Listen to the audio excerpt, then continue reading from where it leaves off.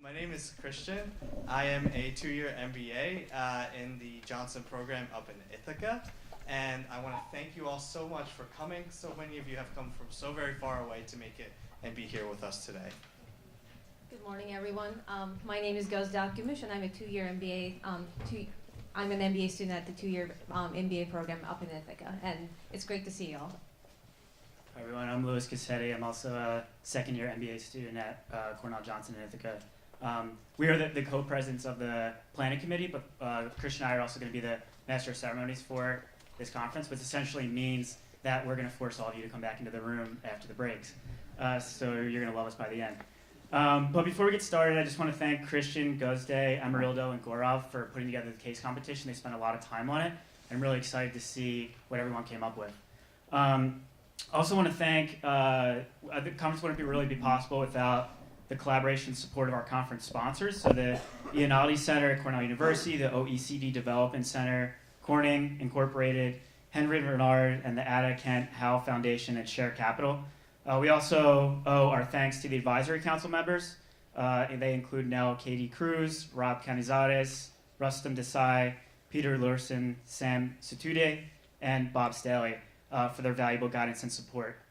Before we get started, I just want to show everyone this slide for the panels. We're going to use questions through this application. So I would encourage you all to take out your phones and go to www.slide.do. And it's really easy. It's actually easier than I thought. I thought it was going to be pretty hard, but this is actually really easy. So you can put your questions on here, and then we'll display them on the screen during the panel. So they can be upvoted, so we can see the questions that everybody actually wants to see.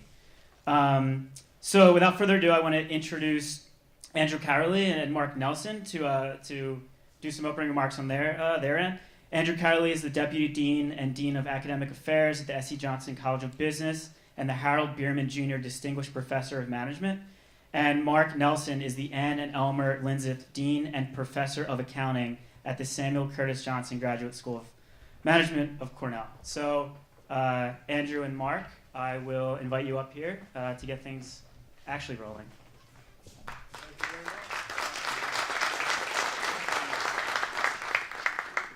We could trade off. Good morning, everybody. How are you? Did you get your breakfast? Everybody's ready to go? Wonderful, wonderful. Well, it's an honor and a pleasure to stand before you. Mark and I, we're going to just offer a couple of remarks to sort of tell you how much we appreciate you, how much we appreciate the students that are here and part of it, how much we appreciate Lourdes Casanova and Anne Maru, who are such integral parts of this enterprise. Thank you very much. I honestly cannot imagine a more salient time, given the turbulence that we're experiencing in emerging markets around the world, to be focusing our attention in this assembly of experts and thought leaders. The time is good for us to be talking about the issues.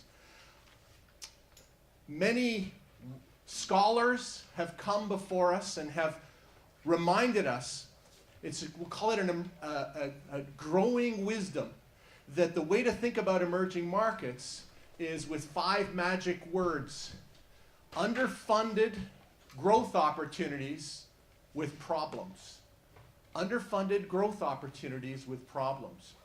The smart money in the world of thinking about emerging markets is now shifting away from the growth opportunities part and reminding us more about the last 2 words of that 5-word expression or phrase for what emerging markets are, which is the with problems. And you know what we talk about when we talk about the problems. We talk about operational inefficiencies, market capacity constraints. We talk about corporate opacity.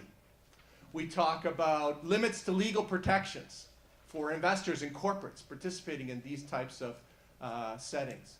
We talk about foreign accessibility restrictions, the frictions that preclude capital and resources from flowing freely into these worlds. And, of course, political instability. We know that this is relevant. What I love about what Lourdes and Anne have done in the last 3 years with this, through using this Emerging Markets Conference, is that they have shifted our focus on what they call emerging multinationals, emerging market multinationals. And they have coined a nice acronym to sort of reinforce the importance of our focus on that, the little e MNCs. Now, the way I think about this, and I don't know if you don't have to agree, and Lourdes, with the way I think about this, is the way I think about this focus on these companies. These are large companies domiciled in these countries that are circumventing. They're essentially the agents of change in these markets, and they're circumventing many of these problems by the very actions that they're taking. And that's such an important, and as being agents of change, they are also helping to modify or moderate some of those problems by rising out and going and extending their reach and footprint beyond, right? And so when you look at this report and deconstruct, we're going to hear about them. That's the first event of the morning. You're going to learn about the fact that we're seeing the last two reports, for example, focused on global M&A, the acquisitiveness of these emerging multinational companies and how they're going out and about. Well, this year's edition rightfully focuses on the many, what they call the headwinds, the pushback that we're seeing from a lot of regulatory problems that are restricting the ability of many of these companies to go out and buy other assets, right? And they'll talk about some of those. And of course, the host countries are also imposing tougher restrictions on accessibility for many of these, right? So that's one of the key chapters in this report. I encourage you to look at. They're also in this report in another chapter talking about the shift in the landscape in terms of a lot of these multilateral organizations like the Asian Infrastructure Investment Bank and the New Development Bank, which are new pools of capital that are being spurred on from countries like the BRICS, and they're just shifting the terms of trade in terms of the companies that are taking advantage of these opportunities. It's a great chapter in this report. And of course, there's another big feature that we'll be talking about later today in a special session on digital transformation that is sort of leapfrogging in many of these countries in emerging markets. It's sort of a commonality across many different regions of the world in countries that are what we would traditionally call emerging. So it's fascinating stuff. I couldn't imagine a better time to be talking about these issues than now, than with you people, led by these people.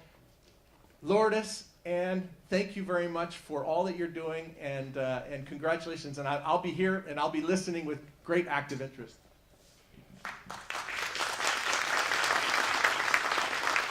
Thank you, Andrew. So you're getting double deaned this morning. It turns out when two deans show up in a faculty member's office, their eyes get really big, okay? But here, hopefully you'll see it as a testimonial to how important we think this conference is and how crucial it is to Johnson and to Cornell. It's an absolute pleasure to join my colleague Andrew in welcoming you to this conference. Emerging Markets Reshaping Globalization, as Andrew so eloquently put it, an incredibly important topic. I should note Andrew was involved in founding the EMI in 2010. He's a thought leader in this area. When we talked about what we were going to talk about, we decided that he would talk about thought leadership and big ideas, and I would come in and talk more about things from a programmatic perspective and how important this topic and the activities of the EMI are to Johnson. And so let me just tell you a little bit about that. I promise not to be long. Roughly 10% of our students are EMI fellows, 10%. The program has expanded to include students from Johnson Cornell Tech and our Metro Executive MBA program. We have over 200 EMI fellows who are alumni.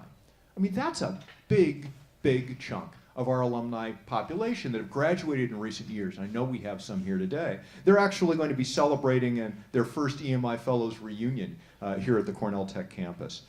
When you think, okay, well, what are you doing with this? Why does this matter?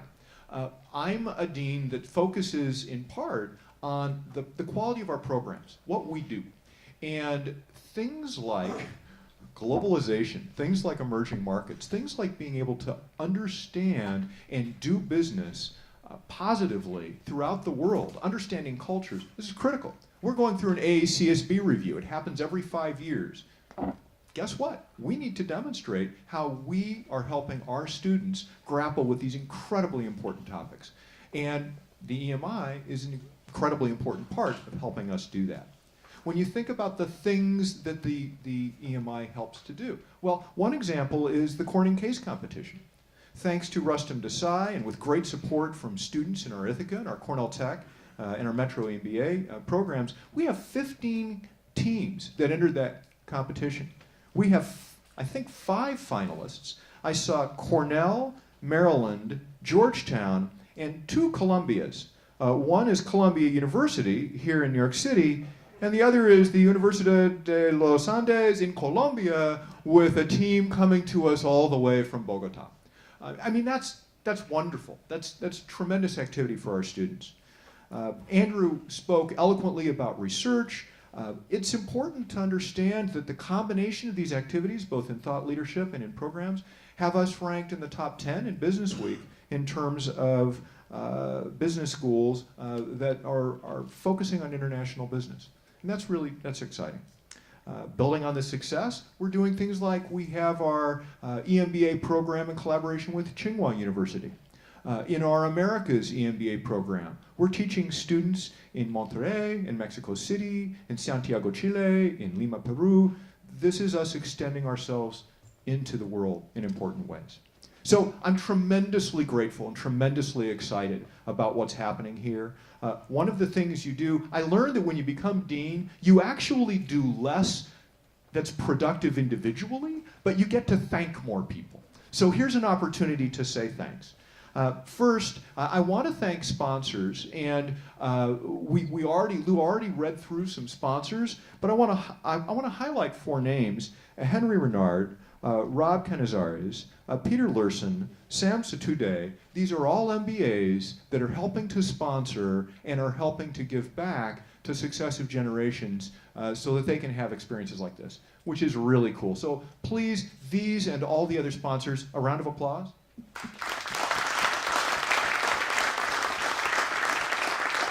Second, I don't know if you've looked at your program, but you have an amazing list of speakers. And these are people who have traveled to share their insight, their knowledge with you, and to have some really great time around a cup of coffee to also enlighten you and learn from you. So how about a round of applause for our great speakers? Third, there will only be 4, I promise. Third, I'd like to thank the students and the staff that are helping to put this on. It turns out that there's a lot of things that go on behind the scenes to make something like this work. It's a lot of work, and they're doing a great job. So a round of applause for them. And finally, I'd like to echo Andrew's thanks to Anne and to Lourdes for all the work you've done in this wonderful conference. Lourdes, all the work you do on an ongoing basis for EMI. It's crucial to the school. We're all benefiting from it. How about a round of applause? Okay, thanks all. You're done being double deaned. Have a wonderful conference. Thank you, Dean Nelson, and thank you, Deputy Dean Andrew Caroli. Really great introduction. So we are going now to launch one of the main activities of the Institute, that is the report, so the 2018 report. And you may wonder who is this person in the screen. So we have a long collaboration with the OECD Development Center, and in particular with the part that is doing what is called MNET, that is the coordination, the Association of Emerging Multinationals, that Lorenzo Pavone is the leader. So then, because of that, we have collaborated in a number of events. We had an OECD event. We hosted an OECD event that Executive Director Knowles was the host. We host them here, and we launch also the report at the OECD in Paris. So thank you very much, Lorenzo, for being here. And of course, they write always a chapter for the report, and we write a chapter for one of the reports. So at the end of the presentation, he will also say a few words. So thank you very much. He's in Paris right now. Thank you for being there. So, thank you. I think it's me the echo, by the way. So I will mute myself for the moment. Thank you. Let's see. Now, fine.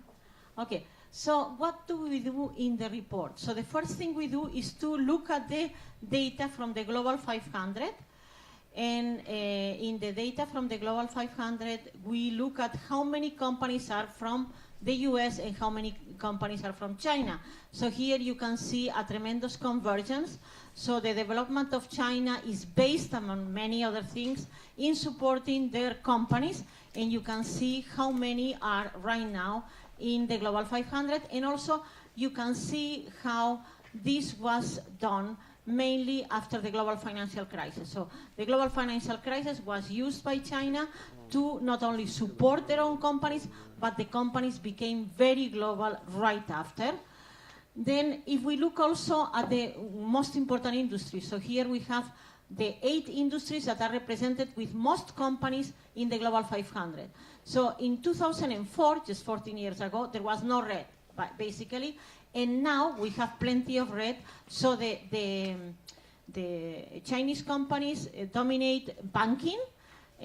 4 out of the 5 biggest banks in the world by assets are from China, and we'll hear later today the chairman USA of ICBC. It's a tremendous privilege to have him here in the conference, but also, of course, you have this tremendous public works everywhere in Africa and many other parts of the world. And of course, the Chinese construction companies have become the 5 biggest in their industry in the world, but also in other industries, as you can see here.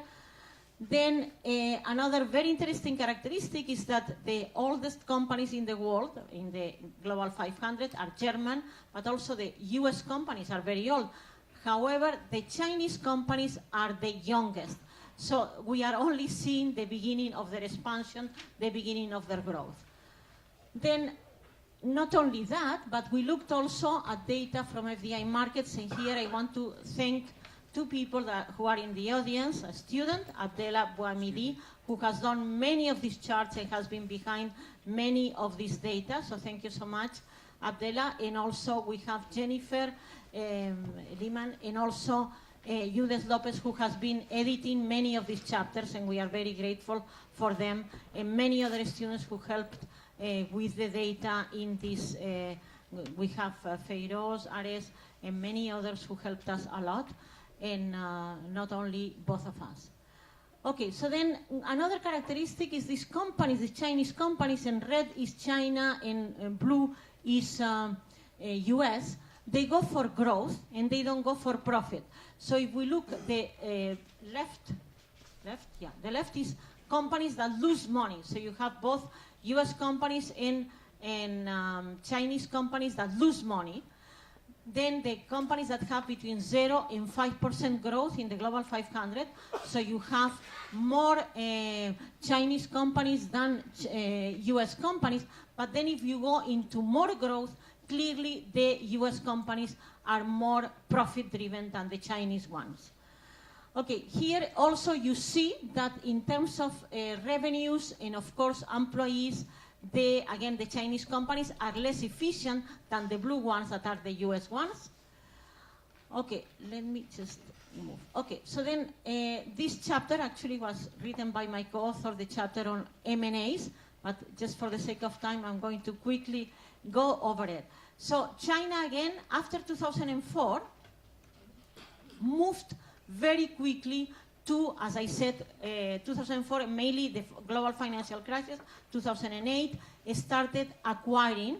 And from a very low point, and here we are going to see the top 15 economies that have more the value of the announced deals, not the realized deals, the announced deals, and this is data from Capital IQ. So we see here, of course, US companies are the most aggressive in the M&A world, but you can see how Chinese companies have become distant second, but second, which is a tremendous achievement for companies from emerging markets. So here again, the lower is the US companies, the red is the Chinese companies, distant second, but still very, very impressive what has happened in just 10 years, how this has changed.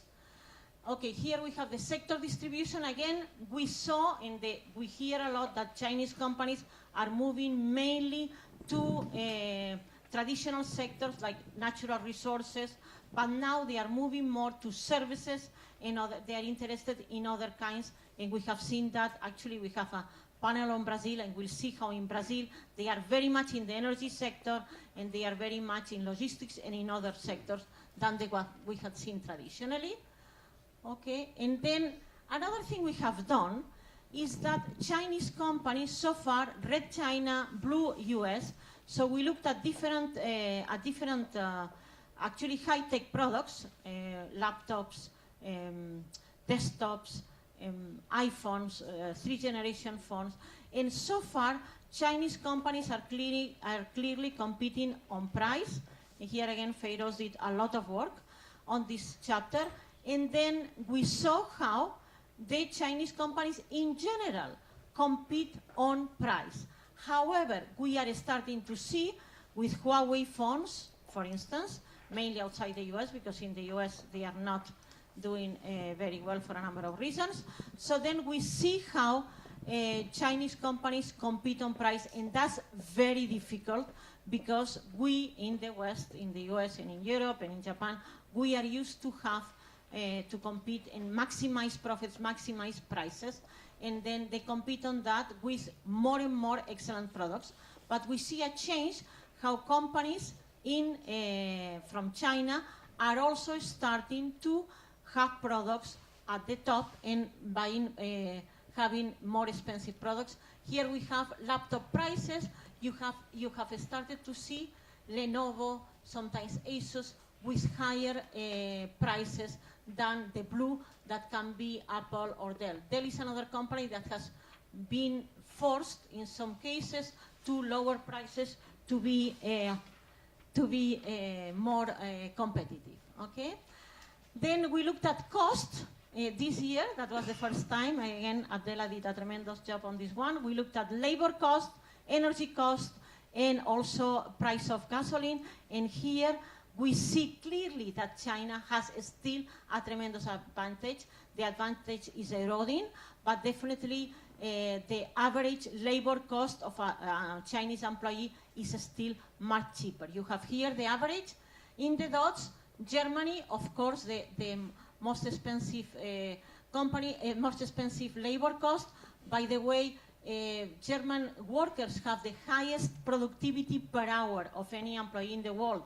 So, of course, the labor cost is not the whole picture. You have to look also at productivity, and German workers are extremely competitive and thus productive, and that's why Germany often competes with China in being the biggest exporter in the world, so in spite of this labor cost.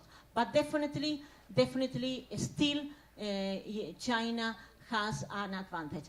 Here we plotted, again, thank you, Abdella, because you did these charts. So we plotted revenues and assets. In red are E20 companies. In blue are G7 companies. And what we are seeing, in spite of that chart that I showed you before, that of course per employee, per assets, US companies are much more efficient than Chinese.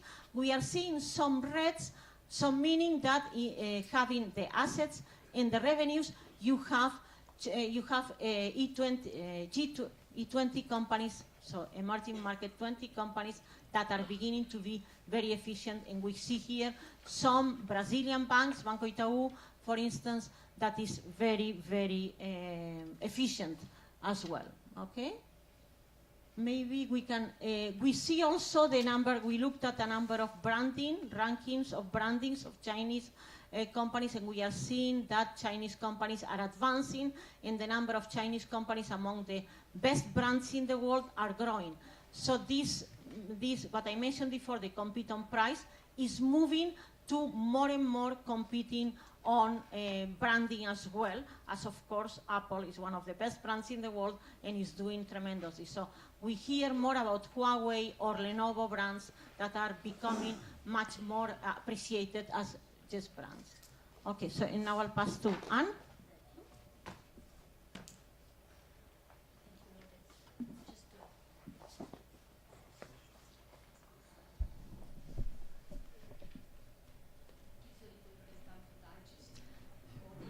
Gives you a little bit of time to digest all the information that Lourdes has given you. So you go to the fourth. Okay, that's it. Et ça, c'est pour descendre, ça, c'est pour monter. Okay. So we got already all these. Voilà, chapter 4. So basically, the report has a number of chapters and a number of contributions in addition to the 5 chapters we are going to show you. Some of them deal with very specific issues, like one on the digitalization in Brazil, and we have one on corporate citizenship in Colombia. So I invite you to go through the report and see the mind of information and analysis that you will hopefully appreciate. And if you have comments, suggestions, or criticisms, we'll be happy to get them. It will help us improve for next year. Anyway, so I'm going to talk about chapter 4 very, very quickly. Lourdes has presented, if you want, she has looked at a number of microeconomic issues and the corporate aspects of the phenomenon. Now, we also took a little bit of a step back, and because the idea, of course, is that emerging market multinational, they are an illustration of what's happening as far as the economic emergence of emerging markets. So basically, we just, in previous report, we have shown how emerging economies, they have basically withstood the global financial crisis, and even in the past few years managed to be resilient. Now, in 2017 was a very interesting year because it was a global growth year. And you may remember that at the beginning of 2018, many international organizations, I would say, were relatively upbeat about, growth is coming back and things are going to get better and so on. So it's true, 2017 was good, 3.1% compared to 2.4% in 2016, the highest rates in 11 years. So sentiment was really, I would say, upbeat. And emerging markets were doing well, including some of the E20, it's a group that we have constituted of 20 top emerging economies, and you have the list on the right.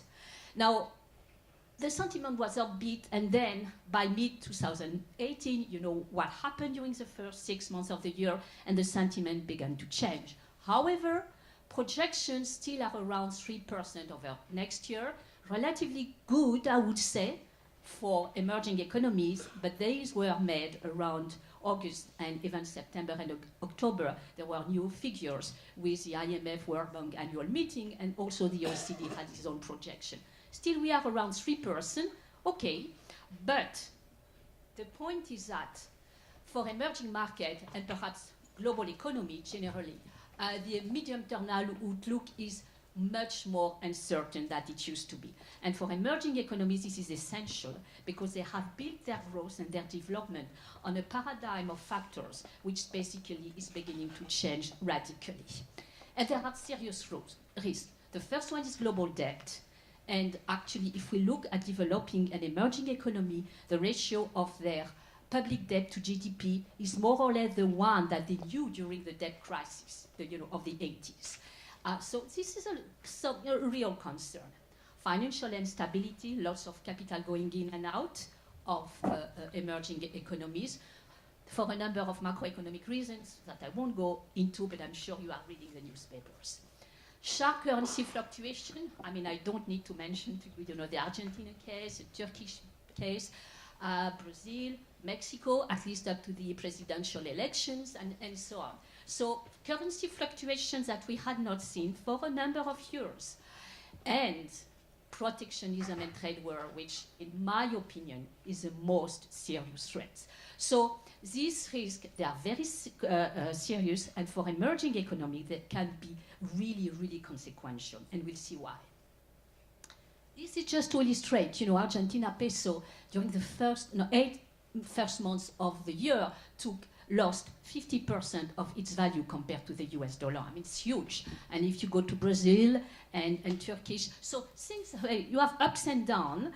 9-10%, I would say, can be, acceptable fluctuation. The two top ones are really substantially shaking those economies. And people who are talking about contagion, perhaps it will not take place. I mean, there are a number of positions on that. The point is that the situation is changing, and it's changing fast. And the other point is that those parameters, as of now, emerging economy, and I'm speaking about interest rates, they don't really have control upon it. They are more on the, they are subject to it. The protectionist wave, as I say, is in my view the more serious threat, because it's a reversal of the past half century, I would say. There have been protectionist tendencies, but of the size, scope that we are seeing now, I would say never, actually. It's very early to assess what will be the net impact. You may have seen a lot of analyses. There are direct impact on those countries which are directly affected. I'm thinking about the steel and the aluminum exporters, for instance, or those companies which were directly exporting from China to the US market. And there are indirect impacts. And one of the reasons why the indirect impact can be very important is because of the importance of the global value chain in the global economy. And for a number of economies, China is an important destination. I'm thinking especially of the Asian economies, which basically send to China intermediate goods, which will use, as you know, in the assembly part, and then for production and being sent back to the US. Or China may just be part of a larger process. The point is now China is a bottleneck. And this is really, these are the major consequences. It has not really been assessed or calculated yet because it's, I would say, relatively complex. One of the reasons is that there are negative impact on emerging economy, but there may also be positive impact if multinationals switch or shift their production side from China to Laos and Vietnam and so on. Nobody really knows what's going to happen. It's very early. The only thing we know is that the impact will be far-reaching. And I've talked about emerging economies. I've not talked about advanced economies, but of course they will be affected. And in turn, they will affect their own suppliers. So that's one aspect. But I think there is also a very, very damaging effect, and perhaps the most damaging, and it's the fact that there is a sustained loss of confidence in the global multilateral trading system, because the rules are being changed and they are changing fast, and nobody really knows what's going to happen. And at the same time, I mean, don't know whether I would put it that way, but things which have been agreed in the past are not respected any longer. And it's complicated for all the partners around the table because you don't know what the other partner in front of you on the table is going to do because it is changing.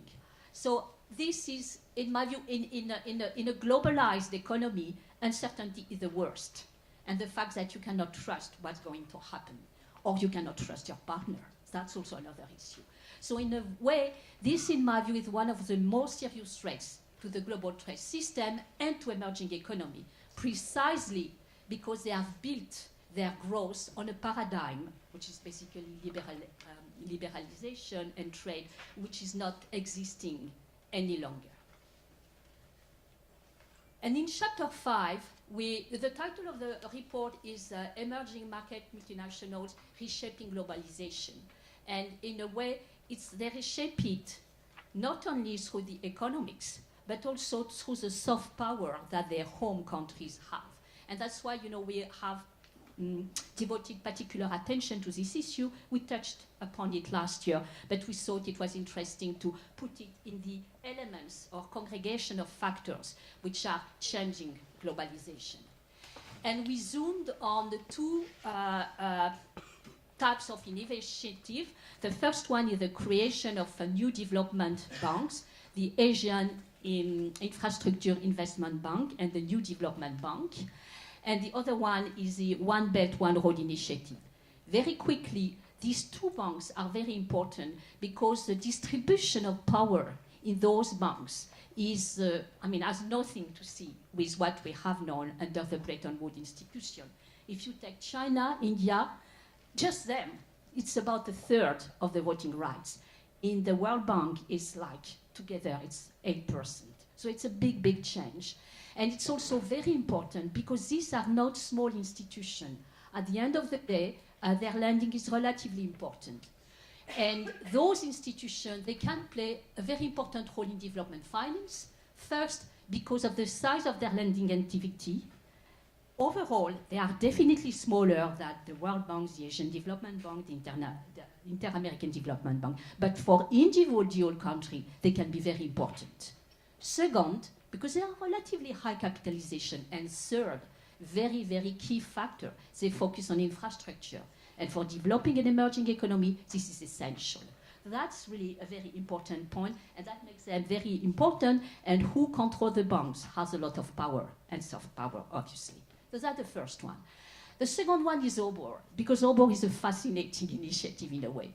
I'll spare you the description about the motivation. Go and read the report and read newspaper and books are written about it. Because it's not only an economic, it's also a geopolitical initiative, and it's a fascinating one. It has a number of challenges. I won't dwell upon it. One of them is the debt of some of the countries which are getting it. And very important challenges related to geopolitical concern. You have a corridor who goes to China, from China through Pakistan, and it goes through Kashmir. And obviously, India is not happy. A very obvious example that many people know.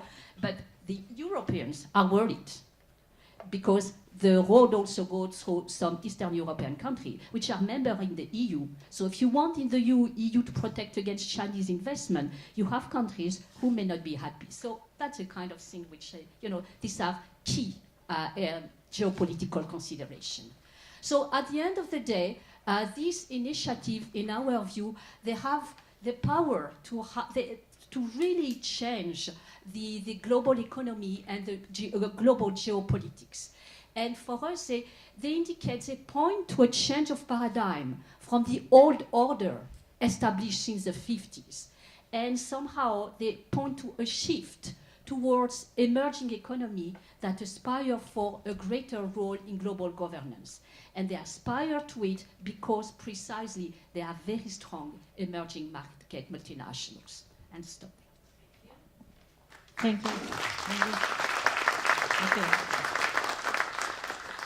So now we have Fernanda Cain, who is coming from the University of Sao Paulo, now a visiting scholar at USC, and is part of our Emerging Markets Research Network. Maybe you can talk a little bit more about the chapter you wrote and also the network. Okay, thank you. It's an honor to be here. Thank you, Lourdes and Anne, for this opportunity. I wrote chapter 7 of this report. Is on internationalization of digital companies in Latin America. The chapter is basically about this blooming of startups and digital startups in countries that's not traditional of these high-tech companies. So I don't think we need to explain much. The time is running. And my contribution and other contributions from the Colombian team, it's chapter 8 in this report, is about the members in the Emerging Market Research Network, which is under the Emerging Market Institute, and is coordinating efforts of research of many universities, University of São Paulo, Universidad de los Andes, San Andres University in Argentina, and some efforts in China also. Thank you. Thank you very much. And then, last but not least, we have Lorenzo Pavone waiting patiently in Paris. Please, and also the OECD Dev wrote a chapter, and maybe, Lorenzo, you can say a few words as well. Thank you, Lourdes. I hope you can hear me well, first of all. Good, perfect. Yeah, we are very grateful for this cooperation. Thanks for the invitation. I wish I could be with you today, but unfortunately next week I'm traveling and already over the weekend I'll be away, so it was not possible to be present. But I hope that in future editions I will finally be able to be with you. So as you already mentioned, we've been working for the past 3-4 years contributing on each other's events and publications. We're very glad for this cooperation with the Emerging Markets Network here at the Development Center. And the topic that we have discussed today is very relevant for our work. And in particular, I wanted to say something about what you just mentioned about the growth of the state-owned enterprises in the global scenario. We actually wrote a report last year, the Business and Finance Outlook 2017, where one of the recommendations was the one to level the playing field for global competition and avoiding that support sometimes from governments to state-owned enterprises could in a way hamper competition at global level, where you have governments behind certain companies that could have some advantages versus the private-owned ones. And clearly also what we said about companies going for growth rather than profit, what you mentioned, is also sometimes a consequence of that, because companies that are state-owned enterprise can afford sometimes even to go beyond the break-even for a while to conquer new market share and then in the future maybe make more money. But on the other hand, you have companies that cannot afford to do that because they don't have behind them the possibility to fund a possible short-term loss. Also, we have worked a lot on the topic of protectionism. What Anne mentioned in her intervention is also something that we analyzed a lot at the OECD. For example, I can tell you one of the some few numbers that we have identified. For example, an increase of tariffs. We're talking about global trade. On even as little as 7% of the global trade, no? So if 7% of global trade was subject to new tariffs, our estimate shows that this would reduce globally trade by 1.5%. However, if on the contrary, we will do the same amount as a reduction of tariffs, that will increase the global trade twice that amount, meaning there is an incentive actually to open more the markets and trade, because they will have a higher effect than, on the other hand, protectionism. We also estimated that each dollar of new tariff costs to global households approximately 40 cents, while each dollar of tariffs reduction will add 90 cents to global household income. So again, the benefit is double than the cost that global households will incur for obviously higher price of the merchandise that they have to buy with obviously higher price given to higher tariffs of imported goods. There are many causes of current protectionist trend, but some are also related to the failure, we have to say, of global economic systems that failed to promote inclusive growth. So the greatest benefits of economic growth are not trickled down. This is a matter of fact that also needs to be considered as one of the causes of this situation. So studies have found that the world's richest 1% now accumulates around 50% of the world's wealth. 60% of the world's employed work is informal. In the OECD world and OECD countries, the income gap between the top and the bottom of the societies is now about 10 times, whereas in the 80s it was 7 times. So it has increased the inequalities. So the economic growth and benefit have not been for everyone. As a result, there has been, as you all know, population have lost trust in institutions.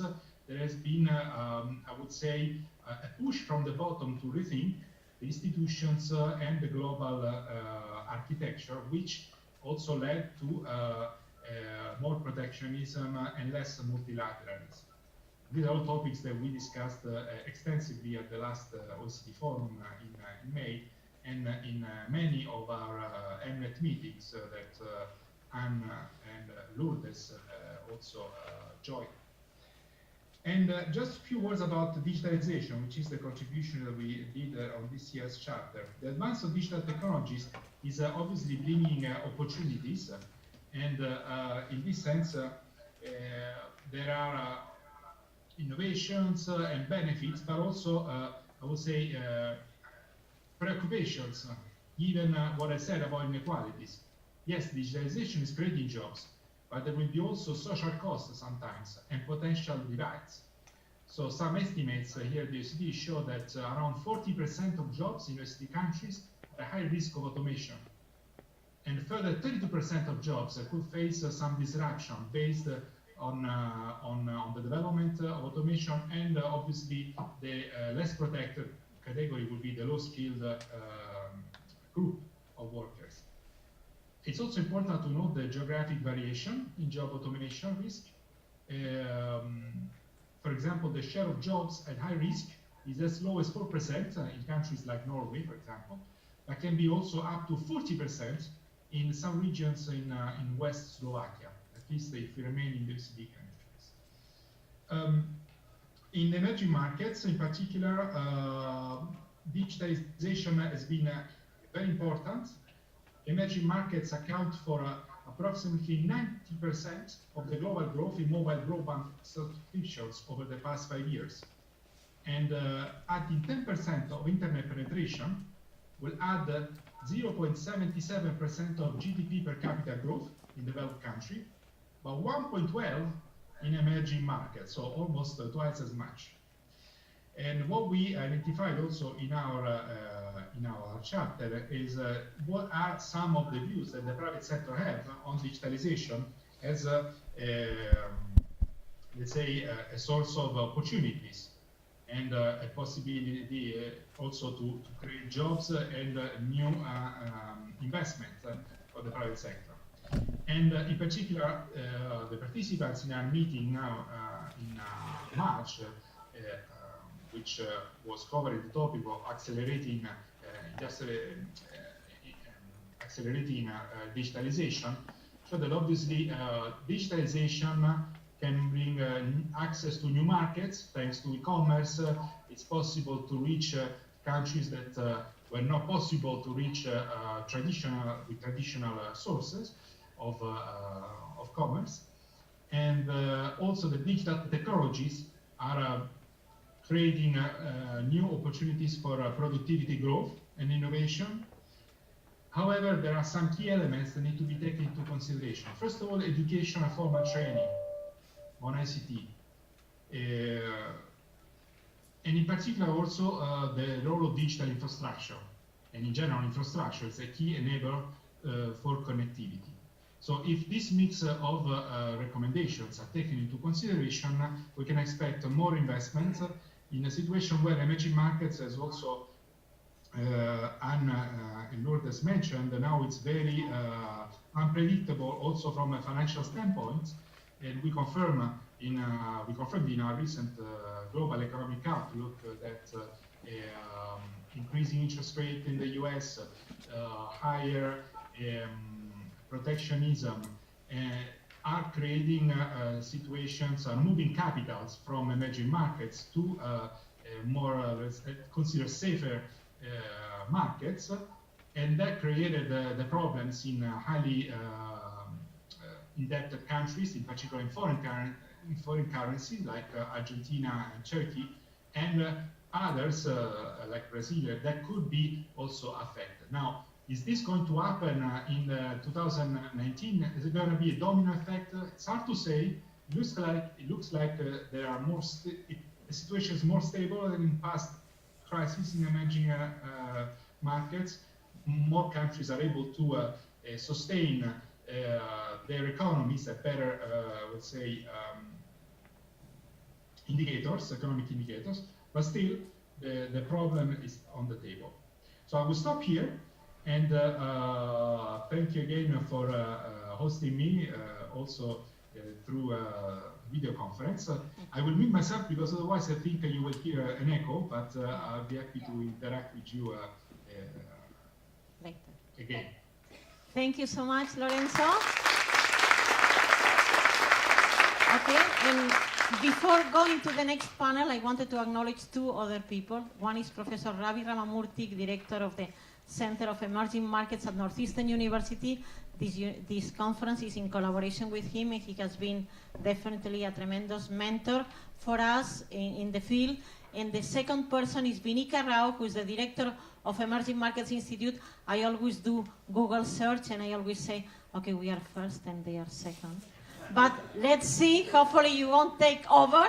I keep searching for it. So thank you so much, Vinika Rao, Director of the Emerging Markets Institute at INSEAD, and she has traveled all the way from Singapore. Thank you so much for being here. Thank you.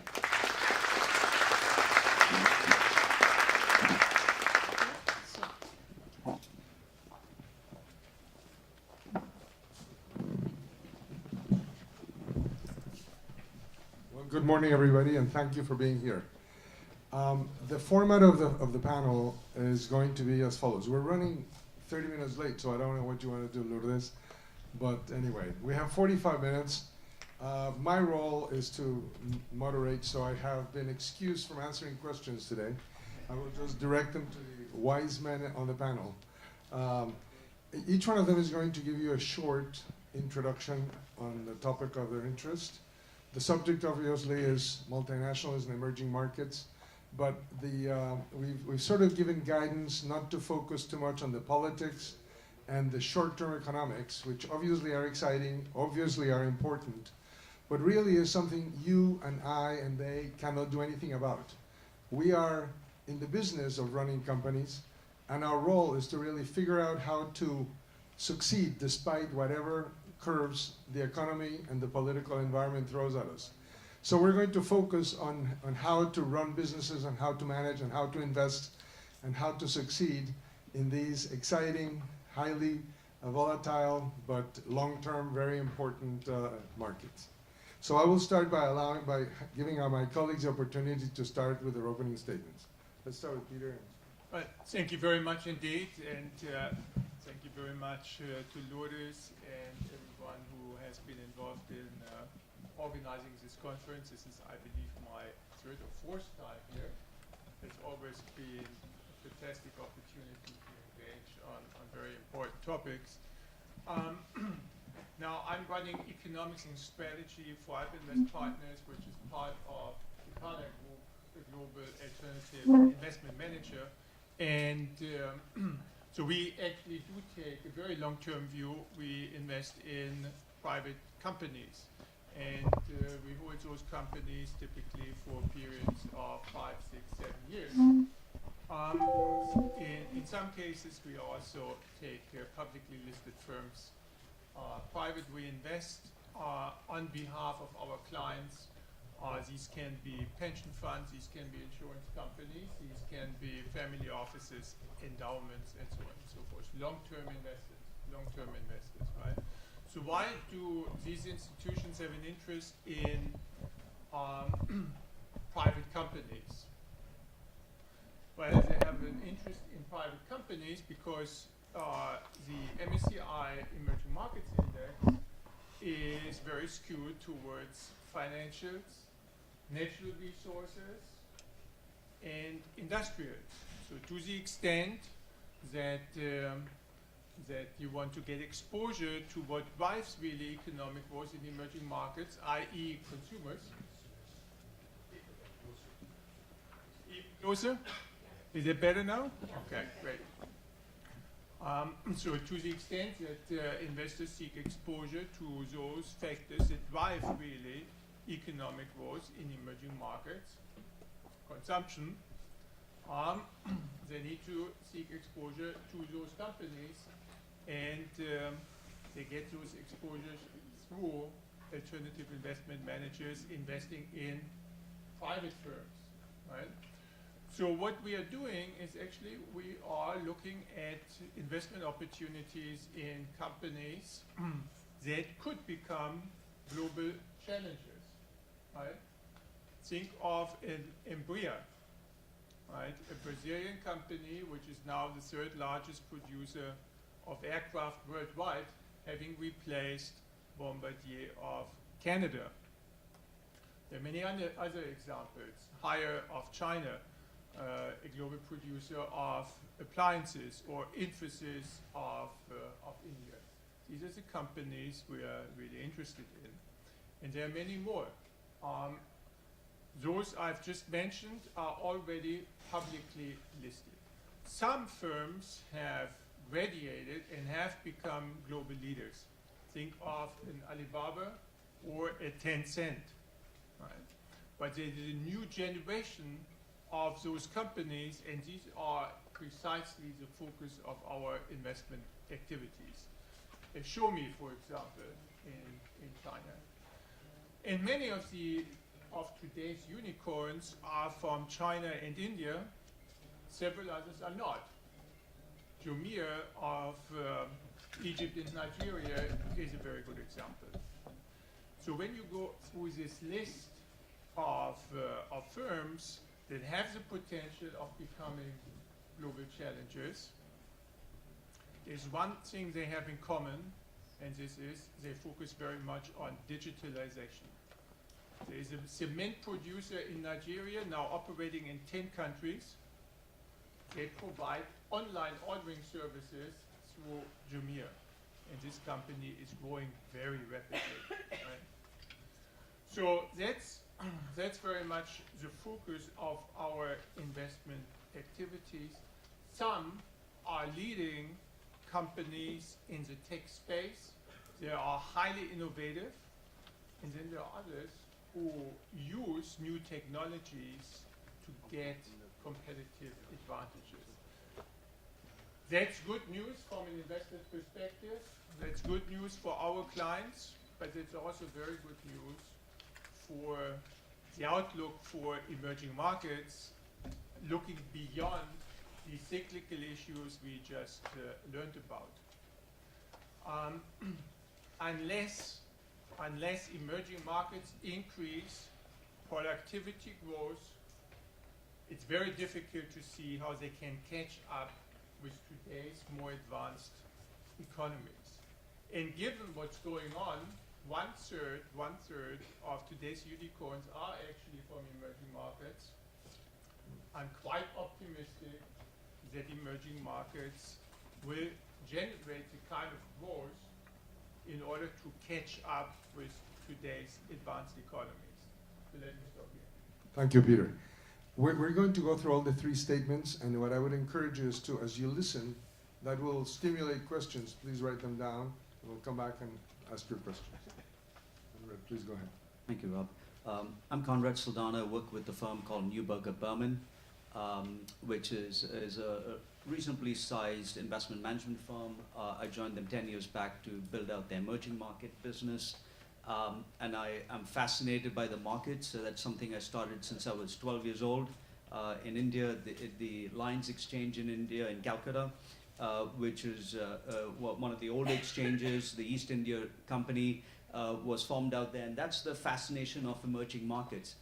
Some of them were more like developed countries, fallen back in the league tables, right all the way down, and they're working their way back up now.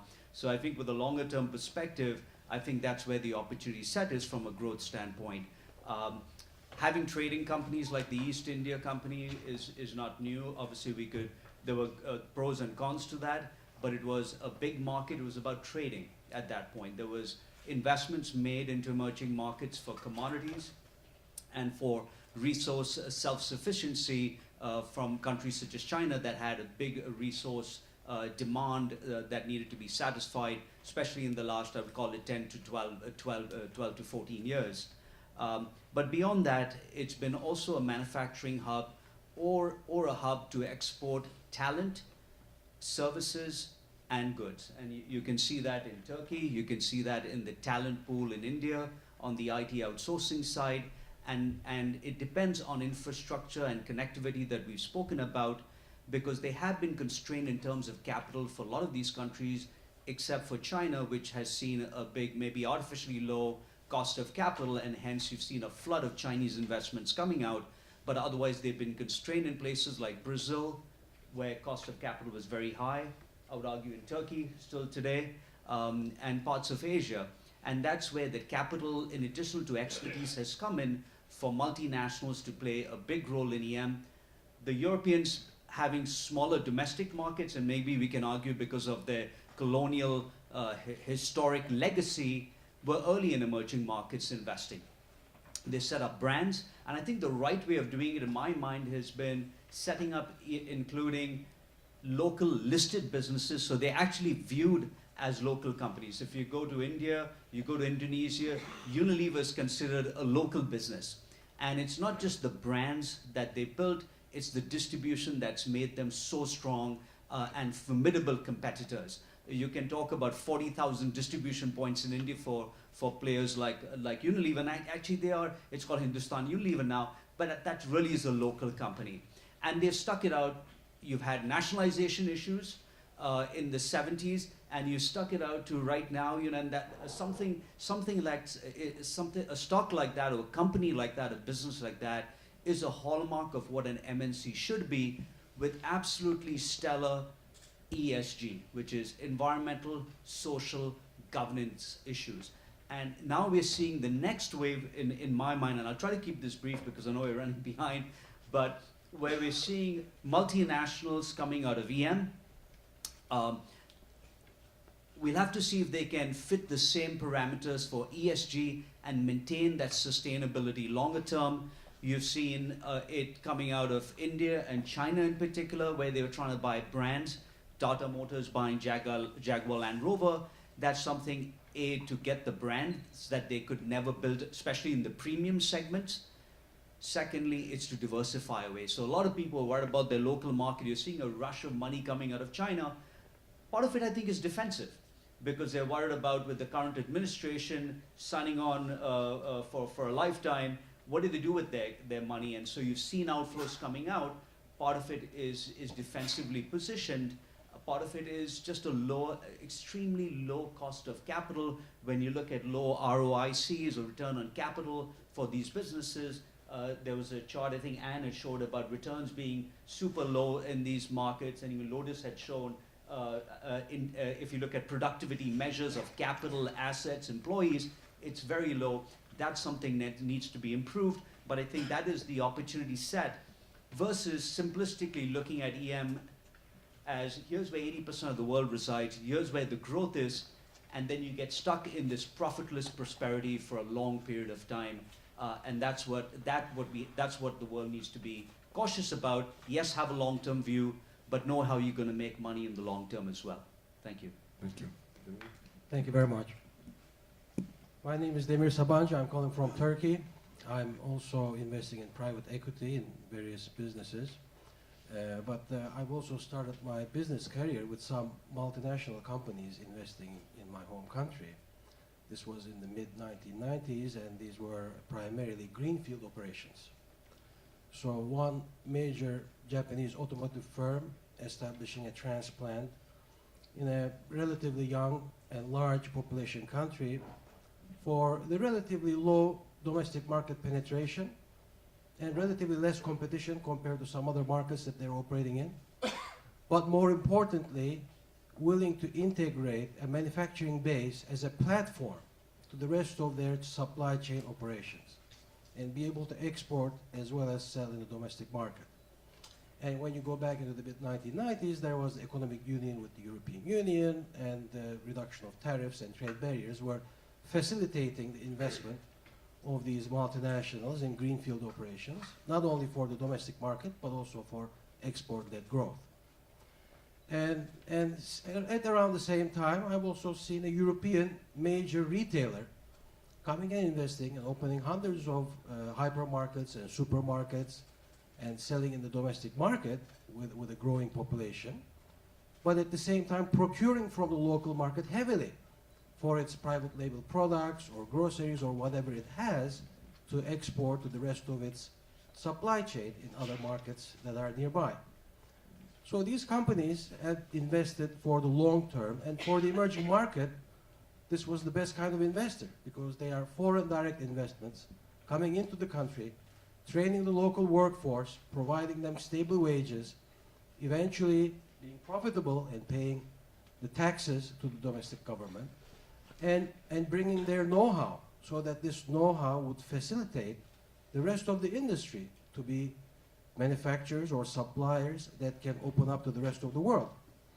In fact, because of numerous multinationals in the automotive industry, there are now quite a few local companies that are expanding outside of the local country, buying other corporations in other parts of the world, and becoming a part of the global supply chain by component, part, or service providers.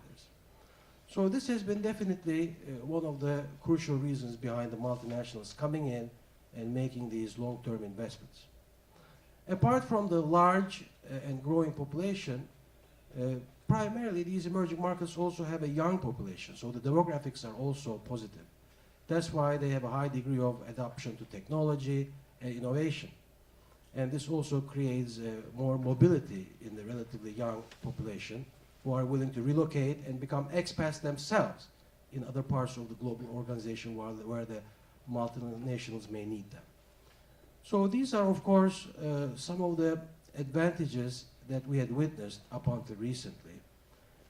But obviously, as Lourdes and Anne has mentioned, there are some headwinds ahead as we speak today. And these headwinds include the protectionism, whether it be in the form of tariffs or sanctions, if you go to even a more severe scenario, or some of the other political tensions, like what's happening in Europe with the departure of Britain from European Union, or what's happening with Germany, where one of the premier pro-EU leaders, Merkel, is announcing to depart, or what's happening in the United States with President Trump. So these may appear to be relatively short-term disruptions because political problems are definitely having a short-term effect. But for the long-term investing multinationals, it is the bigger trends that matter more. And one thing that I also tend to agree with what we discussed this morning is, bigger than the trade and tariffs, I think the bigger problem is the debt problem. Because yes, there is a big debt problem in majority of the emerging markets. As far as I know, over the next 3 years, there's going to be more than $3 trillion of debt that China, Turkey, Russia, South Africa will have to roll over. And this is the time of rising interest rates in the developed countries, so the money is getting more expensive and more difficult to roll over. And here at this point, I would like to go to the intuition behind why there's so much debt to begin with. As you all remember, when it was the end of the world in March of 2009, there was a G20 meeting that was held in London early April. And during that meeting, the G20 countries decided that they were going to open up trade. In addition to fiscal and monetary stimulus, they were going to have a more harmonized and globally integrated world order. And because of that reason, and because of readily available cheap funds getting very little or no yield in the developed markets, sometimes you even had to pay money to deposit your money into the bank, there was a seeking for greater yield. This greater yield was coming from these emerging markets. Instead of getting negative something in Japan or in the United States, you'd be able to get at least 2-3% yield elsewhere. So a majority of this money went to these emerging markets as debt financing. One way or another, private corporations, individuals, and governments borrowed heavily, taking advantage of this relatively cheap and readily available debt to fund their investments and their growth. With the incoming money seeking higher yield, their domestic currencies appreciated, which gave them a sense of wealth. And since they felt more richer with the strengthening of their currency, they ended up buying into more expensive products. including cars or apartments or whatever. So this also created some sort of a wealth effect in these emerging markets, and that also fueled growth. So the excessive growth in the emerging markets since the global financial crisis has been also in a major way funded by this cheap credit. And now that recently there is some normalization and the global central banks, especially the developed markets, are getting ready to shrink their balance sheets and start to raise interest rates, the money is getting out of the emerging markets. And this is creating slower growth or maybe even negative growth. We don't know. So I think the whole world is in a terra incognita phase where there is such a level of growth because of debt. This debt definitely fueled the growth. Some companies, including multinationals, as well as those successful local emerging market companies, managed to use the debt in a positive way, in a prudent way, where they could continue with their investment, with their productivity, with the education of their employees, with the more efficient operation of their global supply chains, innovation and technology including. Whereas others invested in this in non-productive assets. And those countries that more investing these funds in non-productive assets are hurting the most. So not all the emerging markets are equal. And those countries that are already generating trade surplus, that are already exporting not just their goods and services, but also their know-how, their own multinationals are probably going to do much better. So I think this is the type of world we're moving into. And I think there are some exaggerations with the pricing. For instance, when you look at the financial markets, my colleagues know it better, but since 2010, if you'd invested in marketable securities, equities of emerging markets, it's probably the worst performance today. Maybe hedge funds and gold is even worse, but it's definitely down there. So the financial investors are more worrisome and they're getting out. They're trying to short their positions or reduce their emerging market exposure because the portfolio manager has to report back to its client, and if it is a negative return, whether it be compared to the benchmark or in absolute terms, then they're in trouble. The customer is going to withdraw their money. Or if you're in a private equity where you're just investing for the next 5 to 10 years, then obviously you can have another look at what the next cycle of funds are going to go to which countries.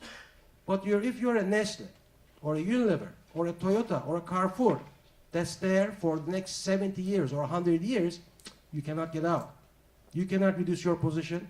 All you can do is delegate the authority and responsibility to the local management. Try to make sure that you gain the maximum efficiency out, have as little damage as possible. Be prudent. If you're highly levered, try to reduce your leverage.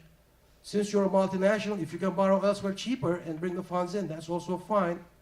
Renegotiate the terms with the local governments. Get some incentives, export incentives, employment incentives, investment incentives. Because after all, those governments are after creating jobs. So as long as you create jobs and you bring in your know-how and you educate the local population, they'll be more than happy to give you free land, tax breaks, and etc. So I think this is the kind of world we're moving into. And for the prudent companies, as it is in the developed world, the future is bright. Because there's going to be less competition, and there's going to be much more opportunities that can be capitalized on if you can survive the interim turbulence. Thank you, Demir. I want to check with the organizers because we started a half an hour late, and our statements went quite a bit beyond. What do you want us to do? I mean, obviously there was very valuable input here, so thank you to you for your opening statements. Should we stop? Or should we do some questions? Yeah, I'm sorry. But, since I can't read backwards. No, but I mean, can you just pick I think the method was different than last year. Apparently, some people are writing questions which we cannot see. It's almost like the old Tonight Show. You give the answer and then you read the question. But this work? But maybe these guys, maybe one of you. Roberto, do you want me to go with the most popular questions, or did you have? Okay. Yeah, go ahead. If you have voting and everything, it's really technology beyond my age. So. All right, I'll pose the most popular question on here. The question is, What does China's growing economic leadership mean for emerging markets? Conrad, why don't you take it? So China's growth, and when we looked at it accelerating up to about 12%, and now it's faded down to about 6% what it meant for globally, it meant that commodities were massively bid up as they built out infrastructure. Part of that growth, a big piece of that was driven by the governments. When you look at it on a sector, on who was driving that demand, it came principally from the government, which was majority of that. I would call it private consumption was probably about in the range of a third, kind of sticky to about 40%. So 50% was government, and then you had net exports, right? That also drove that. The last bit of it, net exports have gone and virtually down to zero. China had a current account surplus of call it 7%. That's down to 50 basis points right now. Obviously, you got trade fictions which are in the headlines today. But the biggest beneficiary of the growth you felt was in two places. One was commodities, as I mentioned, because of fixed asset investments, which was part of that government spending. Secondly, it came through in Chinese companies. So through lending, you saw the financial sector become very big. You look at the top banks in the world in assets, not anymore in terms of market capitalization, they are Chinese banks. So you can talk about ICBC, CCB, BOC, etc., and they dominate that segment. And that's where you saw a big push come. Thirdly, you saw it in terms of on the export front, right from consumer goods. For us, shopping at Walmart, you saw cheap goods coming. I think that game is over. And when you look how China's realized they're not going to make margins by making T-shirts and selling them into Walmart, they moved up the chain. And that's what I fear into the next round of MNCs, and partly with the OBOR program, throwing out 50 billion to Brazil, 50 to India, you want some. Part of it is pushing through construction companies, pushing through rail infrastructure, and that's going to happen. So if you're at the lower end of the value chain, especially for infrastructure industrials, China's going to compete pretty aggressively through as good product, and maybe you don't need the latest technology. And I can say that I commute from Connecticut into New York City, and it's 50 or 70-year-old technology. A ride that should take 20 minutes takes probably an hour 20, and on average an hour. So there's some benefits globally that could be had, but you've got to be careful if you're GE, Siemens, etc. There was worry about IP, but the worry is now that the Chinese could do it competitively, including a finance package and throwing into integration with the labor pool that they have. I think Peter wants to add something. Yeah, so obviously China has a number of macroeconomic challenges. We all know this in the real estate sector in terms of corporate debt and so on and so forth, right? However, the long-term prospects, in my view, remain very substantial. It's one of the most innovative economies worldwide. Now, Alibaba, Tencent, Xiaomi, and all the others invest heavily in venture capital. These are technology-driven companies who spend huge amounts of money in IT, biotech, and so on and so forth.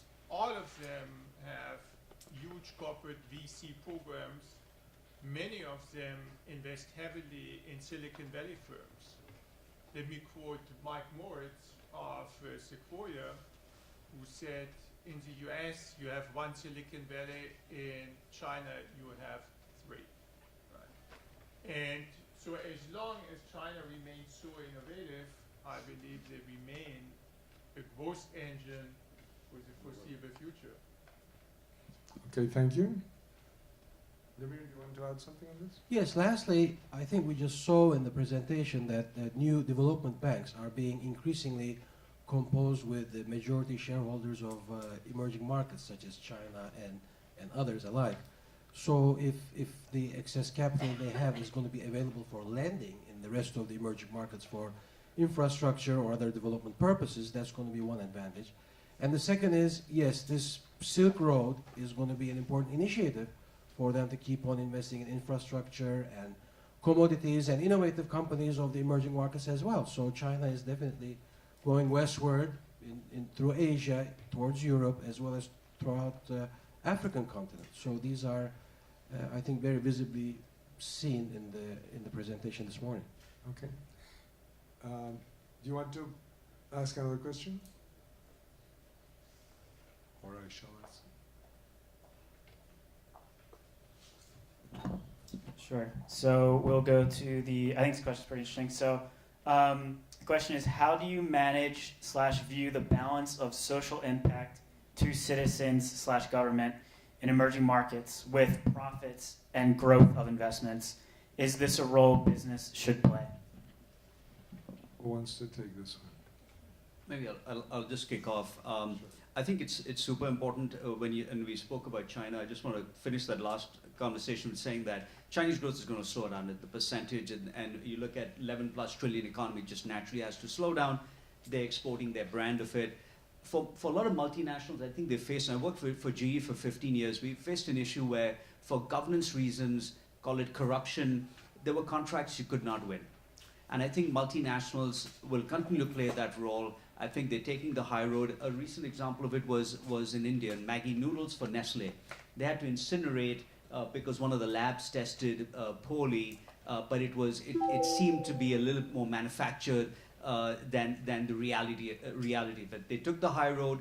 They've come back very strongly. You look in the last couple of quarters, and to me, that is the gold standard that people to adhere to. I think multinationals have, and I think EM companies need to as well. And part of our role now is pushing our companies, and you've seen fairly egregious behavior across EM, right? It's even Korea, where you've got the chaebols controlling a lot of the economy. They've got some succession issues, and so you have to worry as minority shareholders. But doing the right thing, both from an environmental, social, governance standpoint, is very important. A lot of state-owned enterprises have a longer-term view. They dominate the landscape in China, in India, including in Brazil, with the banks that you've seen, like Banco do Brasil, etc., Petrobras. And I think those corruption issues have come to the forefront. The environmental issues in China are paramount right now. They realize that you can't just take on debt, grow the economy, and pollute.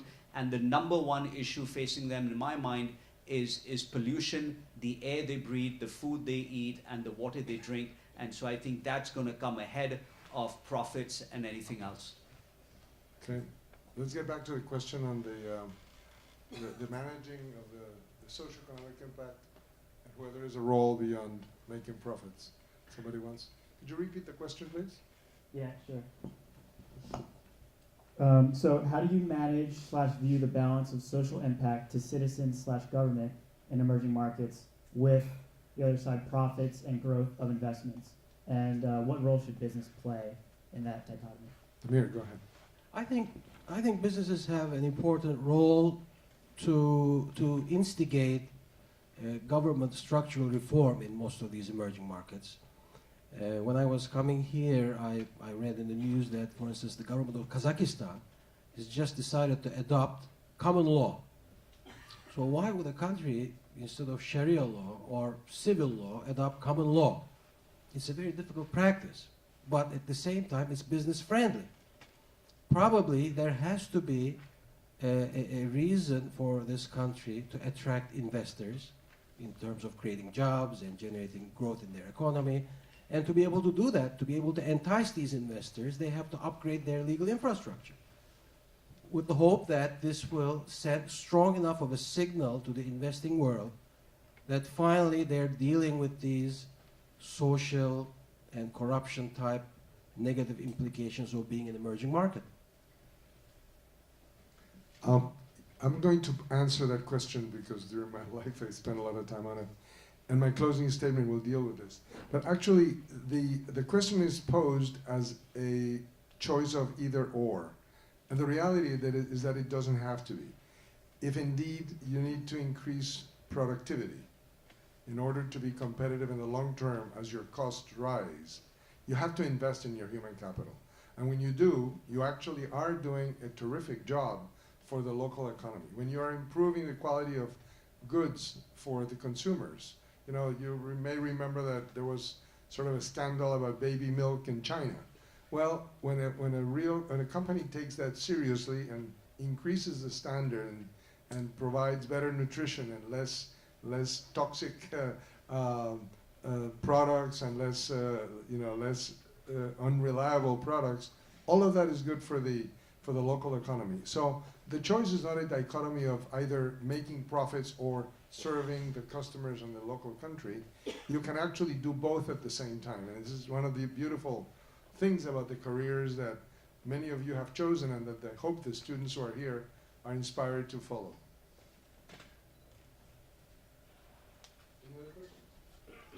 Yeah, great. So I think this might be a corollary to some of the things we talked about before. Do you believe that corruption is better or worse now than it was 5 years ago?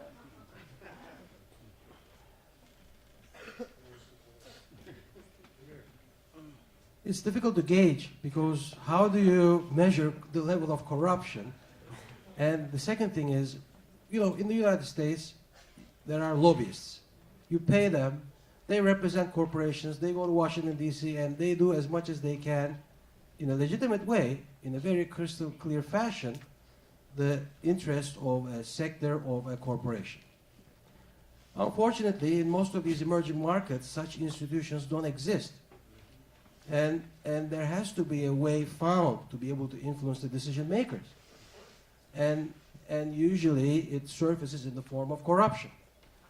And then the second reason why this happens is most of these emerging markets had high inflation rates for extended periods of time. High inflation is the worst thing that can happen to an economy. That in and of itself is corruption, because assume that you are a government official and you have the authority to give a permit or not. But by the time you get your salary, you're unable to take bread to your home. So there is a natural instinct that this guy, instead of the government, thinks for himself and says, I'm going to give you the permit in exchange for whatever the favors that they may get. So these are the consequences of economic development of these countries.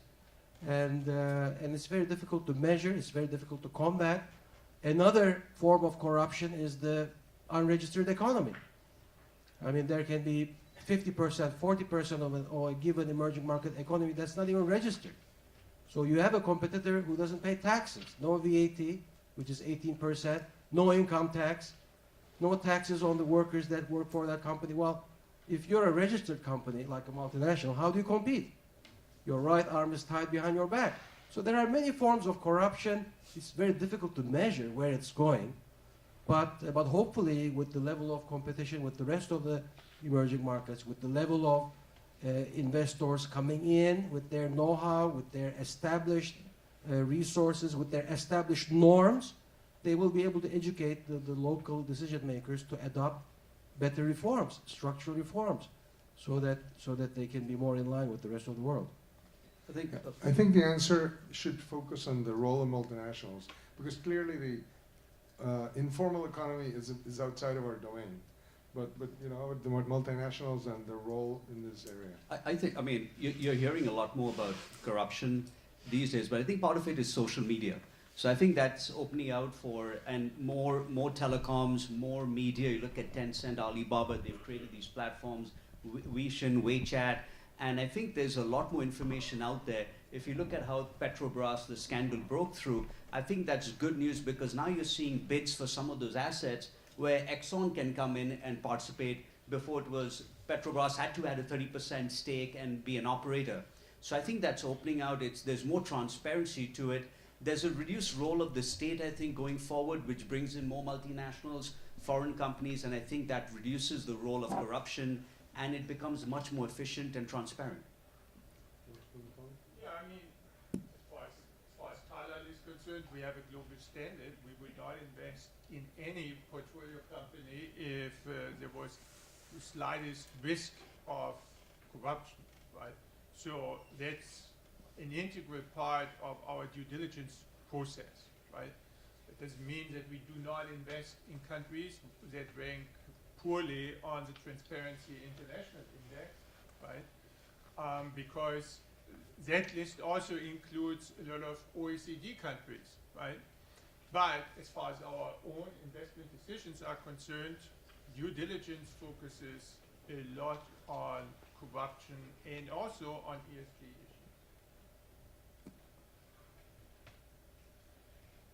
One more question, or should we close? Do you have another question? We have a ton of questions, so we can keep going. Well, we're close to our 5 minutes, so. Yeah. What do you think? So one more question, and then we'll close. Okay. So the next question is, what are some trends that emerged in recent times that were not foreseen? 5 minutes. Avoiding the political question answers, of course. Does anybody have a macro wisdom on this? Sure. Tim does. I think some of the items that people probably did not foresee was how the internet really changed things in EM. And I think where you've looked at historically, EM was viewed as taking IP, trying to do things cheaper, and I know Peter had mentioned about Alibaba, but they've taken the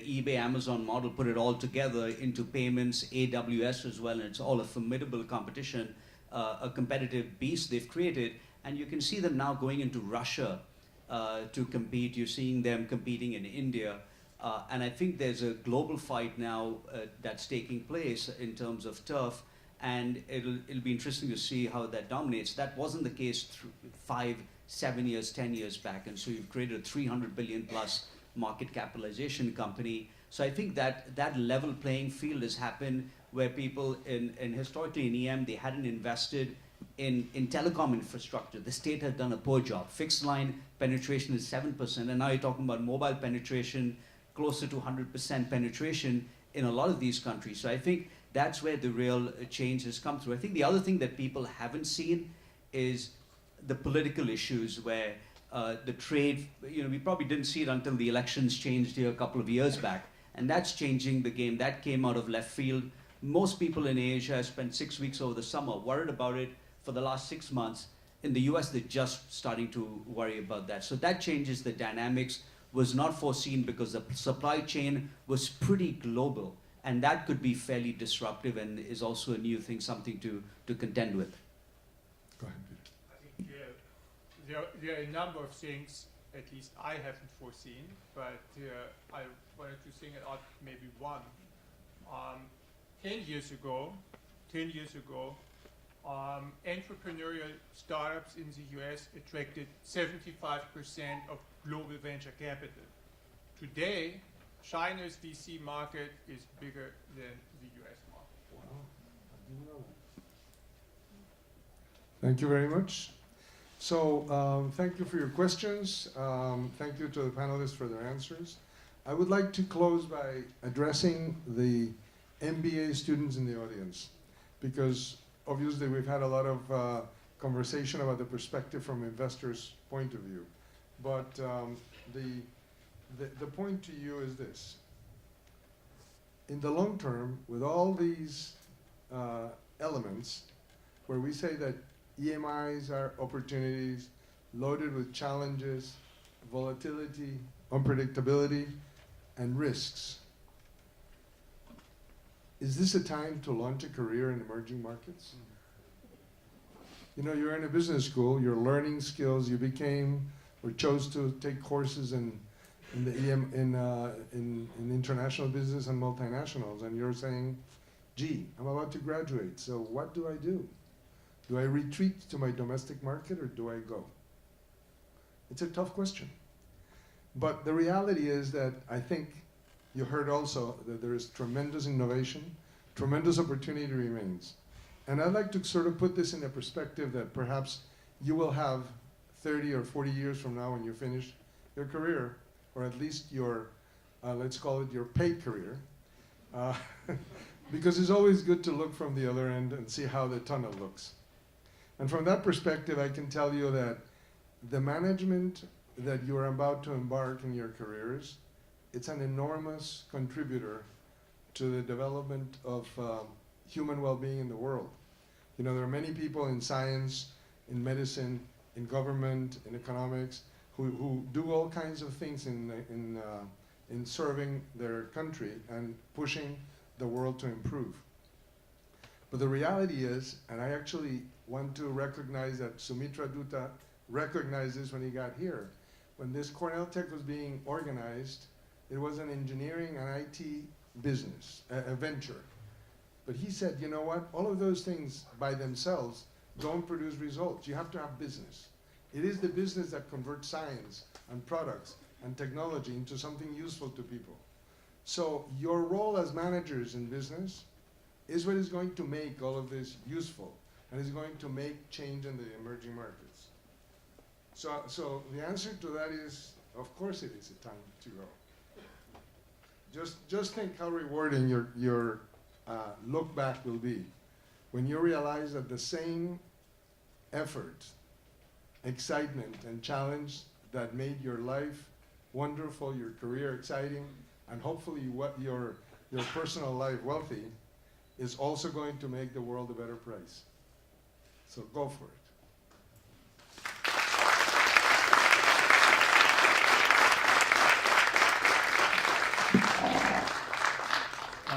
So now we'll move on to the Brazil panel. It's entitled Brazil, How Will It Move On?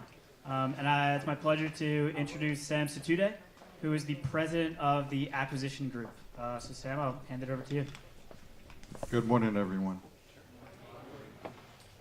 We're gathered here this morning to cover Brazil. As you all know, Brazil is the so-called big gorilla in South America, having borders with just about every country in that region, and being the largest economy in that region as well. 5th largest country by landmass. In fact, if you take out Alaska, Brazil is even bigger than US. 5th largest country by population and language. And I think soon to be 5th largest by size of the economy as well.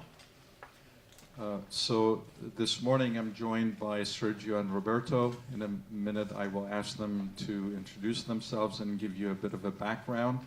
And after that we will get started with giving you a quick overview of what we see Brazil be doing now that we have Bolsonaro that has been elected as the new president.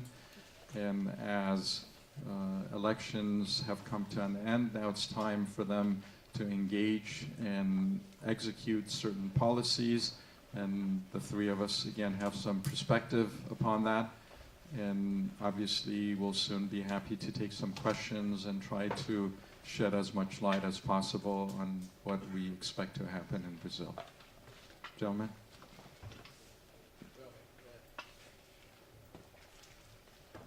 Good morning, everybody. It's a pleasure to be here. Thank you very much, Professor Lourdes Casanova, for inviting the Brazilian consulate to be with you today. Let me just send a warm welcome also to the Brazilian students that I know that you have a couple of them here. Bem-vindos. It's a pleasure to be also with you today. And I'm Roberto Ardengue. I'm the Deputy Consul General of Brazil in charge of commercial and investment affairs in the Brazilian consulate here in New York. I'm a diplomat by profession. I work many years in different countries representing Brazil. I also have experience in the private business, in the energy business in Rio de Janeiro, oil and gas. So that's basically my background. And I will start maybe a quick mention about the three key areas that we have right now in Brazil, and maybe those areas are in the top of your mind when you see Brazil. First is the fight against corruption. You have seen the last 4 or 5 years a big trend in Brazil in terms of fighting corruption. It's well known by a name of a car wash operation, Operação Lava Jato. That was a ring of corruption that was discovered around Petrobras and Petrobras contracts. And today we have in Brazil 120 cases being judged by different judges in Brazil. Some people try to focus on Sergio Moro, that he is the judge that that is prosecuting some of those cases. But in fact, there are other judges, other prosecutors in Brazil. And yesterday we had another operation of police federal, the federal police, put in jail, man, some very high-profile guys. Today in the morning, also another operation by the federal police. If you just go to the Brazilian papers this morning, you are going to see this is taking place on a daily basis. But what I want to emphasize on this corruption thing is that this is because we have been able to develop in Brazil a strong system in the rule of law.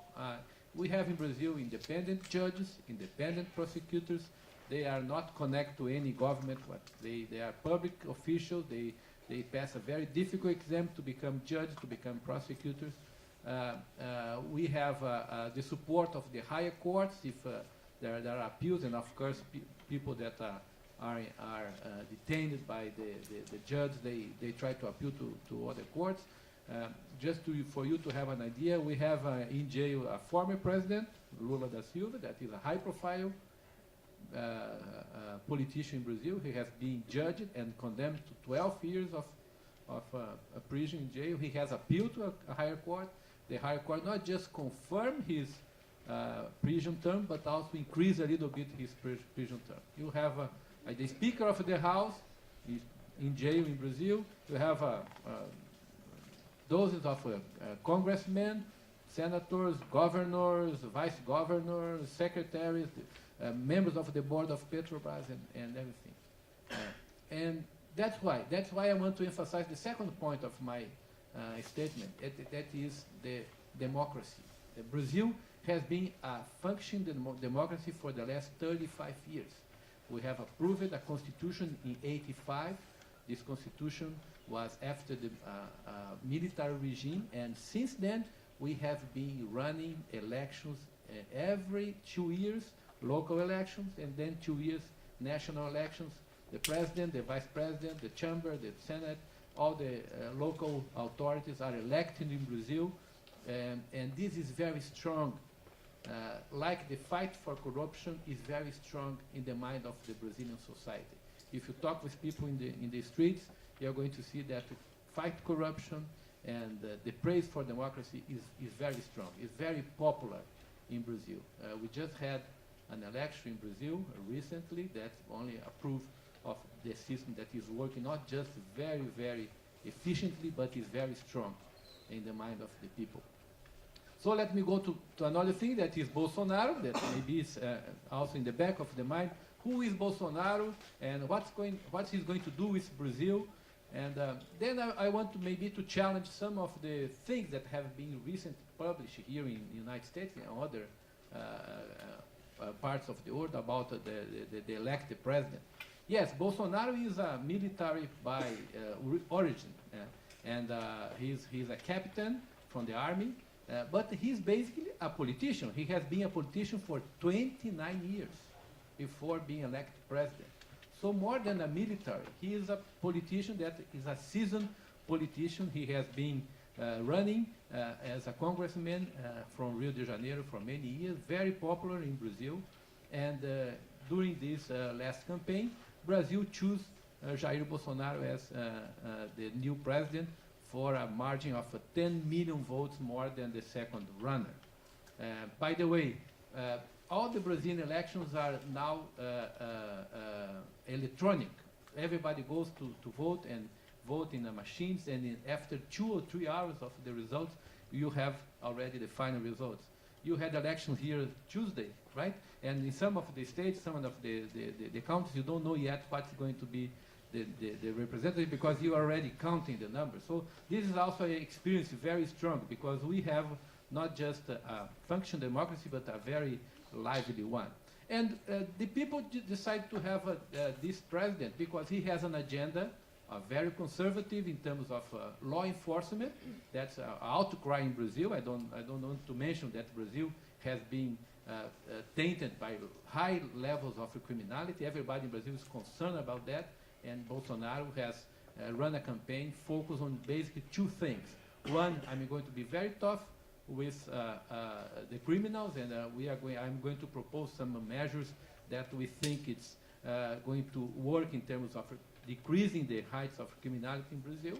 And the second one, that we are going to have a market-driven economy. So if he's going to, this is part of his platform when he was elected, that he's going to open Brazil for business, he's going to decrease bureaucracy, he's going to lower the role of the government, because in Brazil, you know, it's very bureaucratic sometimes to do business, so it's still a country that we have to do a lot in terms of supporting the business in a daily basis.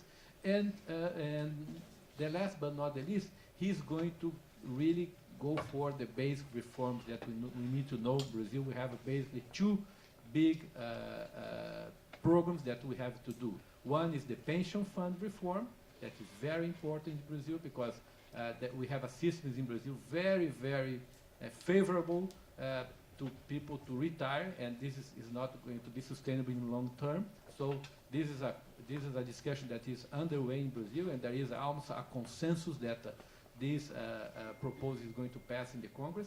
And the second one is the tax reform. We have also, for the companies that do business in Brazil, they know sometimes it's difficult to pay tax, it's very also time-consuming, bureaucratic, etc. So he's going to streamline those two areas, not to mention other things that he's going to do.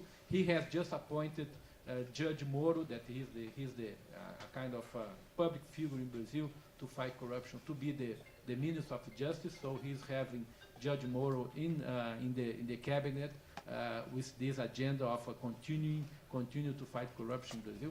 So this is the outline and more or less the scene that we have right now in Brazil that I would like to present to you as a way of introduction. And I'll be happy to answer any question you have later on. Thank you very much. Sergio, maybe you can take a few minutes to tell us about what you do, and sure. Then we'll go and cover some of the points. Thank you. As I come from the South, I could say, good morning, y'all. All right. Well, imagine yourselves as foreign investors waiting to set operations in Brazil, but you don't know exactly where to set your operations. And the government of the state of São Paulo created Invest São Paulo, which is an investment promotion agency, a subnational agency, which has a mandate not just to promote the state of São Paulo outside Brazil, but also to promote policy advocacy based upon the experience of serving foreign investors waiting to set operations there. So we are a private company, not for profit, which is maintained by the government of the state of São Paulo, and I will shortly tell you why I talked so much about São Paulo State, because we are there to provide companies with what I call a safe, legal, fast track. It makes sure that we bring to the table all information companies need before they make a decision. We don't want companies to come to São Paulo State and repent. We don't want them to rely on information which is not reliable, and we want to make sure that we have served them the best way we can to help them make the best investment decision. The state of São Paulo itself, why does it need an investment promotion agency? We have 45 million people. That's our population. And if we were a country, we would be country number 3 in Latin America. You have Brazil, Mexico, and São Paulo State. We are much more than the capital city, which is named after São Paulo too. But what do we basically do? We help companies find the best location. We help companies, as long as we understand their requirements, we help them get information on qualified workforce, and we help develop the state of São Paulo using foreign direct investment and also local investment made by local companies. Brazil is a mix of different Brazils, and you have leading and lagging regions within the same state. So sometimes entering another state would not be the best solution for you. But we often tell companies, come to São Paulo. Well, they have the option. I tell them, you can go anywhere in the world as long as this place name begins with São and ends with Paulo. That's the best location I can tell. And we help them get information because we don't want companies to come and repent. Because a company which enters a new country and they repent because they have not done their homework, or sometimes because the state or the country were not good enough for them, you know, they leave the country saying, oh, that country is not good for investments. So we are here to help companies get information and at no cost. and all guarded under a non-disclosure agreement. We have helped 217 companies successfully set operations in São Paulo in these past 8 years of operations. $20 billion US, generating 78,000 direct jobs. And some of those direct jobs were created in least developed areas within the state, because we have to promote cities which would never be considered by an investor unless we were there to showcase that city. Sometimes cities with lowest prices for them to set operations, but with equally qualified workforce and served by the best network of highways and infrastructure we have in Brazil. But my message here is that everything we do is to make sure that companies will have the best business environment, no matter who the governor is. By the way, we have a new governor taking the office on January the 1st, just like a new president in Brazil. And the new governor, Doria, he's very pro-business and pro-investment. So this is what makes me feel so secure that investors will have a red and very thick carpet to be served by us. We want to bring stability to companies. Entering a new country always brings instability to you. What kind of food will I get there? What kind of environment will be waiting for me? So we help companies get what I call a safe, legal, fast track. And by saying that, I'm making sure that at the municipal, state, and federal levels, we will bring to the table not just the tax breaks, which investors often love, but also which law guarantees that those tax breaks will be there no matter who's running the office. And now I'm finished here, but saying that I'm really thrilled about the future we have ahead of us in Brazil, because we have paved the path. We have one former president in jail, many governors that are now in jail, and the population does not take any other response other than what the justice is doing in Brazil. And this is the kind of country that I want to leave for my son and my grandchildren when they come.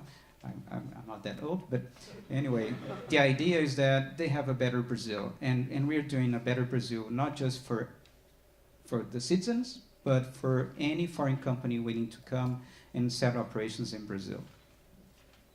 So I have been doing business in Brazil for more than 30 years. So as you would imagine, I've seen lots of ups and downs.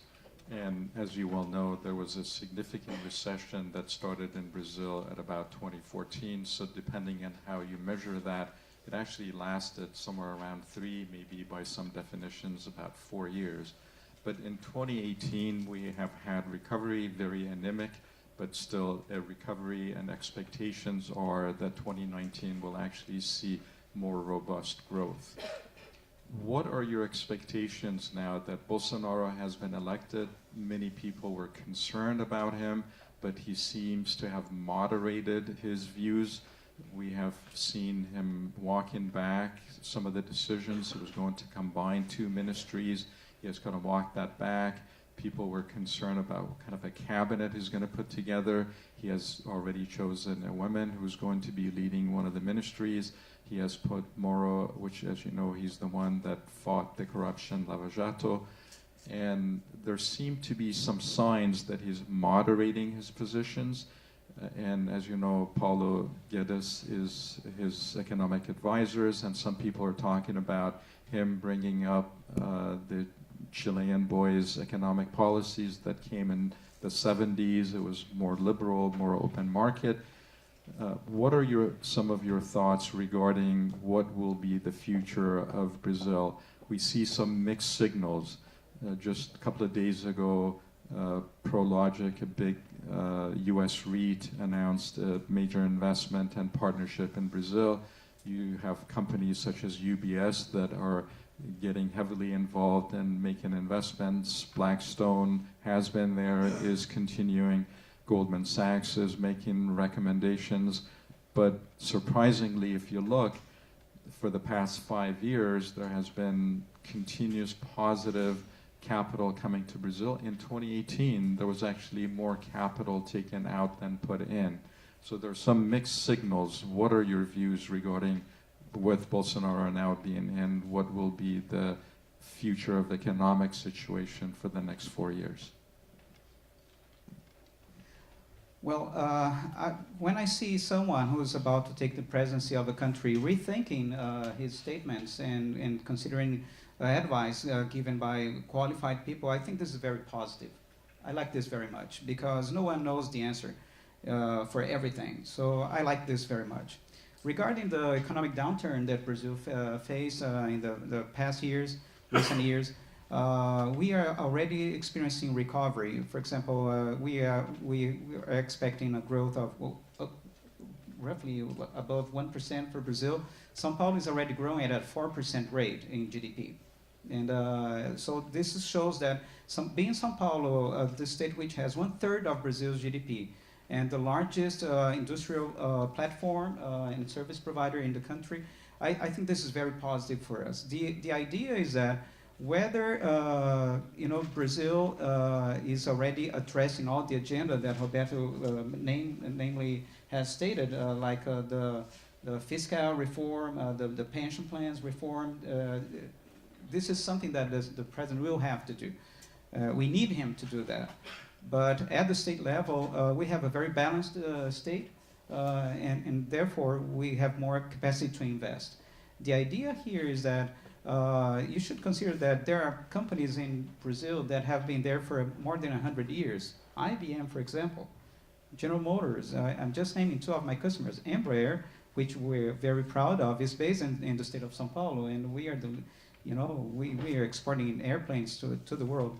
The idea is that no matter who's running the office, we'll have to take seriously the agenda for reinventing parts of Brazil. And we, as an investment promotion agency, we are providing feedback to those in terms of what the investors feel as difficult environment to do business in Brazil. So we use these real cases to perform policy advocacy. Hopefully the new leaders will consider those insights that we are providing them.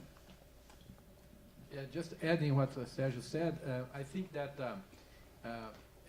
if the new government manages to just pass those two change of legislation, the pension and the tax one, and I tell you, there is a big consensus today in Brazil that in the first 100 days, that is a kind of honeymoon for any government. He is going to be able, because of the way that the Congress was also elected, and it's going to be very easy for him to create a majority of support in the Congress. I see a second moment in which you have a lot of opportunities for foreign companies in infrastructure projects. Why I say that? First, because Brazil is a large country. I cannot tell you how many projects we have around the country. It's roads, railroads, waterways, airports, ships, facilities, and every kind of infrastructure that we need in Brazil. In the last years, different from other BRIC countries, the level of investment in infrastructure Brazil has been extremely low. Normally, a country spends 4 to 5% of GDP in infrastructure. Brazil has been spending 2%. So there is a big portfolio of projects that we have already identified, because this is a process that has already been gone during the last 10 years. There is a program called PPI. It's a private-public partnership program, and we have there around 120 projects of infrastructure that are available, and probably they're going to be unlocked in the next year with the new administration. So this is a huge opportunity for investors to go to Brazil, and some of them are in São Paulo, but they are also spread around the country. As you mentioned, Roberto, and you as well, Sergio, one of the most important reforms that everybody is looking forward to is the pension reform. But Bolsonaro's party is a very small party in the Congress. How do you perceive that he can actually accomplish this? Because, as you know, Temer before him tried, and Temer actually had a great opportunity because he had a relatively large party and most everybody had assumed that he was not going to run for a re-election, so he didn't even have to worry about the consequences of a difficult decision. But he was not able to pull that off. So how will Bolsonaro, with such a small party and with so many oppositions, going to do this? I think that for one reason, in Brazil, the party system is very liberal in terms of creating a party. So you have many parties in Brazil. So Brazil has more than 100 parties functioning. 40 of them are represented in the Congress. But because of this trend that we had in Brazil in this particular election, in which there is a conservative voting, and this was reflected in the Congress, what Bolsonaro will do is rely on his party that you said right, it's not a big party, but has increased amazingly because of Bolsonaro election. But also he is going to work in the different caucus. And in Brazil we have, because of this conservative voting, we have a caucus that we call in Brazil the BBB caucus. BBB caucus because it's the caucus of the Bible, the Biblia. It's a religious voting. It's very strong in Brazil. Like here in the United States, you have a lot of evangelical representatives, and also this is a strong movement also in Brazil. So they elect a lot of congressmen from this caucus. The caucus of the boi is the beef, because Brazil is a big agriculture producer. So in many rural areas of Brazil, they have been elected a lot of representatives from this caucus too. And the third one, and not less important, is the caucus of the bala. It's the gun lobby, because they also elected a lot of representatives from those. So those three caucus, if you take them by numbers, they represent almost half of the Congress today. And they are very well connected to the Bolsonaro administration, the Bolsonaro campaign. So the BBB caucus, I think, is going to support him in this trend. So that's why I'm optimistic that he's going to manage to pass this legislation. And I would like to add something too. In these elections that were, we had 2 rounds in October. The youth population voting also brought in, new minds to the Congress. So many old politicians, which have been there for decades, they were not reelected, and some of them, not to say all of them, were always holding back that agenda that Brazil needs so much. So I'm very enthusiastic about the new politicians coming in.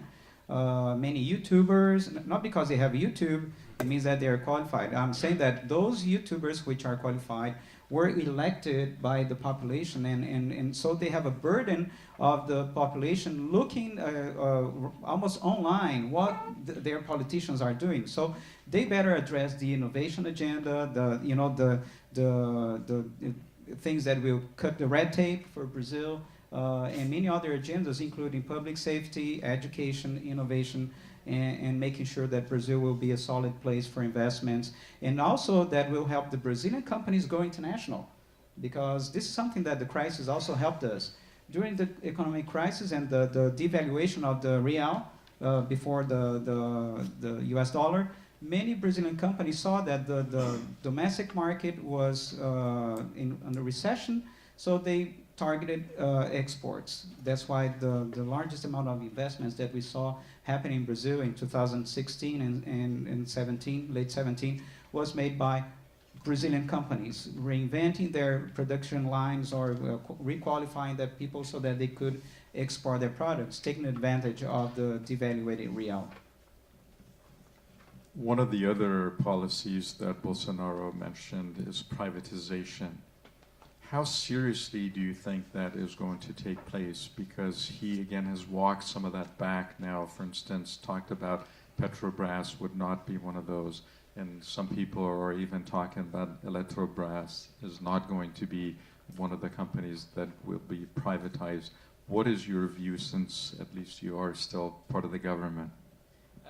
I think that this is a negotiation process. As I said, Bolsonaro is a seasoned politician. He has been in the Congress for 30 years, so he knows exactly the limits that he had. Of course, that's not going to be an easy task for us in Brazil to privatize all of a sudden Petrobras and Eletrobras, that are two big landmarks in the Brazilian mind and reference for everybody that lives in Brazil.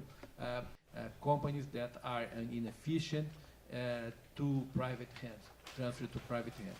So it's going to be a process. I don't know how fast they are going to be able to do it, but there is a consensus in Brazil today that the state is a big burden. There is a consensus in Brazil in the mind of the people that elected Bolsonaro by 10 million votes difference, that we have to, government has to concentrate in education, health, and security. Those three areas are really government driven areas. The rest, there is no reason for not being in the hands of the private sector. In terms of São Paulo state, that's the state which has had the largest number of public-private partnership programs to add an infrastructure to the state. So we created a virtuous cycle, which means because you have better infrastructure, you can attract more investments. And because you attract more investments, you develop least developed areas of the state. Therefore, you make it possible for companies to virtually set their operations anywhere in the state. I wish I could see that agenda moving forward in Brazil, because as I mentioned before, we have different Brazils. We have 27 states, 26 states plus the federal district, but the better we could serve those regions to put infrastructure, the better those other lagging regions would be attractive for new investments, therefore promoting even development. We have a question regarding privatization, but pension privatization. We discussed one of the goals of Bolsonaro is to reform. And as you know, this has happened in other Latin American countries such as Mexico. Do you think there's a possibility that they would find that as a solution and privatize pension? Yes, this is one of the ideas that they are considering, to turn the system totally private. But the problem with this kind of solutions, what to do with the existing system, because you still have people in the existing systems that are going to retire. So the way that they are going to finance this system in which you have still a lot of people that are going to be in the old systems is the challenge for this kind of solution. If you allow me, Brazil has many questions that either we will be on a transitioning mode or, it's just like building the bridge while you walk on it.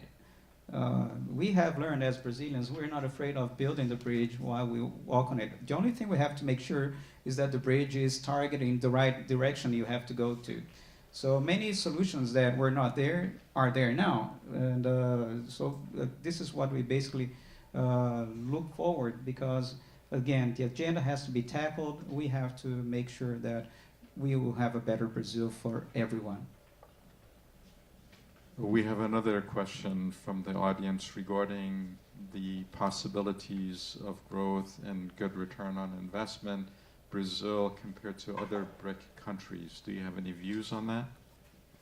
I think that I was running through some numbers here when I was preparing for this participation, and including the worst years of the recession in Brazil, in the last 4 years we received $300 billion in foreign investments. So we are the third country in the world in terms of receiving investment.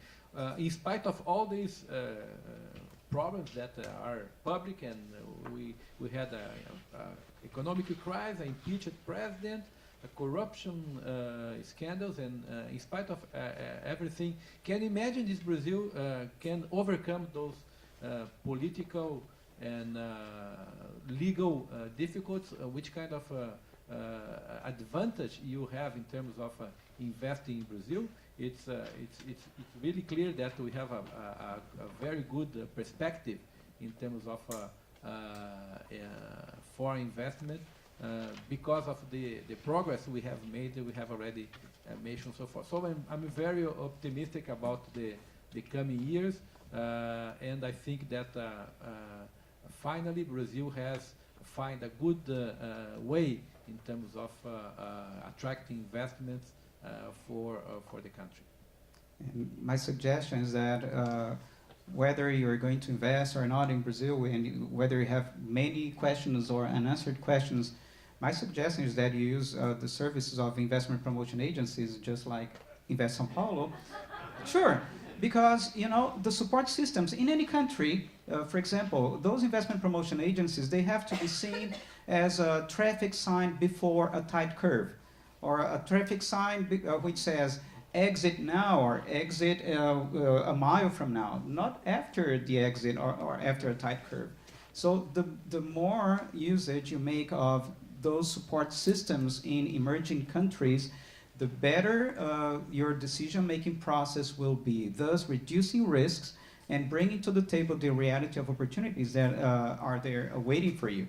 Again, with all those changes and turbulences that Brazil has faced, we have companies which are there not because of what is written on the headlines, but because they have a long-term perspective. This is what I liked very much from the previous panel. We heard many times long-term, long-term, long-term. If you think that Brazil is for beginners, and if you think that you're going to have easy returns on your investments, then you should go elsewhere.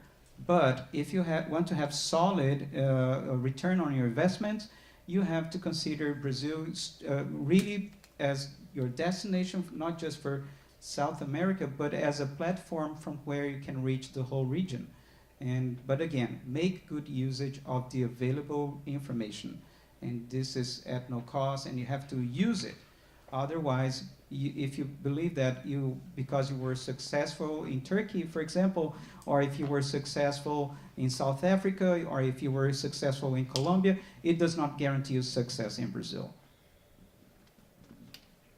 One of the other reforms that people have talked about is tax reform.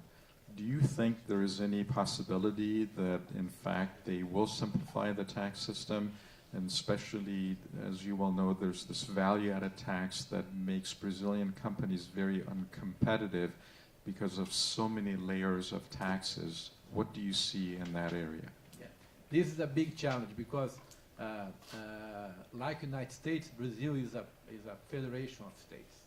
We have a more or less that's one of the similarities. When I compare Brazil with my BRIC competitors, I see a lot of similarities between Brazil and countries like United States, Canada, Argentina, because and meaning if you have a standing federation, we have governors, we have local constituencies, and of course, changing tax is changing interest. It's moving taxes from one pot to the other. So this is a big challenge because we have not just to convince the federal congressmen in Brazil, but also this kind of reform has to be approved by local constituents. So that's a big challenge. But also, as the pension reform, there is also a consensus in Brazil that something has to be done on that area. I think that we have a new bunch of new governors coming. Every state in Brazil has a new governor. The same trend that you saw in the federal level, you saw also in the state level, more conservative, more pro-business government. The state of São Paulo just elected João Dória, that is a landmark, a benchmark in Brazil for private companies. So this is a good sign that we have a good chance to approve this kind of reform. Sergio, Roberto, I want to thank you both for your time, and I will bring this discussion panel to a close with a few thoughts. I went to Brazil more than 30 years ago and started investing there. And I remember I had just graduated from Cornell with an MBA, and I thought I was going to be a Superman, and I had gotten a job with a chemical bank doing mergers and acquisitions, and after that I went further with Bank of America, and I thought I could do everything and knew everything. After a few years, I discovered a couple of items that were not so happy to hear about. One was that I realized I know very little, and worse than that, I realized that I make mistakes. So having realized those two things, what I figured out was the best solution for these weaknesses is diversification. And that's why we started to do more investments outside of US. And in the past 30, 40 years, it has really bear fruit. So I would strongly suggest to all of you to consider Brazil, but maybe other countries as well, because that type of diversification does in fact lower the volatility of your portfolio and increase the returns and increase the cash flows. Thank you.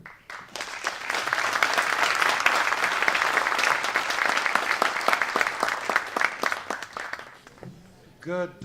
My name is Timothy Heyman, and I have the honor and pleasure to be both the moderator and panelist on the session on Mexico, A New Era. As moderator, the first thing I'd like to do is to present my fellow panelists, beginning with Pablo Escarraga, who tomorrow is going to be honored as alumnus of the year of the hotel school, which is an enormous honor both for his family, his company, and for Mexico. And I'd like to congratulate him. And his wife, Mercedes, and his daughters, Fernanda and Paula, are here with us, so I'd like to congratulate them as well. So we also have with us Alex Camino, who from a company called Softec, but I'd like to welcome you now. And the mechanism of this panel is going to be as follows, that I will change hats and be a speaker and present a PowerPoint for not more than 10 minutes on Mexico, because I think you do need some facts to know what's going on in Mexico. And then I will ask Pablo to speak possibly for 10 minutes, both his reactions to what I have to say, and then how he will run one of, I think, the largest Latin American hotel chain, am I right? How he will run it under these circumstances. One of the questions we're going to be asking is, are they new or are they really old circumstances? But and then Alex, who runs one of the most important Mexican IT companies, which is also, I think, global. So we're very honored to have two Mexican companies, which are also multinational, to talk about what's going to happen in Mexico. Okay, I will now change hats and turn myself into a panelist. I begin with a meta thought about words and deeds, which is an issue of the current administration, but also as we speak. I was told this morning that I received an email saying that it was business casual. But then I saw the double deans wearing suits, which means that they're teaching you to break the rules. So I'm really a great fan of this approach to teaching. A second thing I personally, as a panelist, would also like to do is to give my thanks to Lourdes Casanova, without whom I would not be here. And also specific thanks because 2 years ago she invited me to speak at an Emerging Markets Leader seminar at Cornell in Ithaca in March. And I had this idea about finance and growth. And then last year I came back to speak to you guys about it. And yesterday there must be some kind of karma. It appeared as a book on Amazon. It's a book called Finance, Growth and Time. You can download it. It only takes an hour to read, so it means you can read it 3 times when you take the big red bullet back to Ithaca. So with all that now, I'm going to stand up because I don't have eyes in the back of my head. I think I'll try to figure out. So one of the key questions is whether it's going to be a new era. So, we were set this title. The members that will just accept. So that's one question. No, okay. Well, we begin with this. In Mexico, we have two things. We have a very strong visual tradition. Diego Rivera, Orozco, Siqueiros. We have a very strong visual. We also have a good sense of humor. So literally on October the 28th, just before the Day of the Dead, we were told that the largest infrastructure in the world, $15 billion, Norman Foster, architect, Carlos Slim, one of the richest men in the world, key investor, would be cancelled by the incoming administration. It would cost $10 billion to cancel a $15 billion project. It makes absolutely no sense. So why was it done? Obviously to say, look, I'm in charge, so whatever I say goes. First point. Okay, now another thing I did last year was tell you my modus operandi. I like saying 3 times. 5 messages at the beginning. Then why, and then a repeat. So maybe something will sink in. So the 5 messages I have for you today. The first thing is that AMLO, López Obrador, Andrés Manuel López Obrador, his friends call him Andrés, but I call him Andrés Manuel. He won by a landslide. He won the Congress. He won the Senate. And then he took over on the 2nd of July, even though he's only going to be inaugurated on the 1st of December. Politics, the initial signals we have are autocracy, veiled by so-called referendums. Third, economics, we're looking at potential unbalanced budgets, debt and downgrades. Then I should mention that we have this wonderful relationship with the Emerging Markets Institute as Franklin Templeton. We've been publishing since 2015 monthly reports on Mexico. And we've instituted a system of monitoring what this new government will do with 5 parameters, which I will get in. One is about Mr. López Obrador himself, one is about his party, about the macroeconomy, and then a thing called the 4th transformation. Then we'll look about the red lights, hide over Jekyll, you'll have to remember which is which. Airport cancellation, and then finally the counterweight. So those are the 5 points. I'm going to go very, very quickly through them. Okay, the election. Okay, well, he won by 53%, which nobody predicted, way over any of the polls. And he has control of the... This is a party founded only 4 years ago. It's the most stunning political... Meanwhile, he's been campaigning for 12 years, a bit like Lula, 3rd time lucky. He controls a majority of the state legislature. We have 32 states, which means he can change the constitution. Finally, the point I made that he took over and he's running the country. What's happened to the existing president? Some people have different explanations of why he hasn't opened his mouth. And maybe my colleagues would like to amplify that. Okay, right. Now, I'll just give you 3 lots of numbers. 12 political initiatives, 50 initiatives against corruption, 25 priority economic projects. You can't possibly, by the way, this thing will be distributed to you. Maybe you can also read it on the bus as well after you finish my book. But anyway, the ones in red are the ones which are anti-corruption. Basically, the most important one is the first one, that they've already passed a law which means that nobody in the government can earn more than the president, whose salary has been reduced by 60% to $5,000 a month. So think of the kind of people who are going to stay in the administration, or the kind of people who are going to join the administration at $5,000 a month. It's a huge point. You probably don't read about this in the newspapers.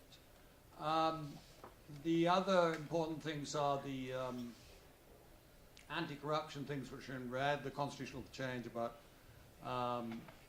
the president actually, while he's sitting, can be accused of corruption. Other countries like this one, it's very difficult to do that, but that's actually a good thing, to be honest. And then there's a thing called the Republican austerity plan, but there are various other things. Also, education reform, that's a big deal. And the point about referendums, that's very, very important. This is the so-called plebiscite.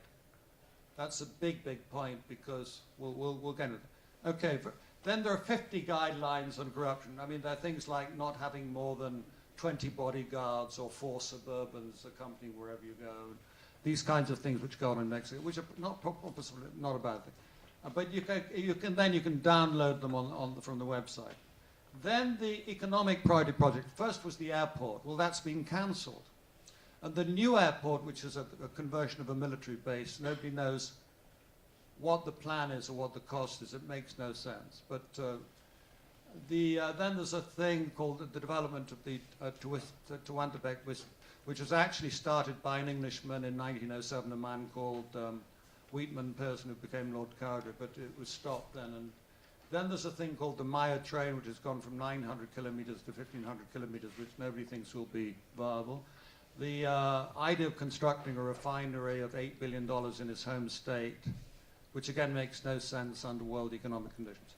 Then these other things, again, you can read again on the train. The other thing, finally, I forgot to mention was 100 public universities. And the final thing is the decentralization of all the ministries to all the cities in the Republic. These are all the plans of this new president. You should be aware of this, okay? Okay, we then have our monitoring system. The first is the man's leadership scar. The second thing is the issue of technocrats against the party. Who will win? We have the party zealots and the so-called sensible people. And then we have what's going on in the microeconomy, and the so-called fourth transformation. Okay, well, this is, you'll remember, in fact, those of you who read the Robert Louis Stevenson, along with Treasure Island and Kidnap, the good guy is Jekyll, the bad guy is Hyde, okay? So we have 2 guys. The good guy was the man who was mayor of Mexico City in 2000, 2006. And frankly, it's a bit like Wagner's music. He wasn't as bad as he sounds. He was actually not so bad. As I actually had to deal with him when I was head of a hospital in Mexico City. And he actually helped us, which was an interesting fact. Also, he preaches cooperation with the private sector.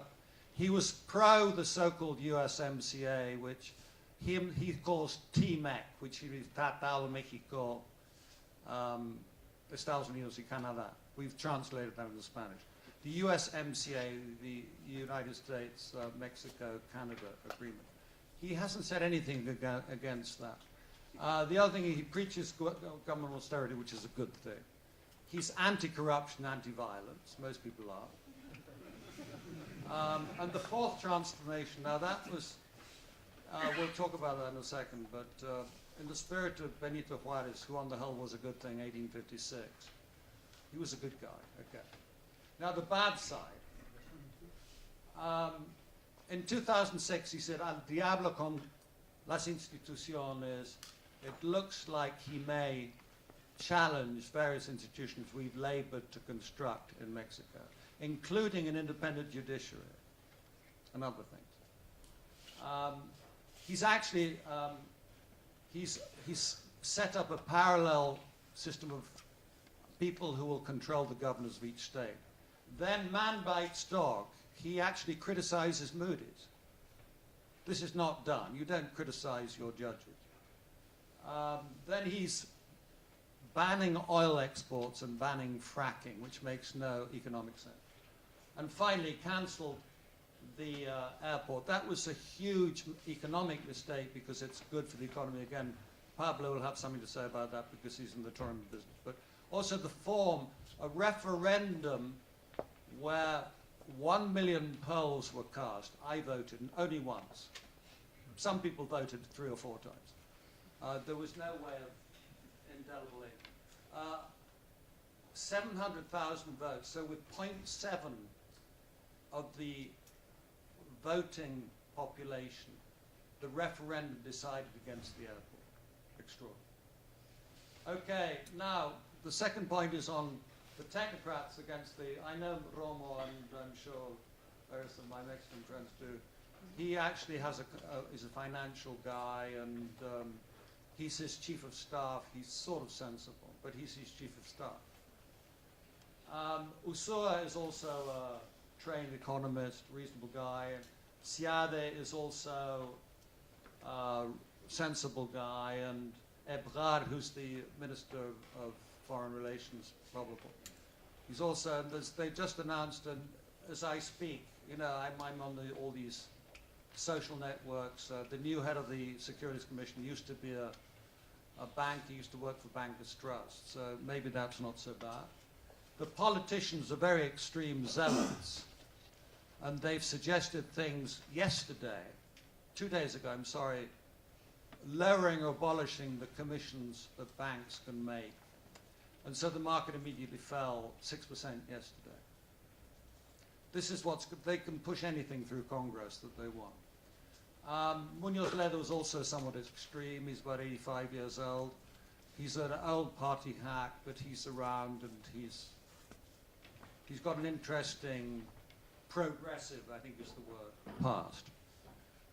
And Gomez Urrutia, who was a guy who was, he fled because he was condemned to jail for corruption. He lived protected by lack of extradition in Canada. He was called back by López Obrador.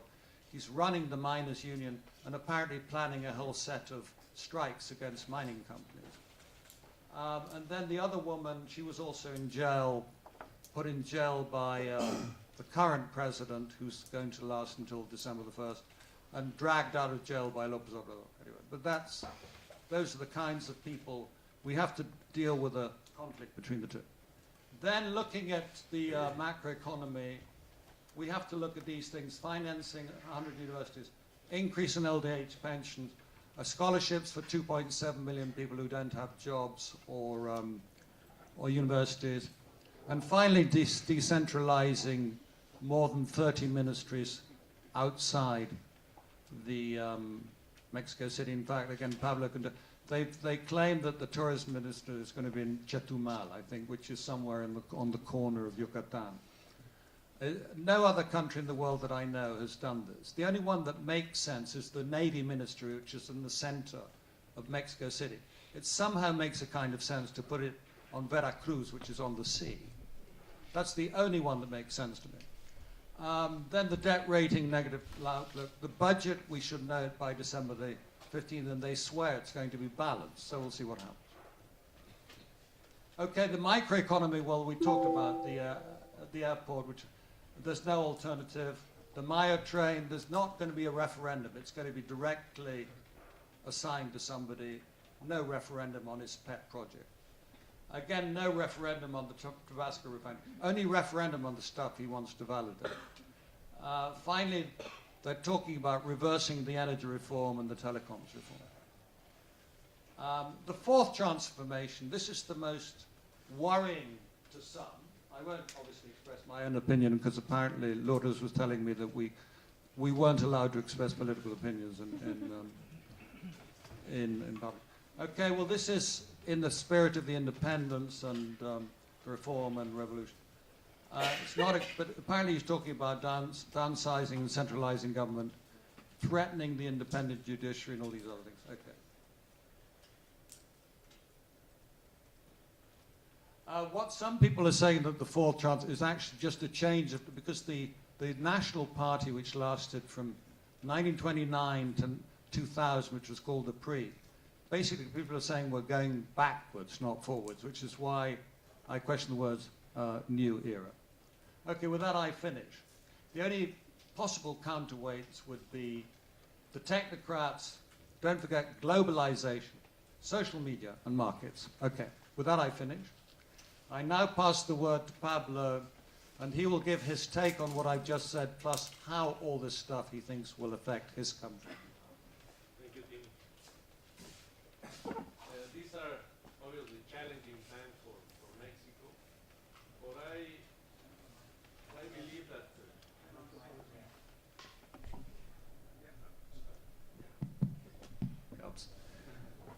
I was saying that these are challenging times for Mexico, but I believe that Mexico's economy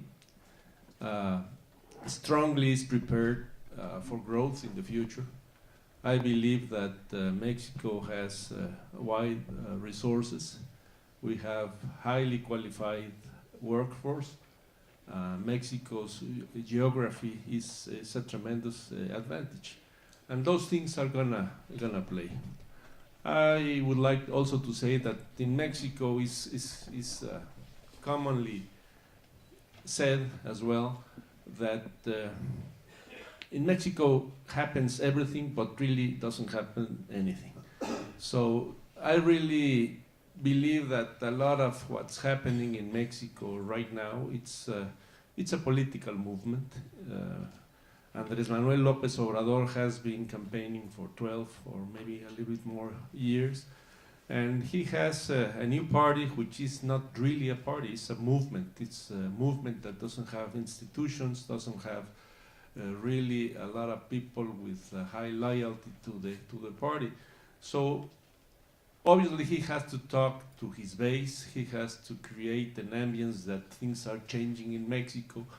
But on the other hand, Mexico has institutions. Mexico has a way of moving, particularly the economy, in the future. I truly believe that the new NAFTA, TMEC, or USMCA, whatever you want to call it, definitely sets many of the way, the things that Mexico is going to be doing.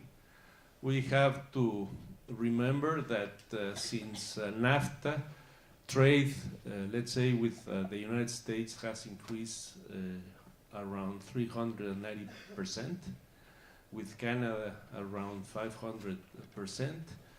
Obviously, the North American trade zone, it's very important, not only from the economic point of view, but also from the political point of view. I believe that a way to confront the new challenge of the growth of China and many countries in the Orient will have to do by having a zone, a North America zone, very strong and moving in that direction. I believe that Mexico also has an important society, strong private sector, and the challenge from the private sector will have to do to convince and to make the right things to happen, to bring common sense into the mind of this new movement, political movement into the country. And I believe that at the end of the story, people do not shoot their own foot. Obviously, in order to come up with the resources to work in all the social programs that the new president pretends to implement in Mexico, he will need the money. He will need the economy to grow. He will need the private sector. He will need to work together with the United States as well as Canada and the rest of the world in order to grow. Let me remind you that Mexico, besides this trade treatment that we have, Mexico has signed 12 trade agreements with many countries around the world. So it's also a responsibility, and it's something that not necessarily will allow the new movement in government just to move in the 100% populistic direction. I believe that he has to talk to his base. I believe that his base is going to be listening and is going to be applauding some of the things. He's going to be giving circus to the people, such as the airport. And I believe that eventually common sense will rise. Myself, as a businessman, I think that tourism is going to grow. I think that as long as the economy in the U.S. is strong, that's going to pull Mexico. And it seems like the U.S. economy is going to maintain its strength. Mexico needs to work in many other things. We need to work in security, to end up corruption, health. We need to work in state of law. We need to make Mexico much more competitive, much more productive, among many things. And that's the challenge that Mexico as a society, myself as part of the private sector, we need to keep on working with the new government. And I'm sure that they will listen and they will move. I'm happy to see that part of his members in his cabinet they come from the private sectors. We know them. We know that they think the way Mexico has been thinking in the past years, and hopefully they will make more sense and stop these wild ideas that the market, at least right now, is responding, which, by the way, I believe is good, because he hasn't taken office yet. He starts his presidency the 1st of December, and if he starts seeing right now strong reactions from the market, from things that he's been making comments of, hopefully that it will accelerate the crisis, and the honeymoon of the new movement will end sooner than later. Thank you very much, Pablo. You mean the honeymoon hasn't already ended? To me, yes. To some other people, not yet. Okay, Alex. Thank you, Tim. Thank you, Pablo, and thank you for the invitation. It's really an honor to be here with you. Let me give you a little bit of a background so you know where my comments are coming from. I'm Mexican, but I'm also American. I have dual nationality, so I can sometimes contrast this. Also, I'm head of marketing at Softec, so whatever I say, you can take it with a grain of salt. One of my favorite marketing books is "All Marketers Are Liars," so take everything that I say with a grain of salt. And let me give you a little bit of a background of our company, Softec. We are an IT service provider. We help our clients evolve in the digital world.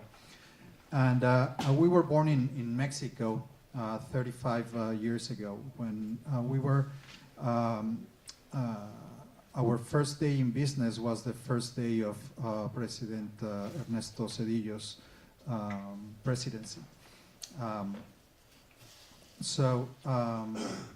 sorry, no, it was not Zedillo's, it was Salinas' presidency. And we started as a company focused on technology, focused on quality, creating quality software. And we were focused in the Mexican market. And we were doing well for a technology company in Mexico. When I joined the company, we were roughly 500 people. Today we are 12,000 people. And one of the things that we started noticing is that every 6 years, with the change of government, we would have a slowdown, a crisis that we would face. So we started our internationalization efforts at that time in the early 90s. We started going south. It was our natural way, culturally, or language, etc. And we started going to, initially our first office was Peru, then we opened in Buenos Aires, then followed Brazil, so on and so forth. Long story short, we have now all of South America covered. In the mid 90s, early 2000s, we saw the rise of demand in the U.S. We saw an opportunity. for us to put a foot on the U.S. market. At that time, there was this crisis of the year 2000. Some of you are very young to remember or even know what the year 2000 crisis was. But that created a demand for IT services. And that was very well leveraged by India. India created a concept that they called the offshore. So you see now the giants. I know that last night many of you were at the TCS Center for Innovation. We have giants like Infosys, Wipro, etc. And we saw an opportunity there to create a concept that we called a nearshore. So it was basically focused on addressing that opportunity, but with the difference that we were providing those services from Mexico. We saw that opportunity. And it came with a lot of challenges. It came first with selling the Mexico brand. It has always been tough to sell the Mexico brand in that regard. Probably Pablo has it a little bit easier because of the gorgeous scenarios, with the gorgeous beaches that we have in Mexico. So selling tourism in Mexico. It's a very compelling and very tangible, but also selling tequila, selling tacos is easy, but selling technology, it's hard. Putting another T to that perception is really hard. How can we add the T of technology to tacos, tourism, and tequila? So that was that has been a struggle, and we have faced that first skepticism in terms of our capability to do that. Also, it has come with other challenges. One of the main challenges is the perception, and somehow it has faded away. Although the problem hasn't disappeared, the problem of crime, violence, narco in Mexico, it doesn't come that often in our discussions with our customers. But it was a serious challenge that we overcame, and now we are facing also this the position of Mexico within Latin America in terms of perception. Somehow we have always lagged behind Brazil. Brazil always does an outstanding job in promoting the country, right? And I think it has to do with asking Brazilians. It's o país mais grande do mundo, no?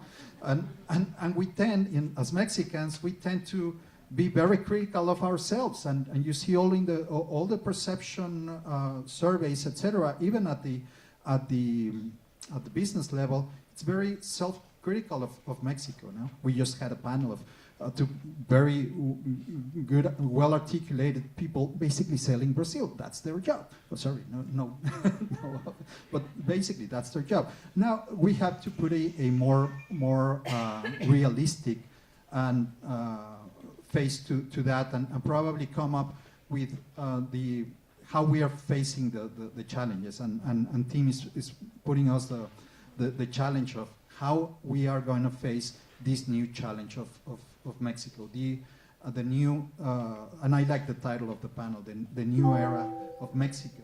And I think it's not only a new era of Mexico, it's probably a new era in the world, a new era in which politicians, no matter how outrageous their campaign promises are, they're going to make whatever is possible to fulfill them, right? So getting off the Paris Agreement, finishing NAFTA, closing the Mexico City airport. So things like that, those are things that we're going to start to see how we can navigate.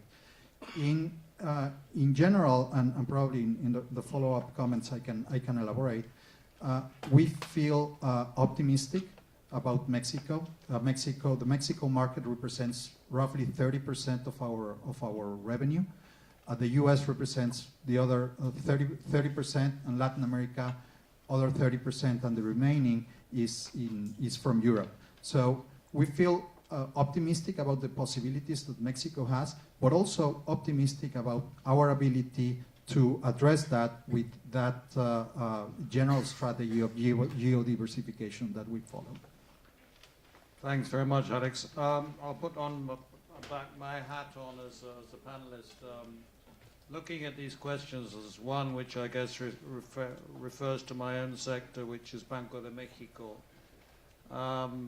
Just to show you what happened. I mean, literally things are happening as we speak. I'm on the social media and my WhatsApp group.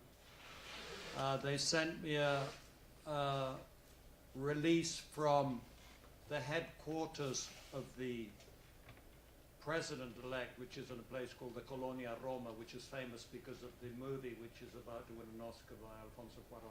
It's called Roma, but it's because of the Colonia Roma in Mexico City, not about Rome.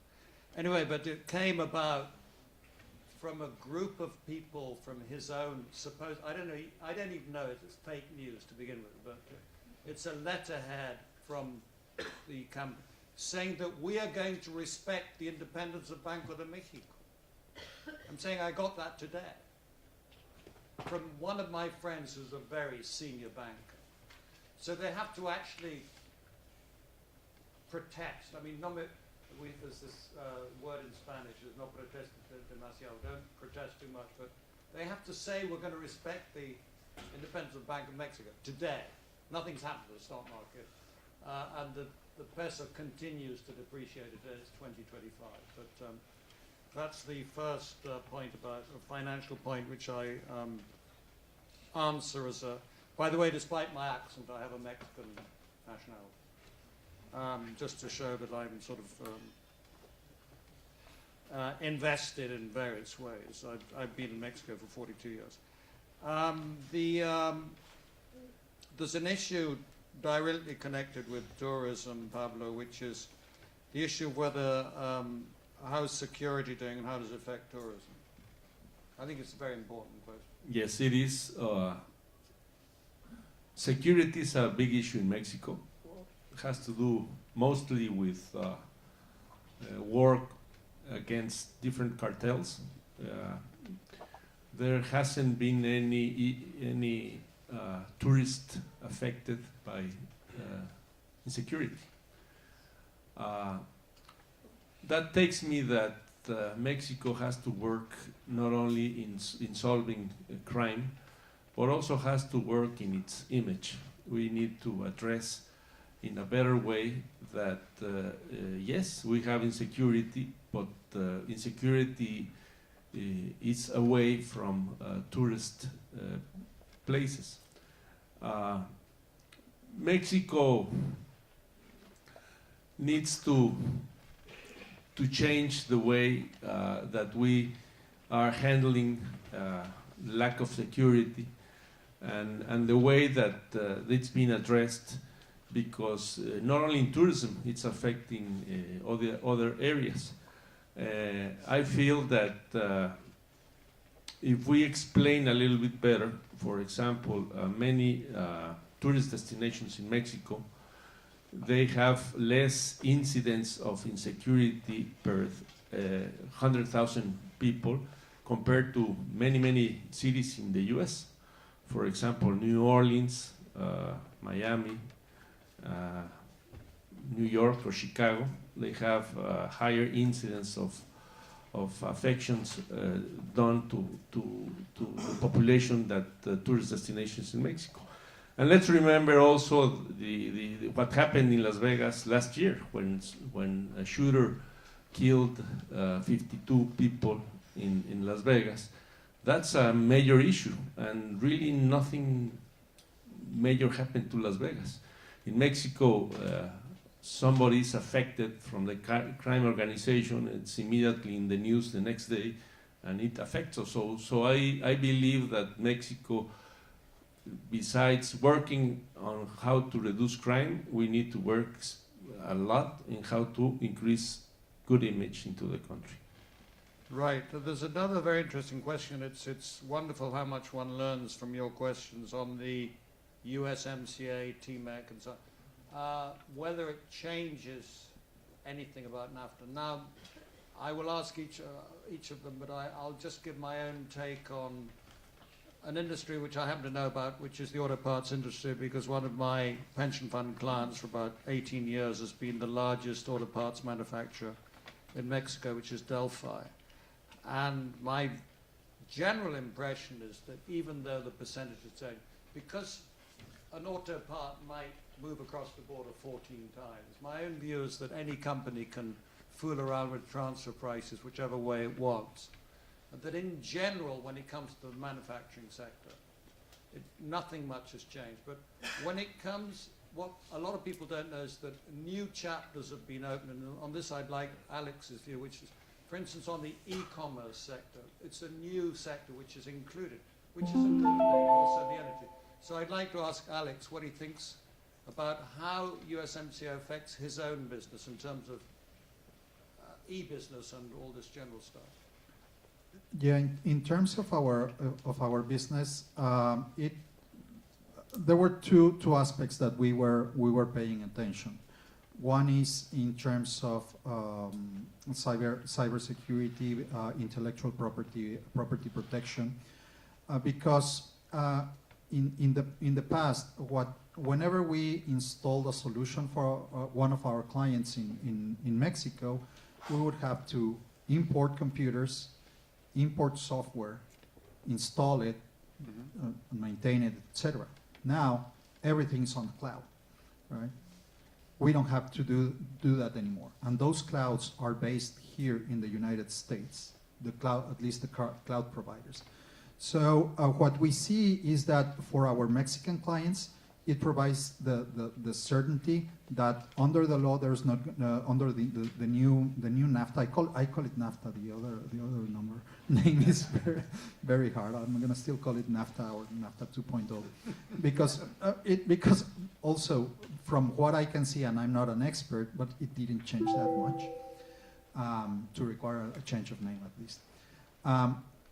So our clients now, they can use those cloud-based services without the need for or without the worrisome that the Mexican government is going to impose a data localization rule that makes our customers to host their data in country.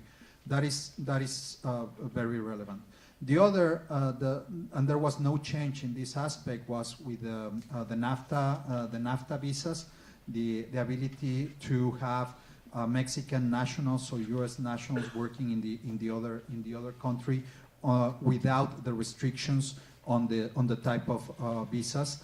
That didn't change, which is a good thing.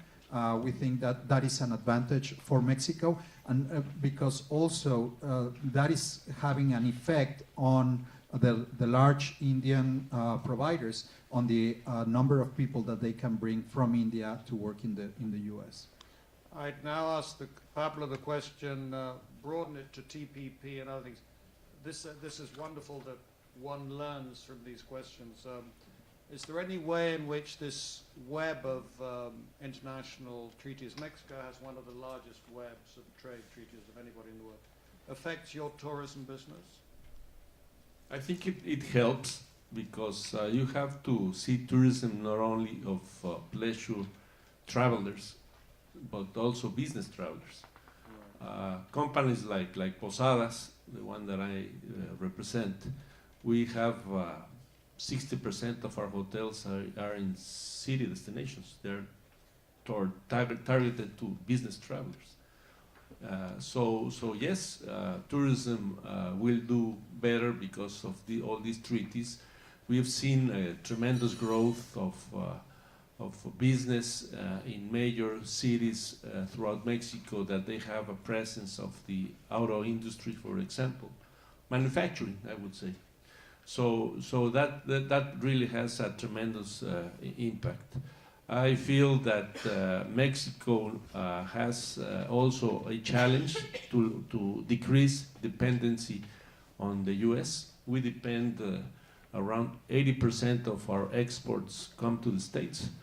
So, and Mexico really, when the U.S. economy is growing, Mexico grows, but when it doesn't grow, Mexico is affected tremendously. So we need to diversify our markets, and that's going to be good in the long term. Okay, well, with that, we'll just before finally closing this session, I'd just like to congratulate Cornell for this extraordinary institution, the Emerging Markets Institute, and to have moved it now into New York City, which is one of the global cities in the world. But I can't think of a more appropriate place or more friendly place for countries from all the world to meet here, even more than the United Nations where they fight each other. But we can meet here in friendly terms.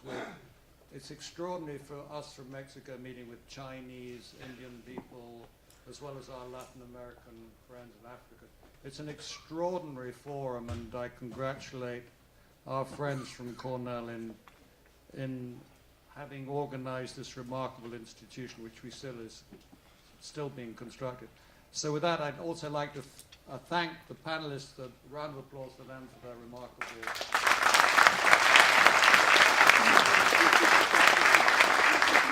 So we're very, very fortunate to have with us Ambassador Valentin Rugobiza. Ambassador Rugobiza has worked for more than 25 years on African and global development issues in both corporate and the public sector. As a senior diplomat, national and international public servant, and as corporate manager in national, regional, and multilateral organizations. In October 2016, Ambassador Rugobiza was appointed the Rwandan permanent representative to the United Nations. And prior to this, she was the minister in the Ministry of East African Community. She also served as the Chief Executive Officer of the Rwandan Development Board and member of Cabinet. And between 2005 and 2013, Ambassador Rugobiza served as the Deputy Director General of the World Trade Organization. And prior to joining the WTO, she served as Rwanda's permanent representative to the UNOG and all specialized agencies based in Geneva, as well as Rwandan ambassador to Switzerland. Please help me welcome Ambassador Rugobiza.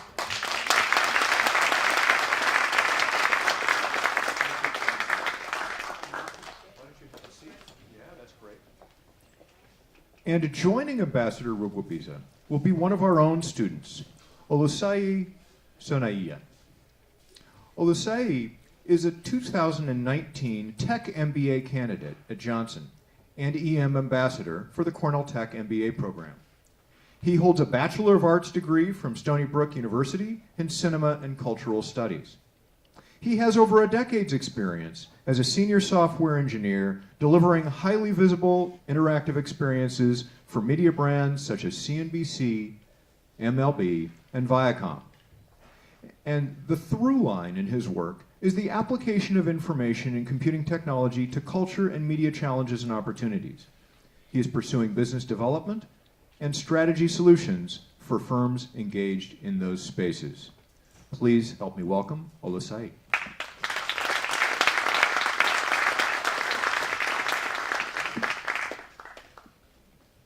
Ambassador Rugobiza, it is such a pleasure to have you here with us today.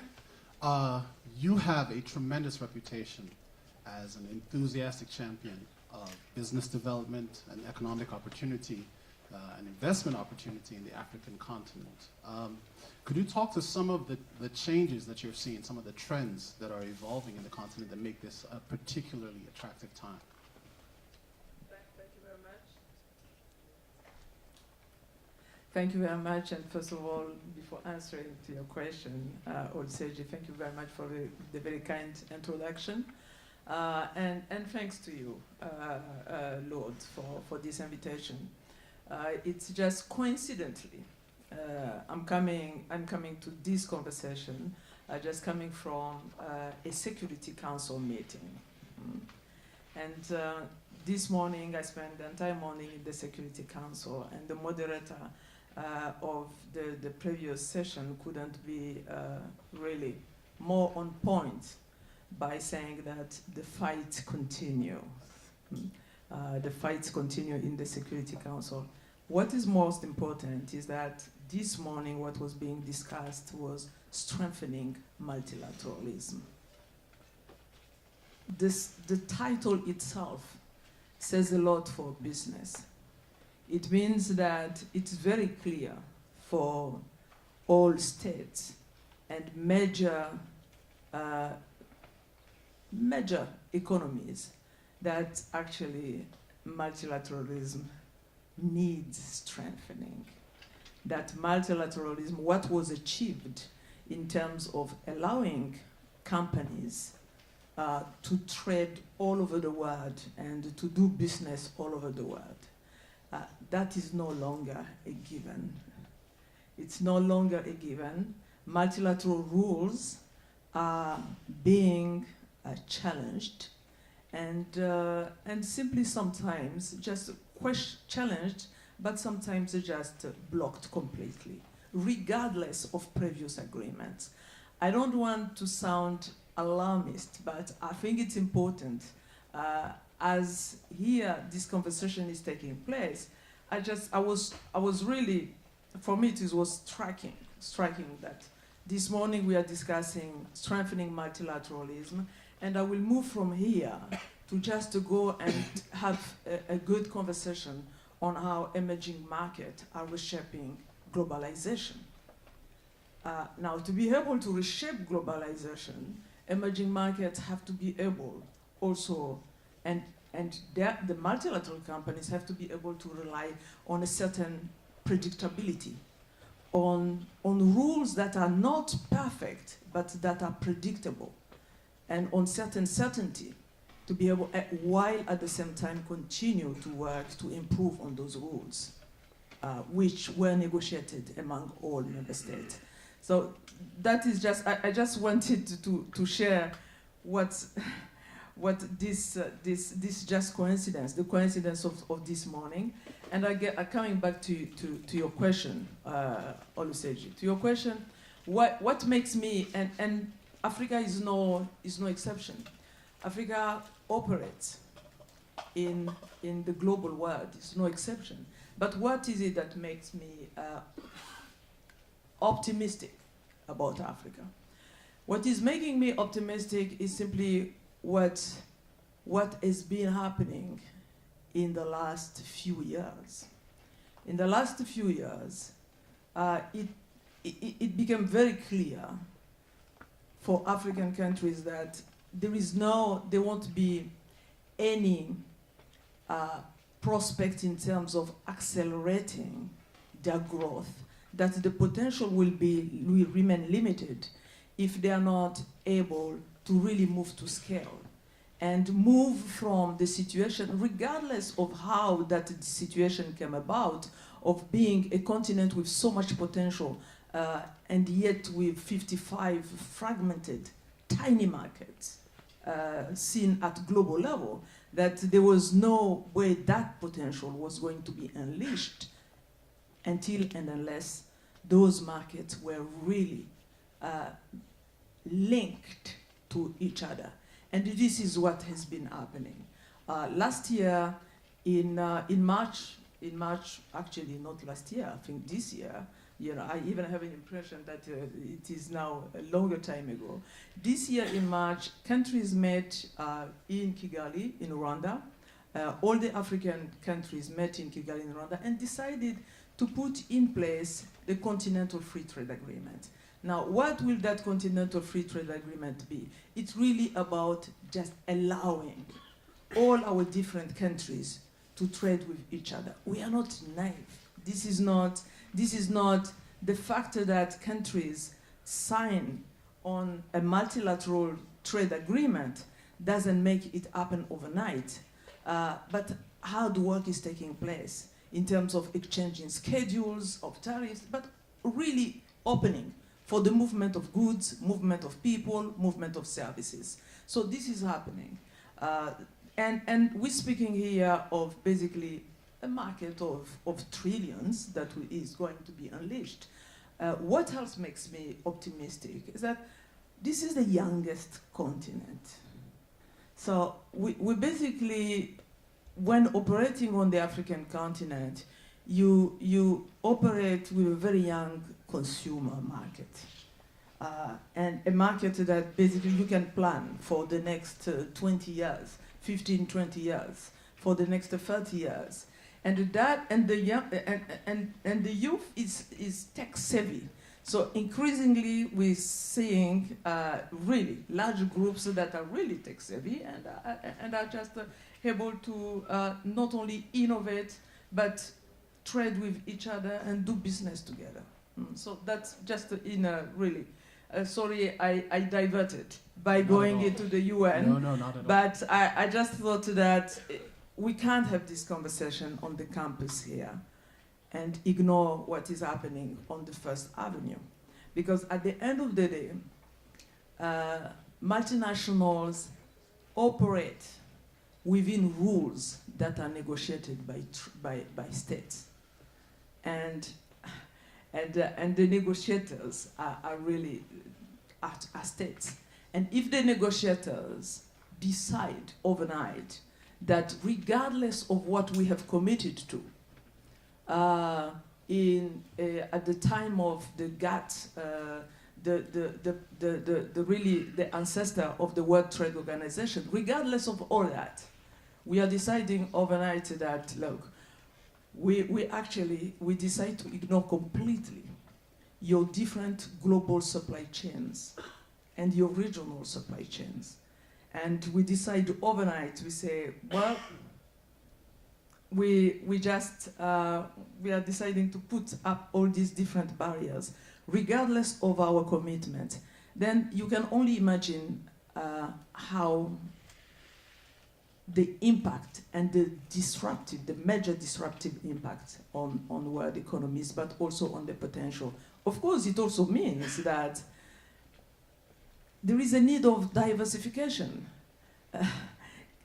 I think companies have just grown, companies and countries have grown too comfortable and lazy. If I do my business, if 80% of my business is happened with the country next door, then I get to the point where I forget that it's a huge vulnerability. I need to start exploring a little bit further. I need to do a little bit more work.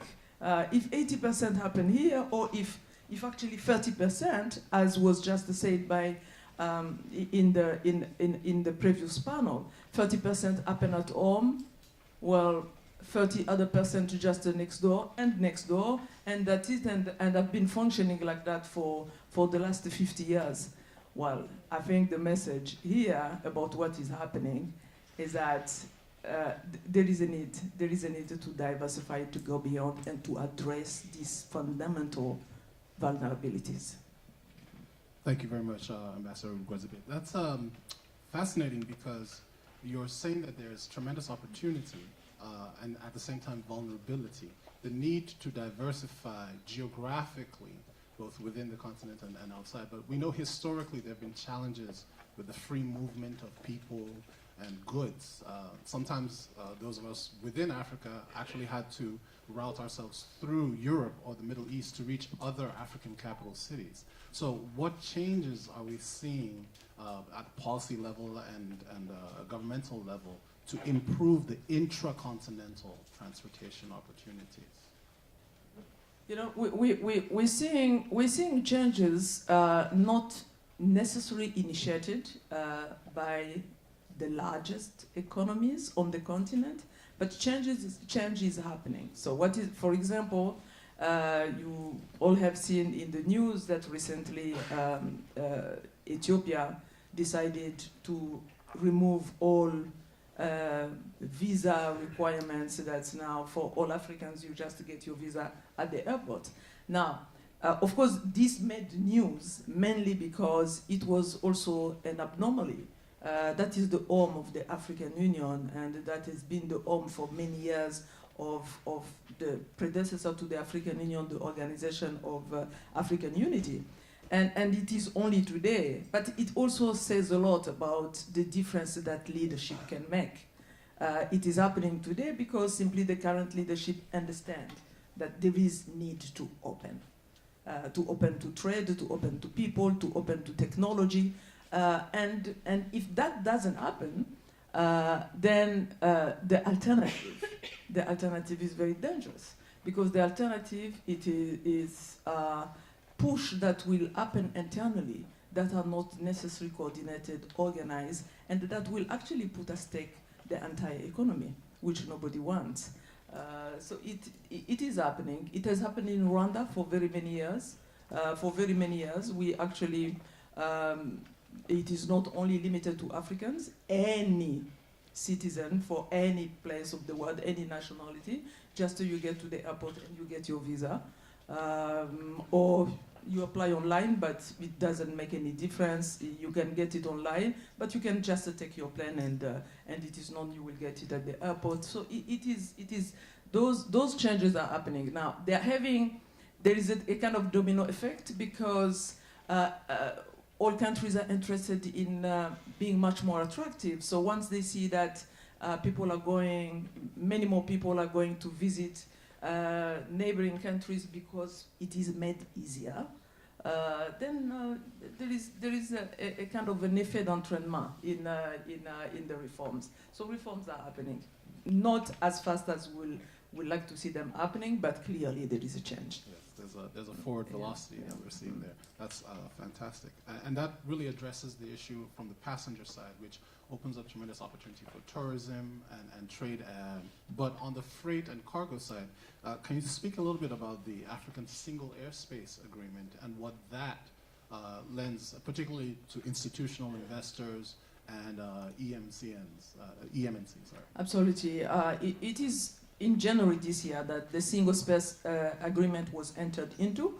And as we speak now, more than 23 countries have actually joined the Single Airspace Agreement, which means that, well, they allow each of the companies it is really open sky. It's a really open sky. And that we're seeing also the African market is one of the fastest growing markets in terms of air travel. So again, I think I'm repeating myself here, but again, it is also to encourage all those who are not from the African continent that, well, this is the moment to start looking a little bit beyond the immediate neighbor, including for matters of just sustainability.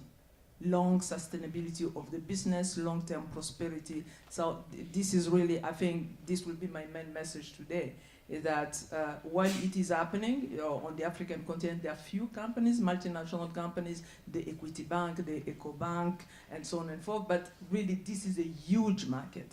This is a virgin market, where basically all services, almost all services, goods are required. Mm. We have some questions from Slido.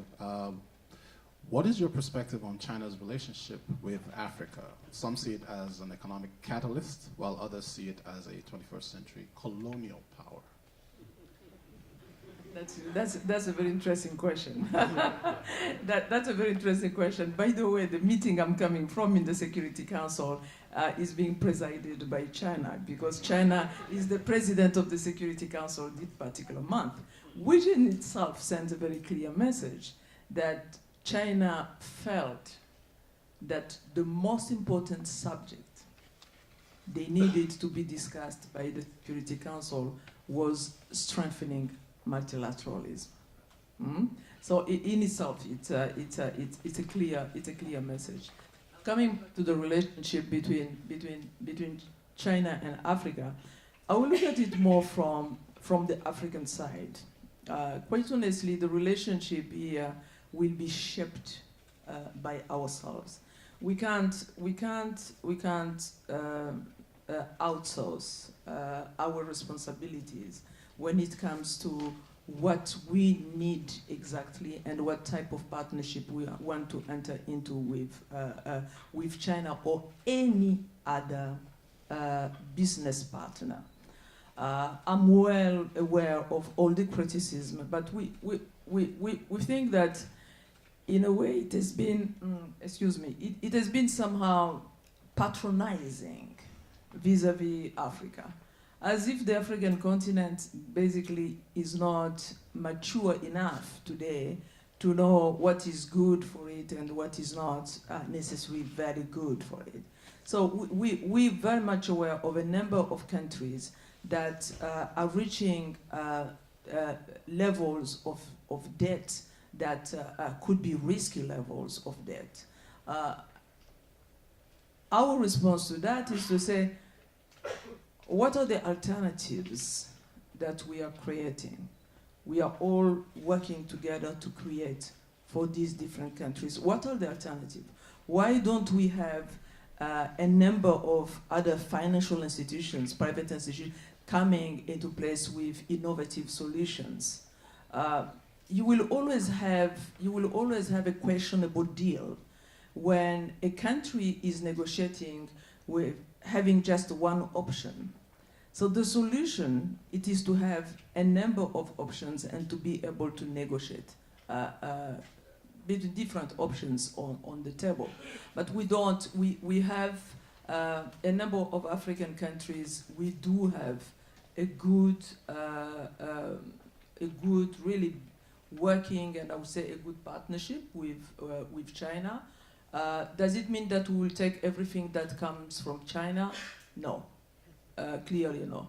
Does it mean that everything that comes from China will be considered as contributing to our own development objectives?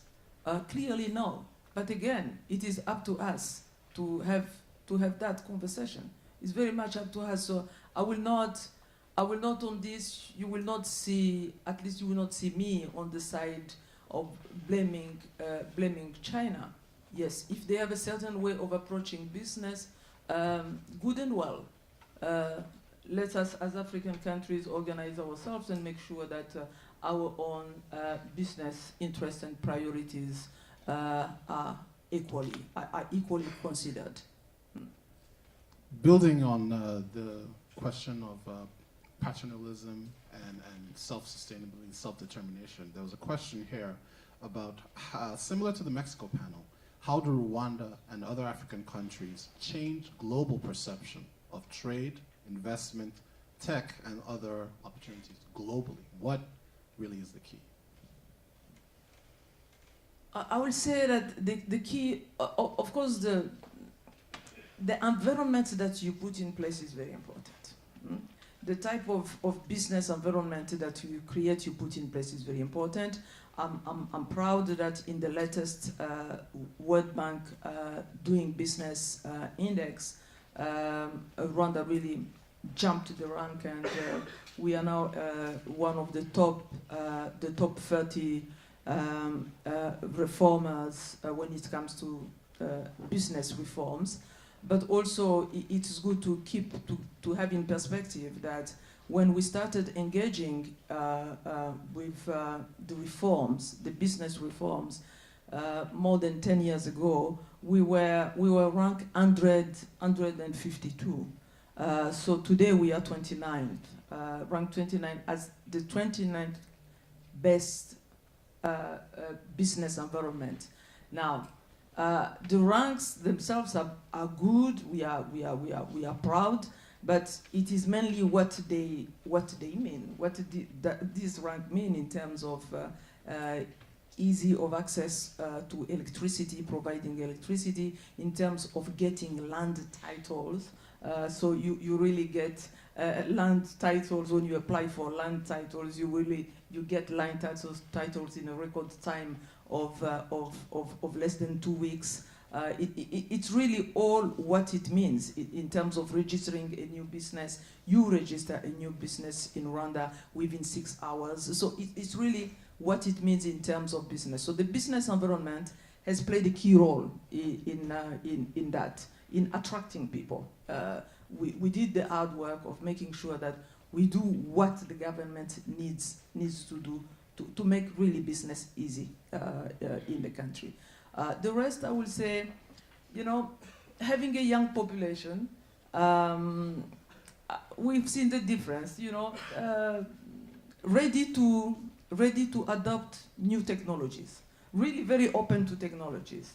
Last week, we launched the first electronic word trading platform in the first really in partnership with Alibaba in Africa, was launched in Rwanda. So it's having also putting in place the attractive environment, and that is the first platform on the African continent now. Of course, it helps to have to be so open, and we are very open in Rwanda. So it helps to know that it will be possible from Rwanda to really trade with a number of other countries. But it means also a lot for people who are putting their products. We are a landlocked country. So it means a lot for people to know that, well, we now have this electronic platform where basically we have access to the Chinese market when it's despite all the constraints, the physical constraints that we have as a landlocked country. Yeah. Obviously, given my own background, I have to 5 minutes? Is it 5 or 2? It's 1. Oh, down to 1. Incredible! How did it become 1? You showed me 5. Okay. I'm going to jump ahead to the last question, although I just have to mention this because of my own background in media. I think that also the explosion in cultural exports from the African continent is a huge part of changing global perception. But there are some questions here about investment opportunity, infrastructure, and security.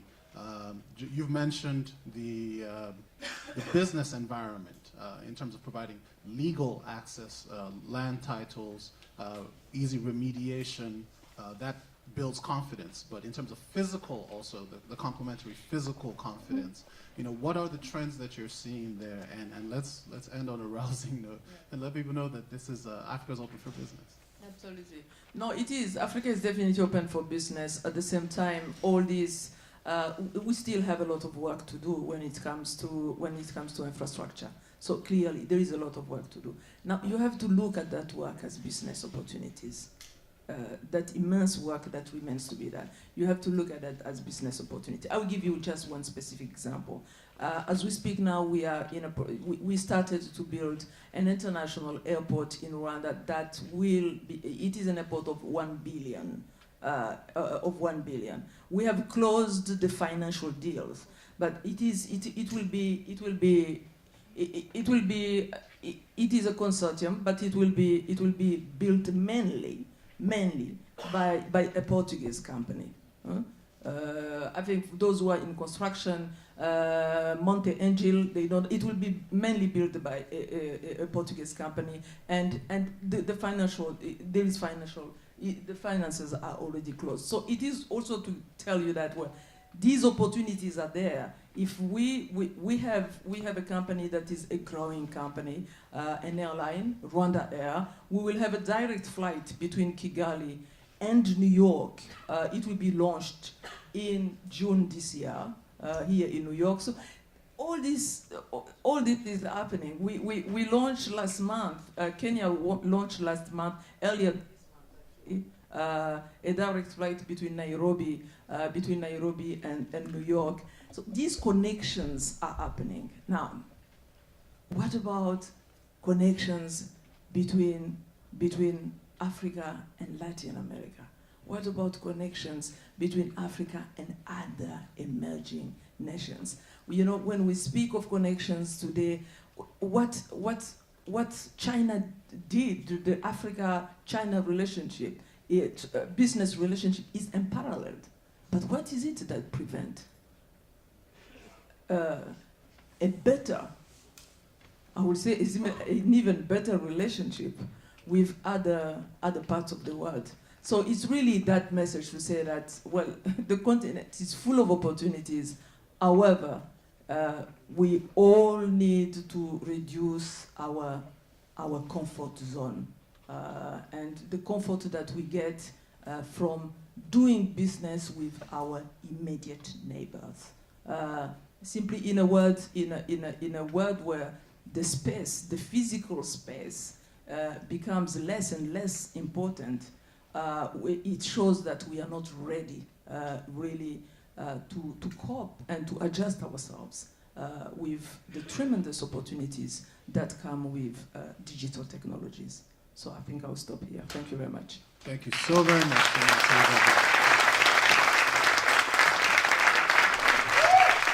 Give a round of applause.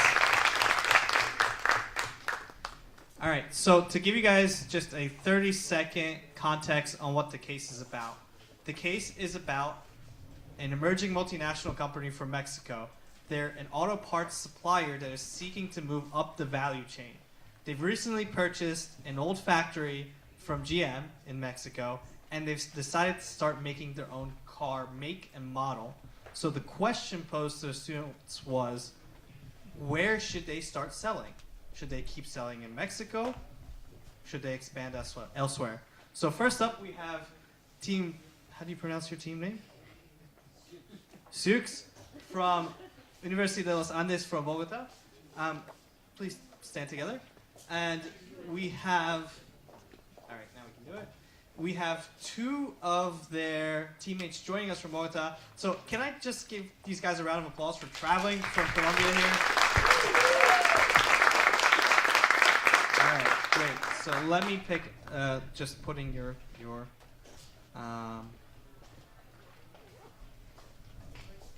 okay. And give me 2 seconds to set up my timer.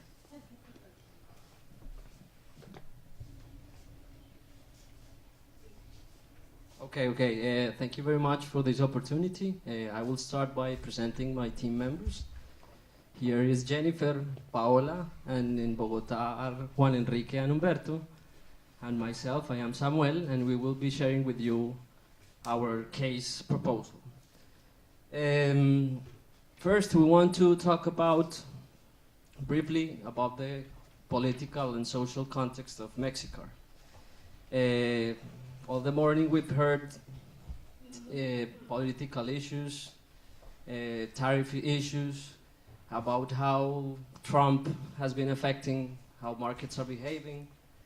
We also want to stand out that Mexico and Canada and United States, mainly United States, keep on in terms of consumers being high players. But the thing that we wanted to take here in place is the 2026 World Cup. Because the 2026 World Cup has a very interesting thing, and it's a World Cup that is being organized by Mexico, Canada, and the United States. In 1986, Colombia, from which I come, was selected to be the host of the World Cup, and we couldn't make it possible because we didn't have the resources. We were not able to develop a World Cup by our own. So after we analyzed many possible solutions, we found out that Mexico should go up, as Christian was saying, the value chain in the US and Canadian markets. Here you will find some of our arguments, and we definitely thought that we shouldn't enter Latin American markets. We have things like income. We have things like market in terms of constant renovation. We have the whole USMCA, the NAFTA 2.0, which could be initially a thing that you didn't put in the table, but as you were saying, it didn't change much. In terms of automotive industry, it didn't change much. So Mexico still has an advantage to free trade with these economies. The other thing is that Mexico is offering some vehicles that, in terms of Latin American markets, are high premium vehicles of $40,000, $50,000. This is not a vehicle which you can enter in a Latin American market, because the process of buying vehicles in Latin America is completely different as it is in America. In America, you can trade cars every day. In Colombia, for example, Buying a car is a 5-month decision. It involves many things, and that's not easy to get into these countries with a new car that nobody knows and develop a constant market. In terms of the supply chain, we found out that North America and Canada will be demanding large amount of vehicles because of what I was saying earlier. In terms of cost structure, the vehicles are highly sensitive to any changes. The profit that you have in each reference is not as big, so any change you make will affect finally the price toward the market. We have a supplier that's in Brazil, and we definitely think, that in terms of this case, Brazil is not adding any value. And that the Mexican government is a key stakeholder. So our strategy. The first step is to develop the current Brazil suppliers in Canada and keep a USMCA supply chain. We want to keep our whole value proposal inside these 3 countries. We have things like low duties, manufacturing costs in Mexico are way lower than anyone in the region. In terms of infrastructure, the location of the plant is in the US border, so we are pretty safe with this. And we are retaining the know-how that Mexico has acquired in the last 40 years. The second step is to strengthen the partnerships with national agencies. In Colombia, pro-Colombia, 20 years ago, no one wanted to go to Colombia. When the government invested in private initiatives, Colombia changed, and many of you probably want to go to Colombia. The same we feel needs to happen with Mexico. Time. Okay, thank you very much. Any questions from the judges? Okay, one first question is, how big is that market? How many cars do you intend to sell? I mean, in your last kind of step there, where you are proposing to enter US and Canadian market? Okay, Juan or Humberto want to address that answer? Okay, yes. One of the main reasons we believe that the North American market is a great one is because, in particular, USA has the second largest cars per capita in the world, just behind San Marino, and Canada has the number 8th place. So we are thinking that, given the size of the factory that was purchased in the last years, we could sell around 400,000 per year in 5 years.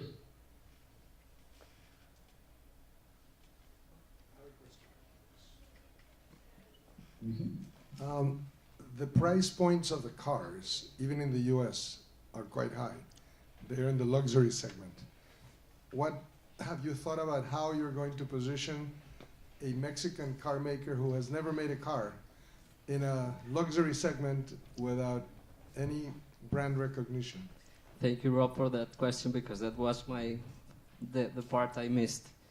Again, going back to the 2026 World Cup, we believe that this car, if we sell it as a Mexican car in the US, probably won't be well perceived. But if we develop a car that it's more a USMCA vehicle, completely provided by USMCA, sold in the USMCA, and marketed as a USMCA product, we believe that we can enter the market.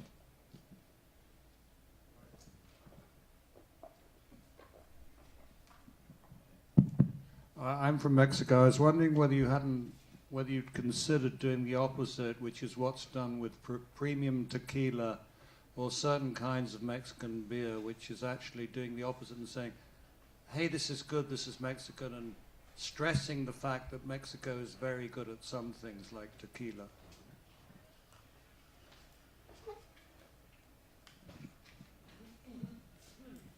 Okay. Juan or Humberto want to comment? Yes, I would like to answer that. Well, we could take that for sure, but creating that kind of image takes a lot of time. and it's not something that people nowadays associate with Mexico producing cars. So that's why our proposal is thinking about a North American car sold for North American people.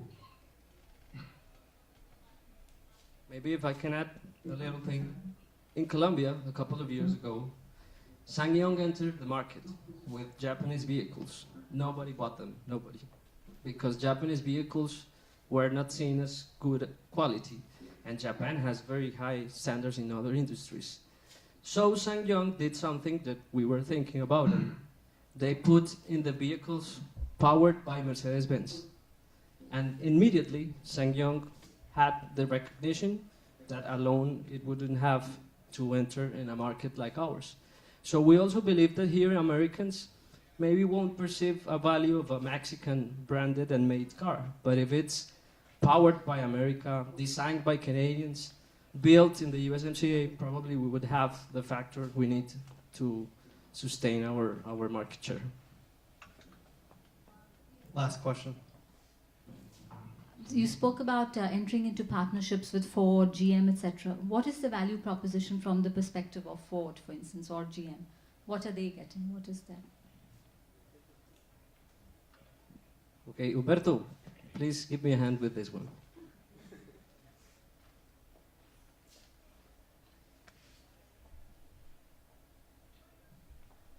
Well, can you repeat the question? I didn't quite hear it. So in one of your slides, you spoke about entering into partnerships with the likes of Ford and GM. What's in it for those partners? What are you bringing to them? Why would they be interested in a partnership with you? Okay, actually, Mexicar currently sells parts cars. So it's an added value to the other manufacturers. We don't want them to see Mexicar as someone who is taking market out of them, but someone who is their ally. That's the position we need to take, otherwise the entering the market will be harder.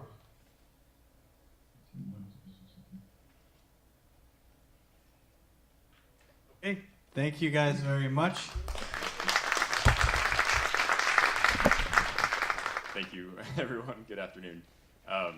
We believe the Mexicar.co is well positioned to compete in the very competitive luxury auto market. It's difficult to build and introduce a new brand, but through strategic partnerships with ride-hailing companies and focusing on certain key markets, we believe that Mexicar.co can succeed, and we'll show you how. Next slide, please. I'm sorry. Thanks. So Uber, Lyft, and Grab face a dilemma right now, which is that they are unable to recruit a sufficient number of luxury car drivers to meet riders' demand. For that, we offer a solution, which is that we as Mexicar.co would sell the Aztec models directly to these three ride-hailing companies, who in turn would lease those vehicles to riders. Riders will be able to pay their lease through the revenues that they generate in driving. This has a net effect of helping all parties involved, which is that Mexicar.co continues to sell B2B as they always have.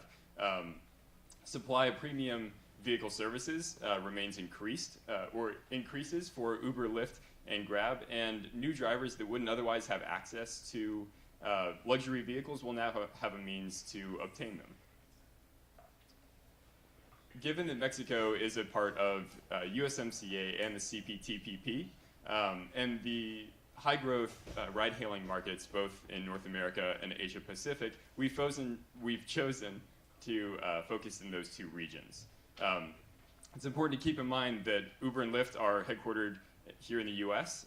Grab is Malaysia-based, and based on those corporate domiciles, Mexicar.co would be able to sell directly to those companies without triggering trade barriers such as tariffs. And lastly, before I hand it over to Alex, our supply chain, we've chosen to maintain its current structure in order to comply with country of origin requirements and ensure quality. With one exception, we've chosen to open a new supplier in Mexico and end our relationship with the Brazilian supplier to move our suppliers all closer to our target markets. I'll hand it off to Alex. Thank you. Thanks, Scott. We conducted a Porter's 5 Forces analysis to take a look at some of the competitive factors affecting our business. And I won't go into all 5 of them because I don't have time, but I'll sort of highlight 2 of them that I think are particularly interesting. First of all, looking at the bargaining power of buyers.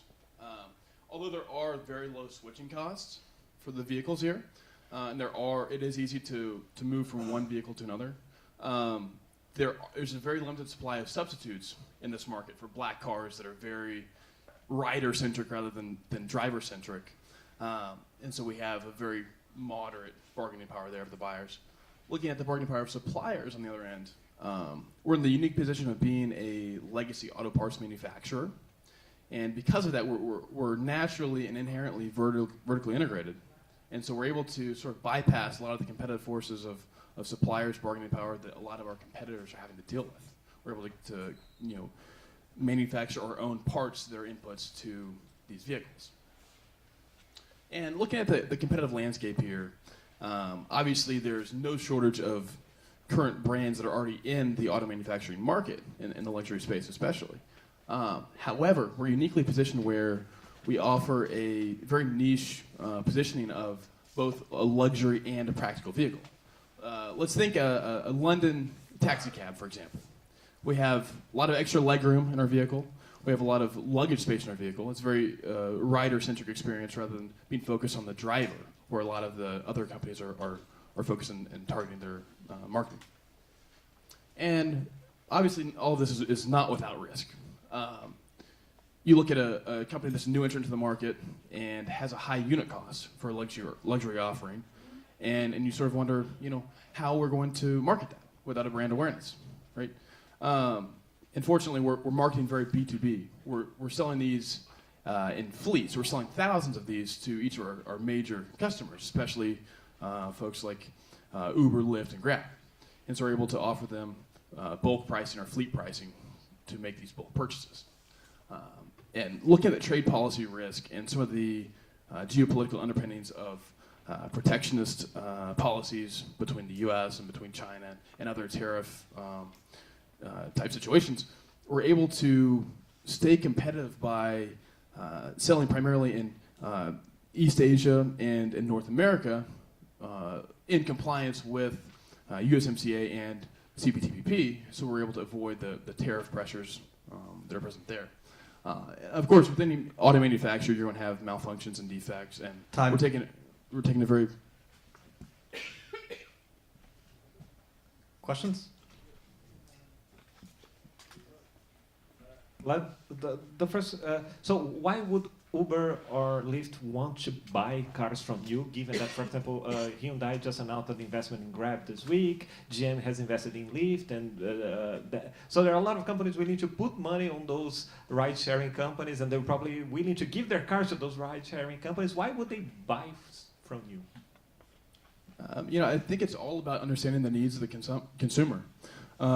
You look at it and say there's a very underserved market for vehicles that are in the black car space, right? You previously had the Lincoln Town Car, which is very popular among black car riders. However, there's really not a replacement that stepped in and taken that spot in the market.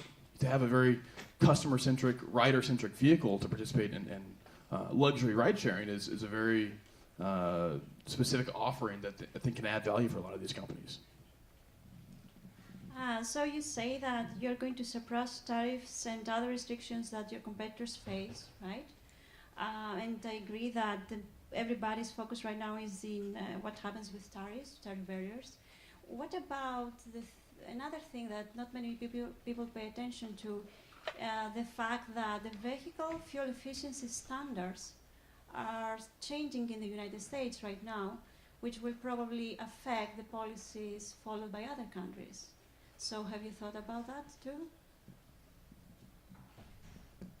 It is something we've thought about, even with regard to autonomous vehicles. A lot of times, hybrid vehicles to meet emissions standards and autonomous vehicle retrofits can occur in that way. They can be retrofitted to become a hybrid model or an autonomous model, and so that can follow on after the traditional manufacturing process.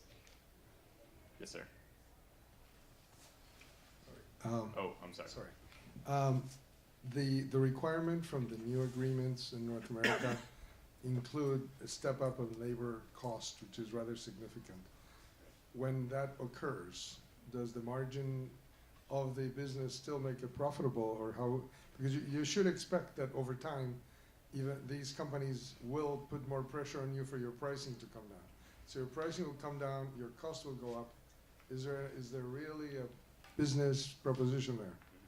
So the costs, have increased by a magnitude of 4, from about $4 an hour to about $16 an hour. So absolutely significant. We did a break-even volume analysis and took into consideration the acquisition of that $20 million plant, the labor costs as presented to us to meet the country of origin requirements in manufacturing a sufficient amount, percentage of the vehicle within the USMCA. And we found that we actually have a lot of flexibility. So I think Alex had alluded to the discount given to buyers who would buy in bulk and by orders of thousands. Taking into consideration the maximum discount, we still have profit margins of about $6,000 per vehicle. Given no discount at all, we calculated that we need to sell about 8,500. With a maximum discount, about 11,500. We have a capacity of 250,000, so certainly opportunities to partner with other manufacturers to utilize the full capacity of that space. But I think we can get there with our break-even volume analysis. Last question. I think somebody asked this question before, but two quick questions. One, are you aware of the Pontiac Aztec, which was introduced about 15 years ago and was a total flop? So at least superstition, but you obviously forgotten or don't know about it, but there was a wagon called the Pontiac Aztec, which was a disaster. I don't know whether because you're maybe too young, but even the superstition effect didn't affect. The other thing I didn't quite understand, why don't you build in self-driving from the get-go with relationship? I have a friend who works for Waymo, who are the experts in self-driving. Why don't you do it from the get-go? That's not a core competency of ours right now. We've been an OES in traditional manufacturing. Like I said, companies like Cruise Automation are able to retrofit traditionally manufactured vehicles to be autonomous. So that would be an option for ours as well. What about The name problem, I certainly understand. I do remember those vehicles, and they're really ugly, and I think that's part of why they failed. The issue, I think, is lessened in that we're not selling directly to customers. We're continuing to sell B2B. We don't need to build a luxury brand that is consumer-facing that would put them in a position of choosing something between a BMW, Mercedes, or the Aztec. So, the question I wanted to ask was, you are going to, with this B2B sales, and if you're looking at, a lot of these ride-hailing companies, they're not really turning a lot of profit yet, right? Most of them are actually losing money. So with them purchasing these vehicles, it's going to add cost for them. So ultimately, it's going to get passed down to the consumers. So ultimately, ride-hailing itself will become more expensive. Have you given any thought on the implications downstream, and does it actually hurt you down the line? Yeah, I think part of our strategy is that we are going after the Lyft Lux, we're going after the Uber Black. So we're going after a market of people who are willing to already pay a premium for the ride-hailing services. If they didn't, they would go to your standard Uber. So with that, and with the one of the trends that we saw when we were doing the research is the massive growth in the ultra-wealthy in emerging markets like Mexico, but also in Southeast Asia, which Grab has a huge foothold in. And so we think the combination of the growing ultra-wealthy and the fact that this is a market where we can afford to charge more for a ride, we think that we can be successful.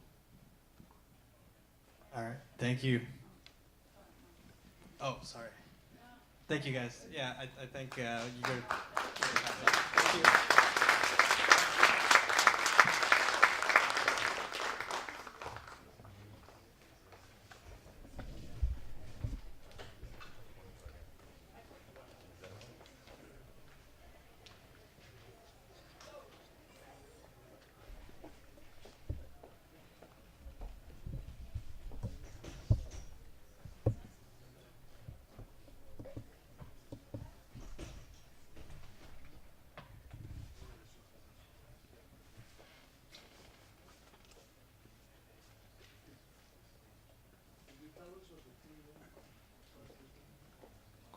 So this is Team Tigray.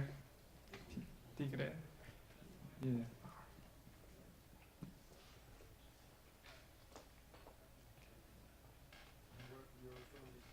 Yeah, we're from Cornell. Hi, good. Can we start? Yeah. Hi, good afternoon.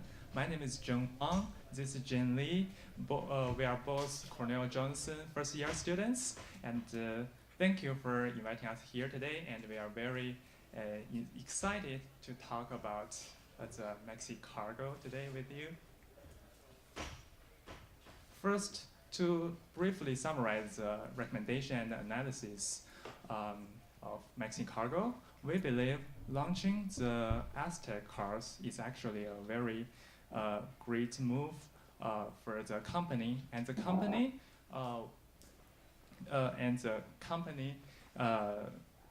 first will go to the Mexico market, and then U.S. and the Pacific aliens. By adopting a rollout in 3 phases, we will actually get increasing revenue for the next 10 years. And lastly, reconfiguring the supply chain through the descriptive technology would be crucial for the company to create a competitive advantage. And right now, Maxi Cargo is actually very well positioned to produce Aztec for higher revenue. It has advantages both on company level and on macroeconomic level. To better understand which market is the most attractive, we evaluate most of the markets, major markets in the world, and the result is that Mexico could be the most attractive for the company. First, based because of the ease of doing business, as well as potential support it may receive from the Mexican government. And the U.S. and Pacific aliens come second and third based on the similar criteria. And we do know that in every key markets, there exists the challenges that needs to get addressed through strategic planning. For example, in Mexico, we have the lack of the economy of scale and the low awareness of brands may emphasize the importance to cooperate with the Mexican government, as well as invest more on the marketing. In terms of the U.S. and the Pacific area, the predominated distribution network and as well as the bias they have towards the Mexico-made products may require the strategic solutions that will help to tackle all these problems. And right now, I will hand it out to Jane to introduce more about the market entry plan. Thank you, Jen. So now that we have identified these attractive markets, the next step is, the question still remains, when is a good time to enter these markets? With a phased rollout that we propose, Mexico will be the primary market in first year for Aztec in order to fully explore the home advantages. And it will gradually expand into US on year 3, and then the Pacific Alliance countries on year 7 to raise brand awareness while mitigating the risk of overexpansion. As you can see from the chart on the right there, the phased rollout will enable a steadily increased revenue stream for Aztec. And with our conservatively estimate, we know that the average annual profit growth rate over the next 10 years at 1.5%, and the average annual net income at 2.2 billion. Various scenarios and industry benchmarks have been incorporated in our market entry financial models, which you can find more details in the Appendix 4. So reconfiguring the supply chain is the last piece to our puzzle. We strongly recommend that for supply network, reconsolidate and renegotiate with suppliers to improve vendor management. For distributors, own the relationship with customers through disruptive technologies. And lastly, integrate all major systems across the value chains so that big data analytics and machine learnings can later be leveraged to improve the accuracy of demand forecasting. Time. Any questions? Sure.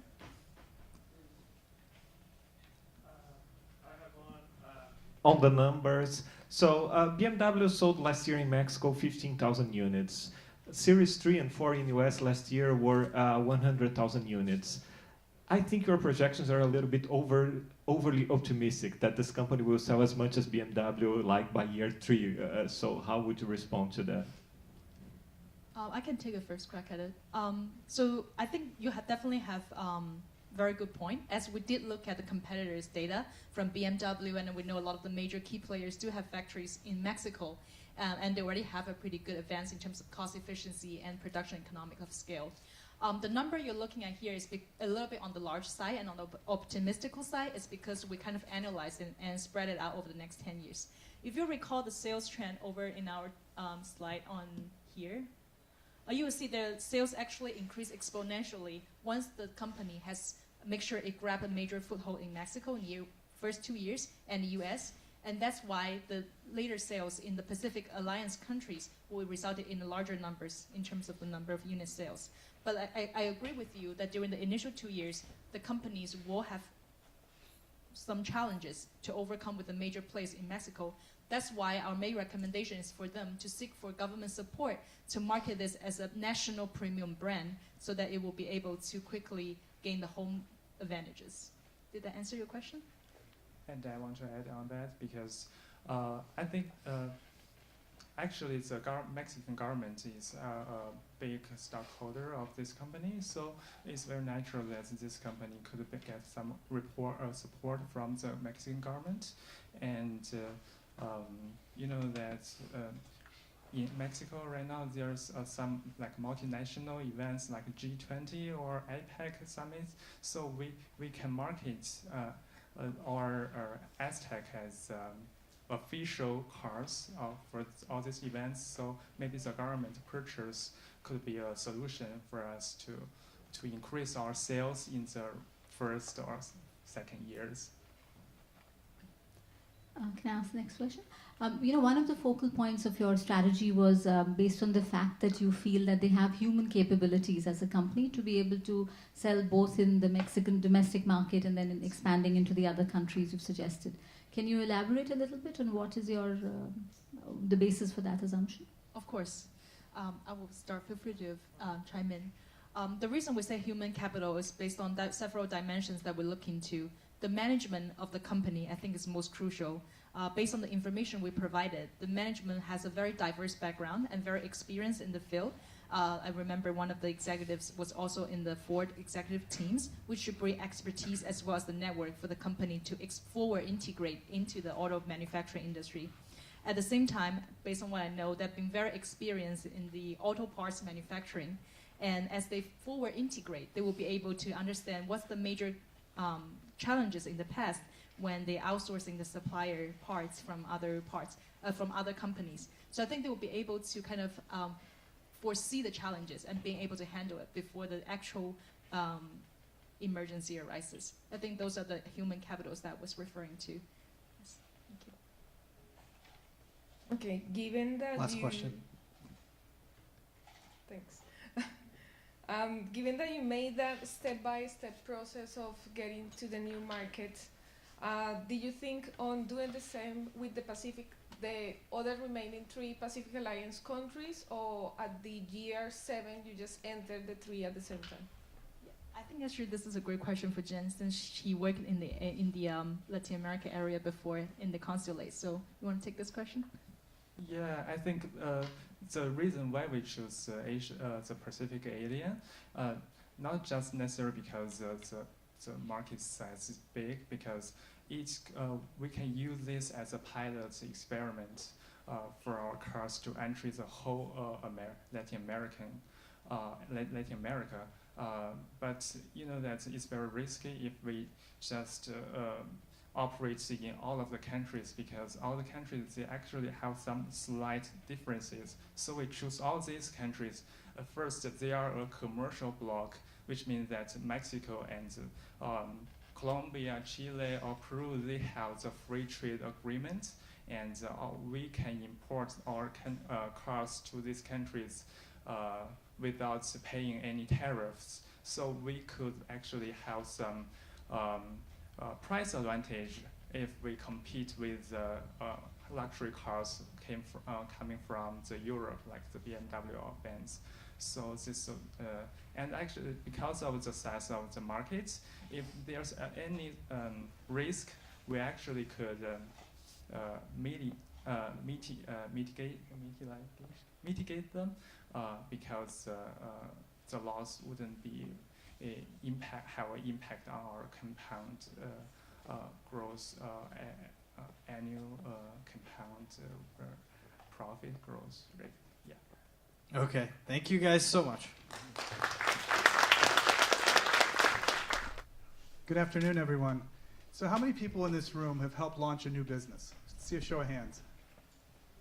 Okay, that's what I expected. So whether you have or you haven't, you probably realize that there are certain things that are within your control, right? The idea, the execution, the team, and certain things that are not in your control. The global economic environment and certain market forces at the time of the launch. We're Team Turbo from the Robert H. Smith School of Business at the University of Maryland. And based upon the market characteristics, trade protections, and the global proximity of the US and Canadian markets, we feel that this is the market that Mexicarco should launch with its first vehicles. So to get into a little bit about the market characteristics, I'm going to invite one of my colleagues forward. Thank you, Jason. The framework we applied has two key components. One is strategic importance and ability to exploit. Strategic importance is based on market size, growth rate, and disposable income.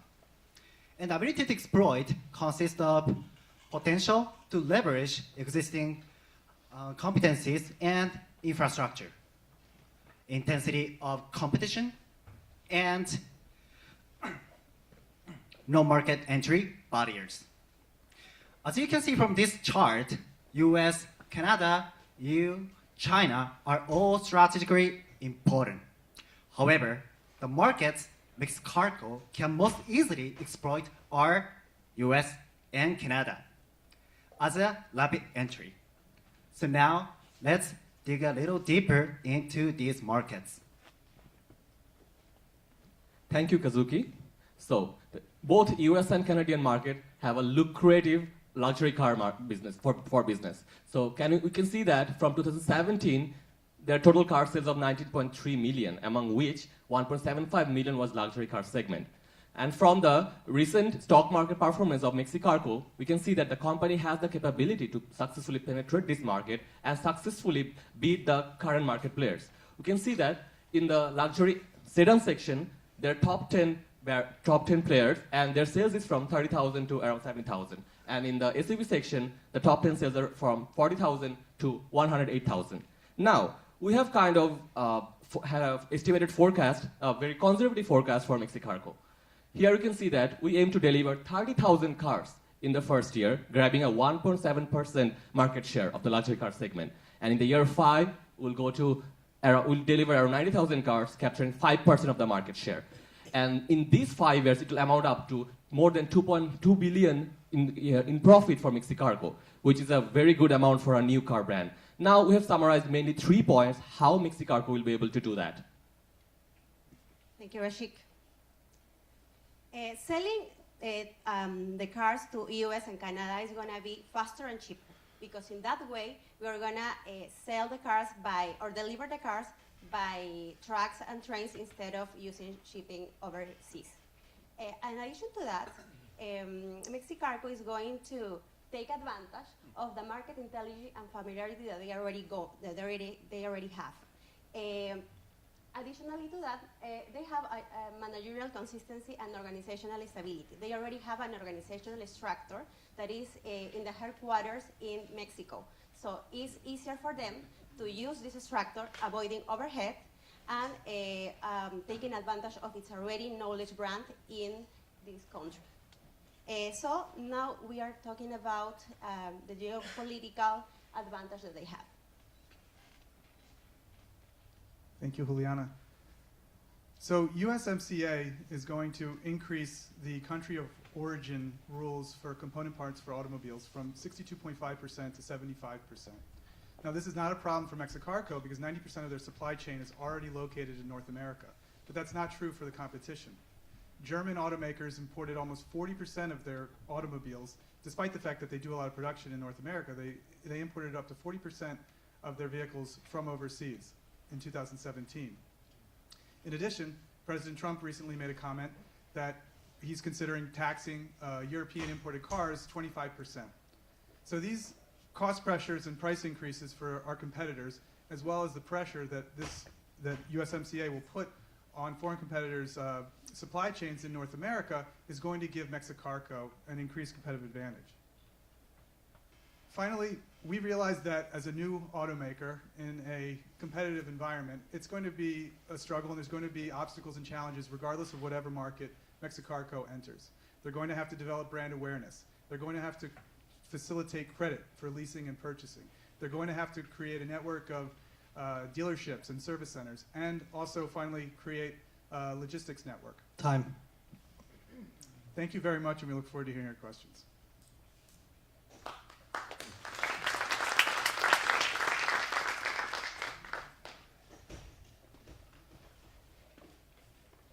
So in your projections, you said you're going to win between 2 and 5% of the market share. So 5 out of 100 people that buy luxury cars today, why would they choose your car? Like, what is the reason they would pick your car?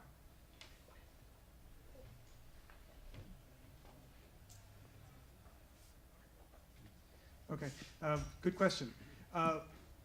The reason why Mexicarco is vertically integrating into their Azteca SUV and sedan is because they have this experience and knowledge of providing top-of-market, consumer-friendly components. So they've developed this reputation for excellence. So they have created this product, which again, we're confident because as the consultants here, is that the stock price has been increasing ever since the announcement. So that's giving us a lot of confidence that this knowledge and the style of these automobiles that we've released is going to be an attractive proposition to a large customer segment within luxury.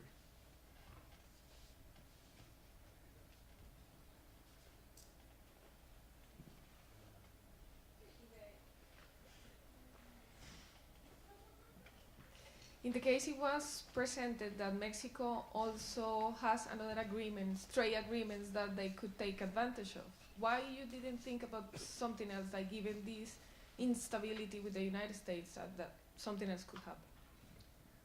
Well, as we discussed in, it's okay. As we discussed in the case, the instability of the United States, and I know we're not supposed to get political today, that's created by this trade protections is actually going to benefit the Mexican car producer because as a signatory to USMCA, they're actually going to be benefiting from those restrictions. So long as we meet these country of origin and labor provisions, we should be okay, and that's going to give us an advantage. One of the things that, again, we still are in the TPP, so once we've established our brand in North America, we're very much considering going abroad to China and other countries in which we're able to compete without a tariff restriction.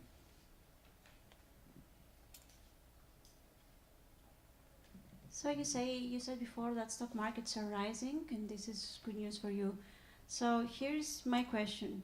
This is not going to, we are not going to maintain this for a long time, given that the Fed is increasing interest rates, and also given the expansionary fiscal regime that we are right now, so the Fed probably will increase interest rates more rapidly.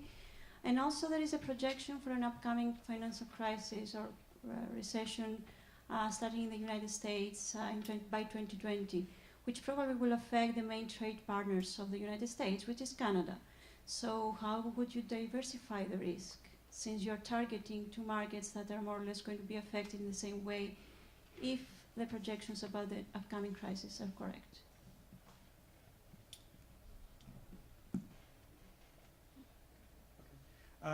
That's a very good question.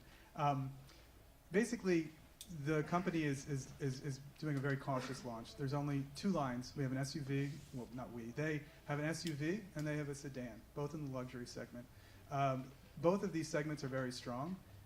They've also been, somewhat impervious to some of the ups and downs of the market. These are people who have a large disposable income. That was part of the reason why we wanted to do a modest launch and just release about 30,000 cars in year one and go from there. We didn't want to overproduce and be stuck with a lot of inventory.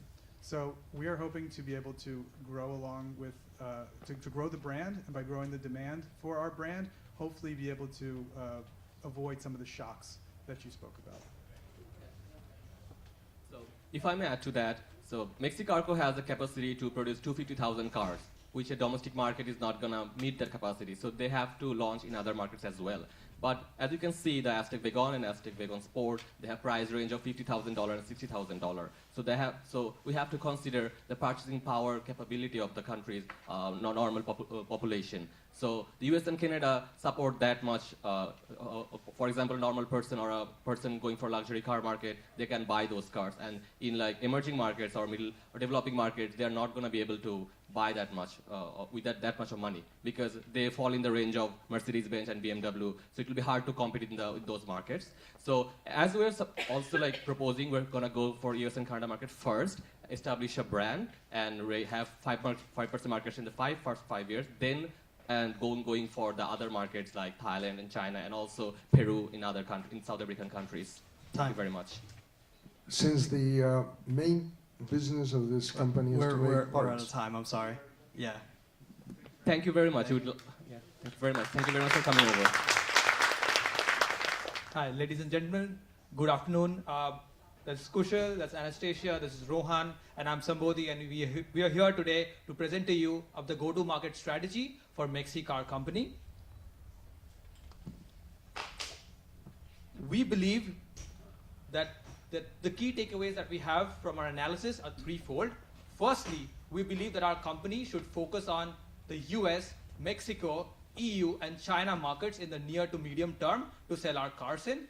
Secondly, we strongly believe that the company should focus on building a differentiated brand image in each of these markets, such as positioning as a local macho company in Mexico and highlighting that US parts or tech is used while selling in the US. Thirdly, while conducting comparables analysis, we believe that our company would be able to sell around 100,000 units per annum in the near term. But we have a capacity of 250,000, so we strongly encourage the company to explore alternate uses of the plant capacity to increase the ROI in the near term. And additionally, after conducting a detailed financial analysis, we believe that we may need to do a capital raise in the near term as the company is expected to burn cash for the first 2 years.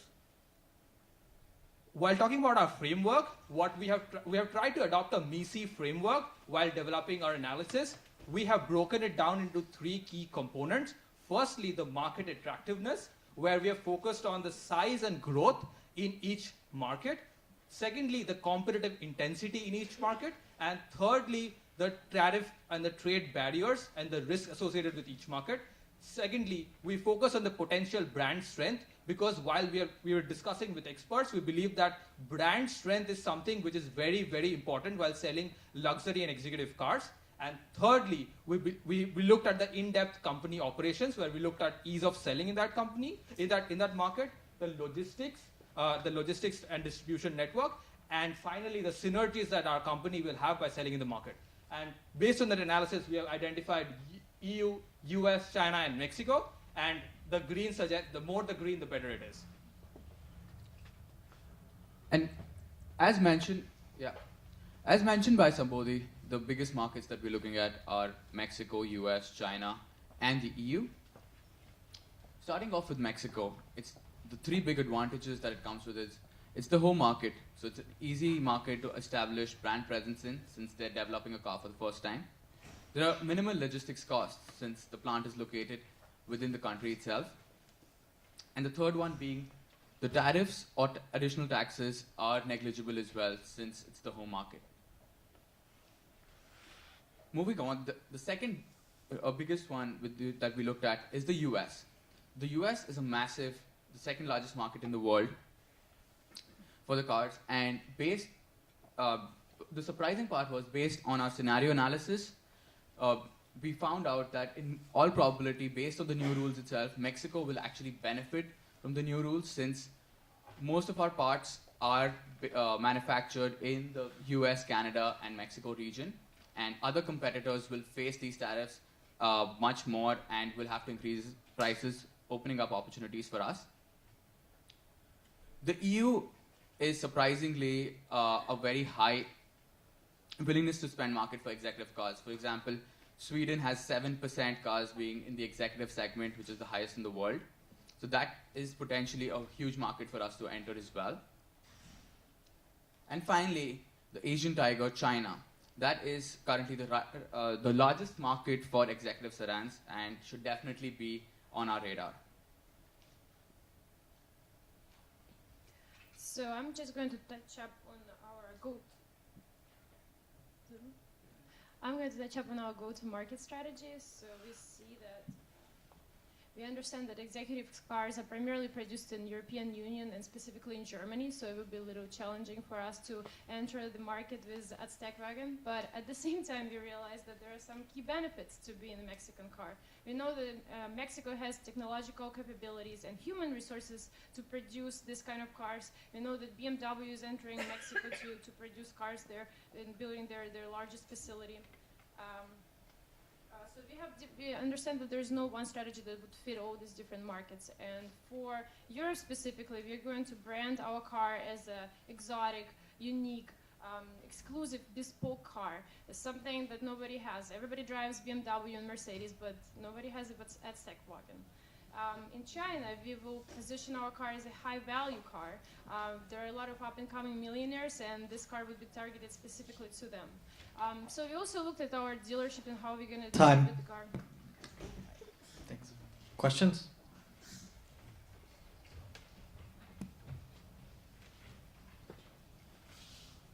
So, do you think that SUVs and sedans will have the same success in terms of sales in Europe as in US and in the United States? Since we know that SUVs and light trucks currently make up for a larger proportion of new vehicle sales in the United States than they do in Europe. You didn't talk about, because this company is trying to sell two different types of cars, but I'm just wondering if you have a different strategy because you're targeting so different markets, or do you have the same strategy for both cars in every market? We have different strategies for different markets. So I couldn't finish that, but basically there are different distribution channels. In the US, we can distribute it via just directly to the customers, but luckily we already have dealership network that we worked with before when manufacturing parts. We will have different branding and marketing strategies when going to different markets, but we will be selling both cars in all markets. Okay, so one of the major challenges for emerging market multinationals are the building organizational capabilities, and your expansion seems to be like you are in Europe, Asia, and North America at the same time. So how do you intend to deal with that kind of expansion on the organizational side? Yeah. So firstly, I think in terms of like the personnel that we sort of structure that we would need is more in terms of sales and distribution, because the manufacturing is continuing to be entirely exposed in Mexico. So what we thought of that is that when we're entering a new market, we look at exploring a partnership sort of model. In the, like, let's say if you're going to entering North America, you find a company which is already capable of setting up a distribution network, look at exploring a potential JV sort of opportunity. So we're looking at the structure, we thought of looking at either entering on our own or a JV based on both the attractiveness and the capability. So China is a market where we probably will be, it's completely new for us and we've never been present in. There, JV will be a much higher priority, even if the economics may not work, may not be that beneficial initially. Just Just to add to that point, for example, like when we're talking about India, we realize that there's a lot of tariffs if the cars are manufactured outside. So we will, like in countries such as those, we will find a local partner to manufacture as well. So we are distinguishing in two parts. So we'll have manufacturing in Mexico and in the countries where there is excessively high tariffs for not producing locally. And then we will explore sales and distribution partners across the world and have sales and distribution offices as well as have partnerships in the key markets that we're targeting. Okay, in your analysis of markets for China, it's a fairly optimistic analysis that you've made in terms of assumptions about entry possibilities, competition, and how the market's going to perceive it. Given the Chinese predilection towards luxury cars coming with well-known brands, to sort of be able to position a bespoke Mexican luxury car, do you think your predictions are too optimistic, or you feel confident about them, and why? So on that, we definitely considered that, but then differentiating, that's why our focus from the initial sides as well was differentiating our product in a way where we show higher value for money for the exec segment. So essentially what we're showing is we actually give you the features of a luxury car in an exec priced car. And that's why we can enter these markets and compete with the big brands there. Yeah, we believe that China is a sort of market where I think people are more value conscious. Like getting the bang for the buck is more important in that market, and that's where we feel that we could differentiate ourselves with our lower cost sort of strategy, and in terms of our cost of production being lower, and passing it on the benefit to the consumer. Finally, to add to that, to build the local consumer demand, we are trying to look at events such as sponsoring local sports events to build our brand awareness among the rising millennials in China, so that we are attractively positioned to sell to them. Because we realize through our conversations that the Chinese population is not averse to Mexican, they're just neutral about it. So we feel that there is a scope for us to do a lot of brand building activities there, a lot of consumer awareness, and then go into selling the market. But we appreciate your point that it is going to be a difficult sell. Okay, thank you guys. Thank you. Good afternoon, everybody. Thank you very much. We are very, very fortunate here. Yes, the judges are deliberating, but we have a very, very special guest who is going to present to us a perspective from China. He is, as Christian mentioned, the chairman of ICBC USA. He also heads up a number of other divisions within the the ICBC family. I don't think I need to tell you, anybody in the audience, about the importance of the Industrial Commercial Bank of China's as a global bank. It is arguably one of the, depending on how you measure it, number 1, 2, 3, 4, 5 in the world. There is arguably no bigger bank with a bigger global footprint as of this day in 2018. They are considered, of course, one of the big four in China. And so we just are so fortunate.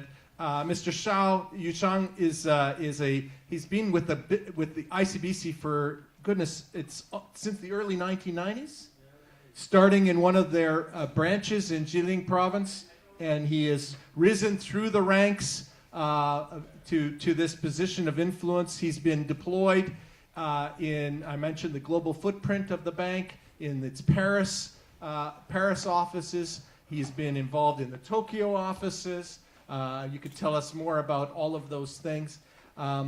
We have a wonderful opportunity here, and we want to take advantage of it. So I'm going to ask a few questions, and he's welcome to go and answer those or talk about other related topics. And then we should have, do we have the questions rolling during this session as well? Because I brought my tablet, and I'm ready to go on that front as well. But so Yuchang, why don't we start with something that was discussed pretty actively this morning? As you might have heard, a big part of the day's event is the presentation of Drs. Meru and Casanova on their annual Emerging Market Multinationals report. And one of the things that was talked about with respect to China, among many, was the One Belt, One Road initiative.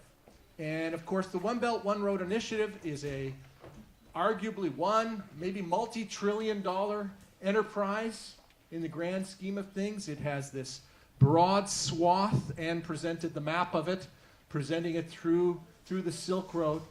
But one of the questions that comes up is about what kind of consequences there may be for the local countries that make up this initiative as it spreads broadly.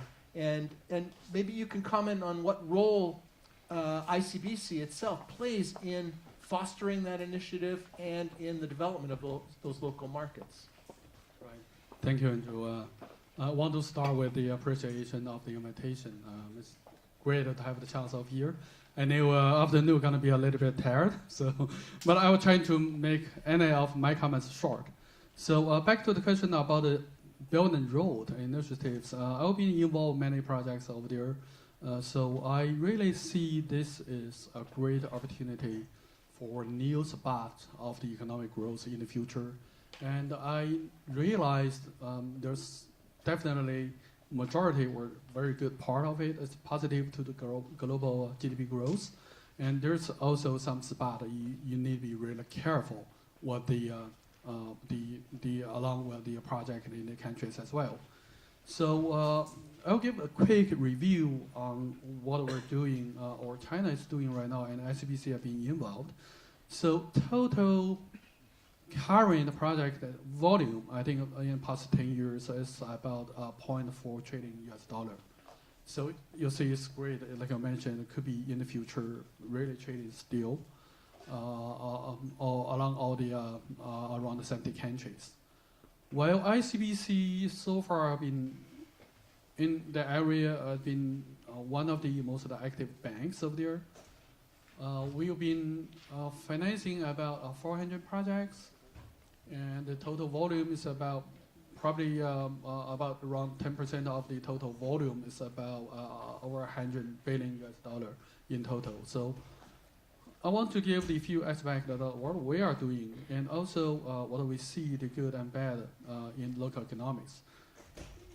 Most of the projects were focusing on the infrastructure, energy sector, commodities, mining, and it actually created jobs.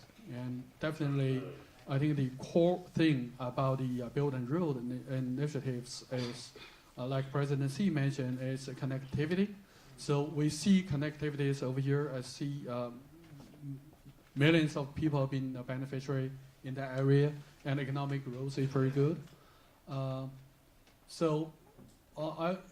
Through those projects, I definitely will see it's really a blooming market, and it's a really good chance of the global collaboration. So if you want to extend into the further deeper area, there will be some challenge in the global collaboration as well, and some challenge in the side of the how you're going to manage and the risk, and what type of the risk will contain into the project. And also, you're going to considering the geographical, political issues along with that side. And you may also want to considering that there's some, capability issue with all the countries or the projects run themselves. So, given those challenges, what we're doing is, I think the good about ICBC is we do knew the problems. I've been talking many, I work personally with one of the UN projects as well. So we knew where's the problem, and we knew how to assess the risk. So we're using the similar model like multiple banks over here, how to quantitatively measure the risk. But we're more interested in finding the solutions. So finding a solution is the way the emerging market is really need. How you can not only identify where's the problem, but also how you're going to serve it, how you're going to provide the solution. And we've been really good in that side, and we view most of the project independently from the rest of the government support or the insurance company. But generally, this a bit of the complex question over there need multiple parties involvement, government, private sector, insurance company, financials, and the contractor. So I hope I will stop over here, a general picture part, but I think generally speaking, answer to your question, Belt and Road are going to be one of the, it's going to be big and a good driver to the future growth. But the patchwork, what I hear from you is that this patchwork quilt of countries that you engage with, you're aware of that, and you're continuously figuring out ways to manage the risks of dealing with these different jurisdictions, different regulatory environments that make up this connectivity that President Xi is talking about. So, my personal opinion, I'm running a bank over there, but you see the bank is dealing with the risk. Yeah. And so dealing with the risk is the kind of thing like if you realize there's a risk and you're willing to take it or not, it's depend on your own capability and depend on how you evaluate. So the valuation is very important. So if you're going to climbing Himalaya without any equipment, that's that's ridiculous, right? But if you be well prepared, get a trained for half a year, and then you took all the necessary skills out there, I think that's risk taking, that's risk managing. So why I mentioned that is because why China been active in this area, because we're from, including HBC, from emerging market. So we knew how to deal with that. We understand who's speaking what and why they have to speak in this way. So that's actually how we're going to be a little bit different than some peers in some market. can we pick up on that? That's a really interesting question, because I've heard that several times from other regions as well, which is clearly China. Another big story of this morning was the acquisitiveness of these emerging market multinationals going out and buying things. And China was a big part of that story in the data that we saw. And what I hear is often when the target market is yet another emerging market, there is some sort of competitive advantage that emerging market multinationals feel they have in entering those markets, and in the forms in which they enter those markets, whether it's a greenfield or acquiring their way in, and the ways in which they can set the terms and conditions of the deals for entry. So tell me, how do you, now look, ICBC is one of the most aggressive, acquisitive banks in the global banking landscape, so you must have thought about this. How do you personally think about that? Well, personally, I would see there's some of the reading I think was should actually take some different angle and dimension over there. For example, you mentioned how we've been really active in the globalization.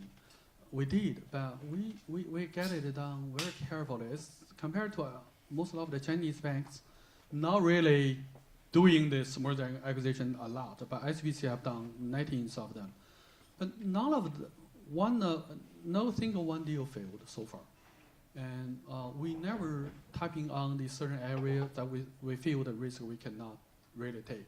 So the size of the deal, the nature of the risk should be acceptable. There should be make a really complementary supply to the ICBC structure. See if we need some products or services or in some certain market, we'll go get it. We never make huge deals, like some peers make billions of the deals. We never get it done. The largest were in Africa. But I'm jumping into the second part of the question, actually, how I view why some Chinese investors were quite aggressive in some sort of market. I think because of the nature of their business development, many Chinese entrepreneurs were actually from the strong background of emerging market, so they came to understand what happened in some different emerging market, rather than their peers in well-developed market. So when you came to understand it, understanding is very important. Not only to get to know the culture, why you're willing to do so. What's your vision? So why China and Chinese investors became sort of aggressive in some certain area? Because China is part of the beneficiary of the globalization, and we've been through the same period like many of those countries have been through.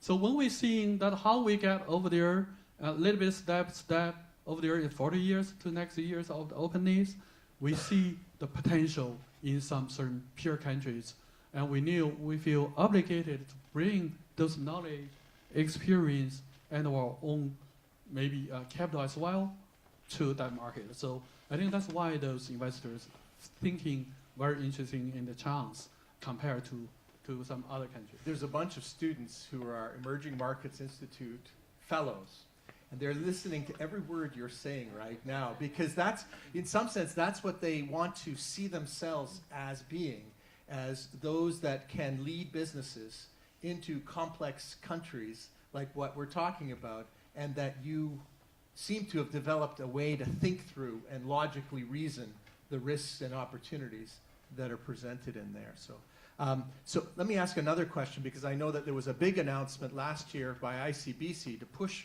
into fintech. I'm sure it predates that probably, but the big announcement was to get into the business of robo-advising and robo-retirement. Fintech is something that we're hearing a lot about in China. Some people tell me China is by far and away a leader, well ahead of the United States and many other countries in terms of peer-to-peer platforms, and dealing with robo-advising, various types of wealth enhancement programs. But it's a double-edged sword, right? Fintech, it's something that can disrupt traditional business, traditional banking business, but it's an opportunity to capture. So can you speak on behalf of the bank and its decision to move in a big way into this fintech world, and why and how? Yeah, thank you, Andrew. This is a really important question, and we've been very own. We studied it quite a while, and if I can recommend, I'm not doing the advertisement, but one of the book recently by Dr. Kai-Fu Lee. It's about AI implementation. It's actually for great powers. So China and the United States were leading in the certain areas over there. And in China, the situation is actually a very good story of emerging market. Why?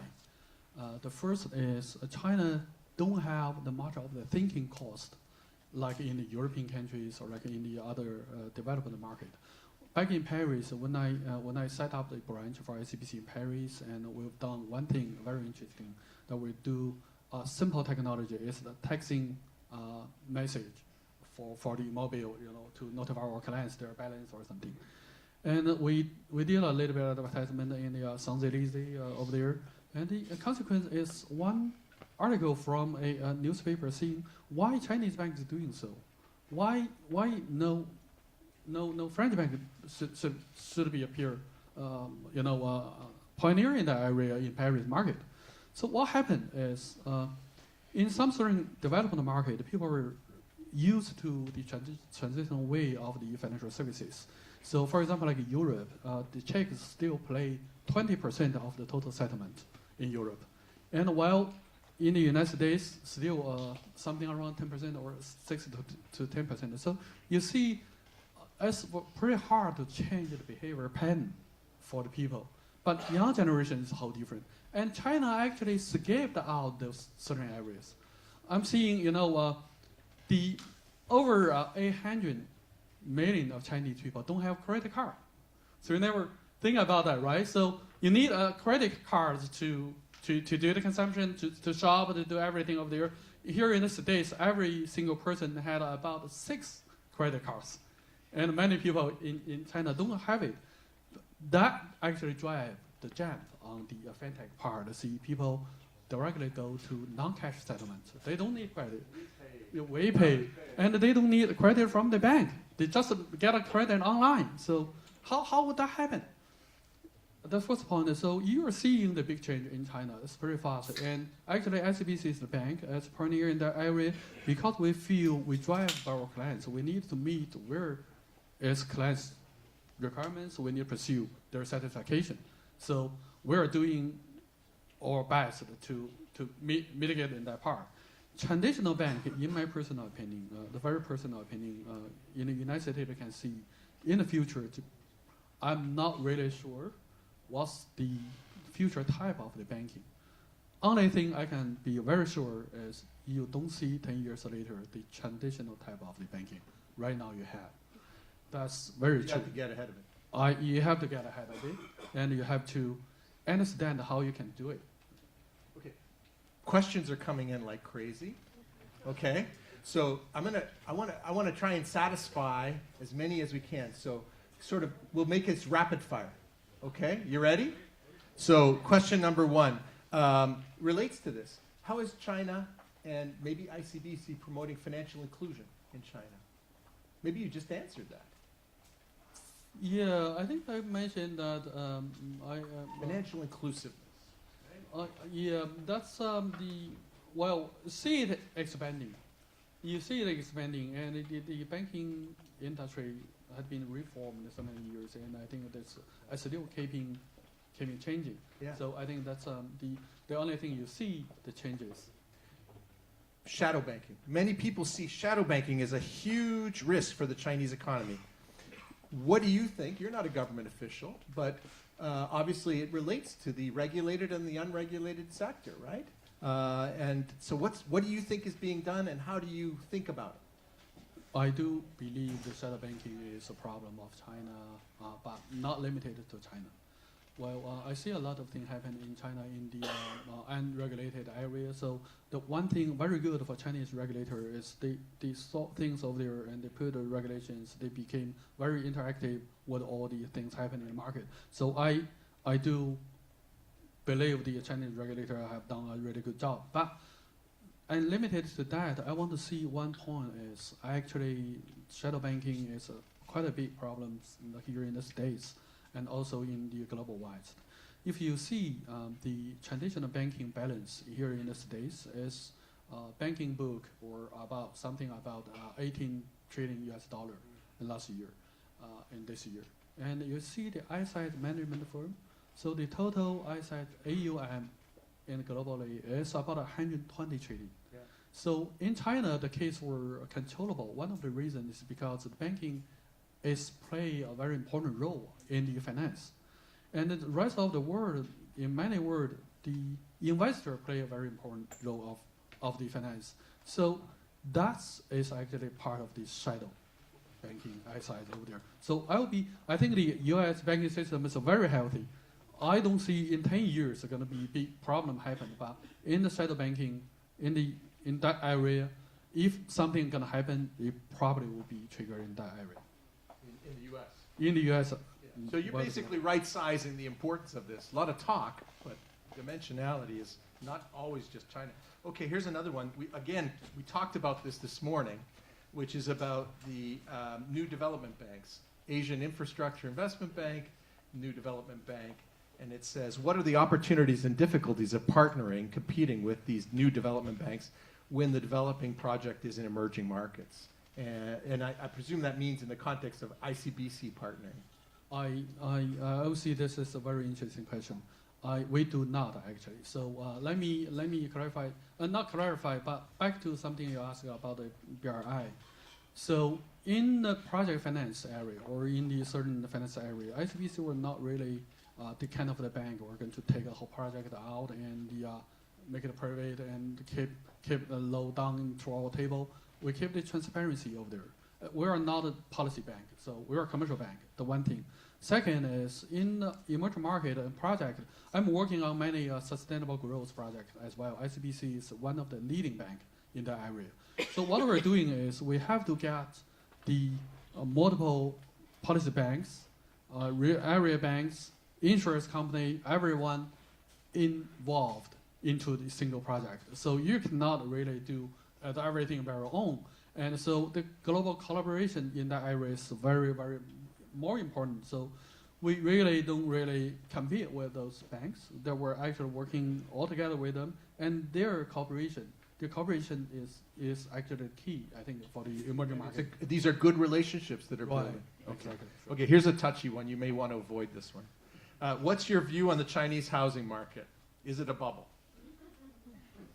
Well, I really don't really, let me see this way. I do have. Welcome not to answer. No, I do have deficiency in that way, because a couple of years ago, when people asked me in Beijing that, do you think the New York market were pretty good, better than you're going to see the housing price hiking Then the Beijing market, I believe so. I said yes, and then it turned out I'm wrong. So I'm not really the good person to answer it. It's not really some question you cannot touch it. Well avoided. Well avoided. Okay, you might want to avoid this one too. What kind of regulations and prevention measures has ICBC taken to avoid the too big to fail effect? Yeah, this one is definitely a very good question. We've been thinking it. I think the senior management of ICBC and board are thinking it for so many years. We noticed that the bank will be a very difficult position if you were too big. Even though there's a pressure, even though there's never a kind of the balance. You know, how big could be too big.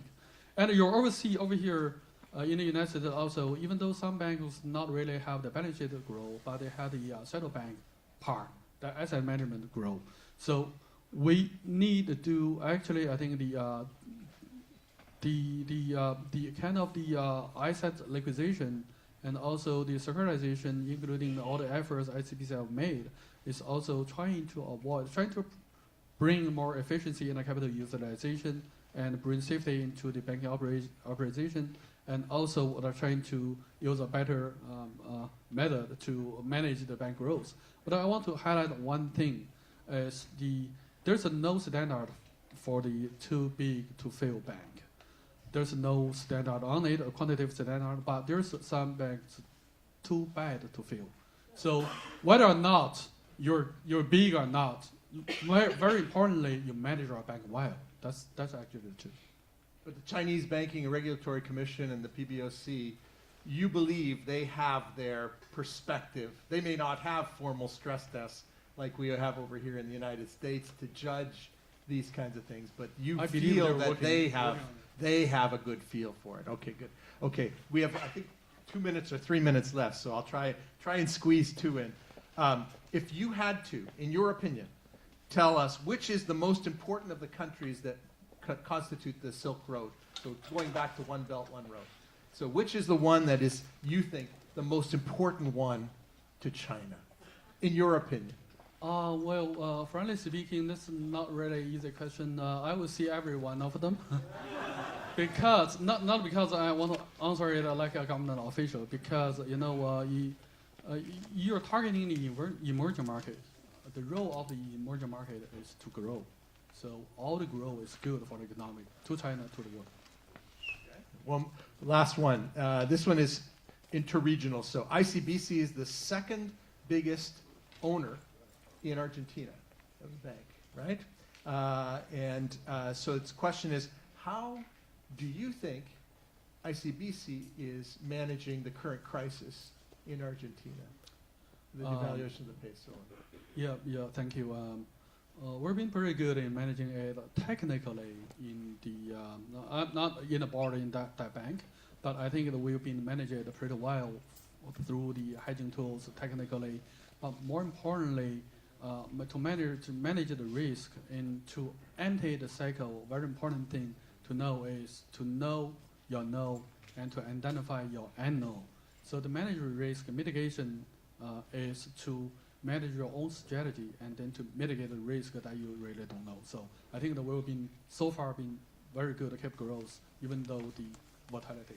Thank you. Yu Cheng, you are a very thoughtful man, and I think we all are so grateful for your sharing your frank and honest thoughts on even some of these more difficult questions. We really appreciate you being here, and thank you very much. Please. My pleasure. Thank you very much. Thank you very much. Okay, so we have the pleasure now of announcing the case competition winners. And we've had an interesting deliberation. We almost killed each other in that room there. Not quite. No, actually it went much more smoothly than we had anticipated. So before we say anything about the actual results, we wanted to take a minute to just highlight what we found most attractive about each presentation. All 5 teams have obviously put in a lot of work, and I do want to especially congratulate them for managing to make a cohesive presentation in just 5 minutes. I know that we realized how challenging that was. So, of course, in our analysis, we have not just looked at what they said in these 5 minutes. We deliberated over what we had read before because very detailed presentations were sent to us. So what we'll do now is, first of all, we want to ask you to please give a big round of applause to the 5 teams that worked really hard. Thank you. And now we want to talk through the highlights of each team, and just to continue to keep the suspense, we'll do it in the order in which they presented, so we're not giving you any hints just yet. So okay, Zook's team, where are you? Zook's, okay.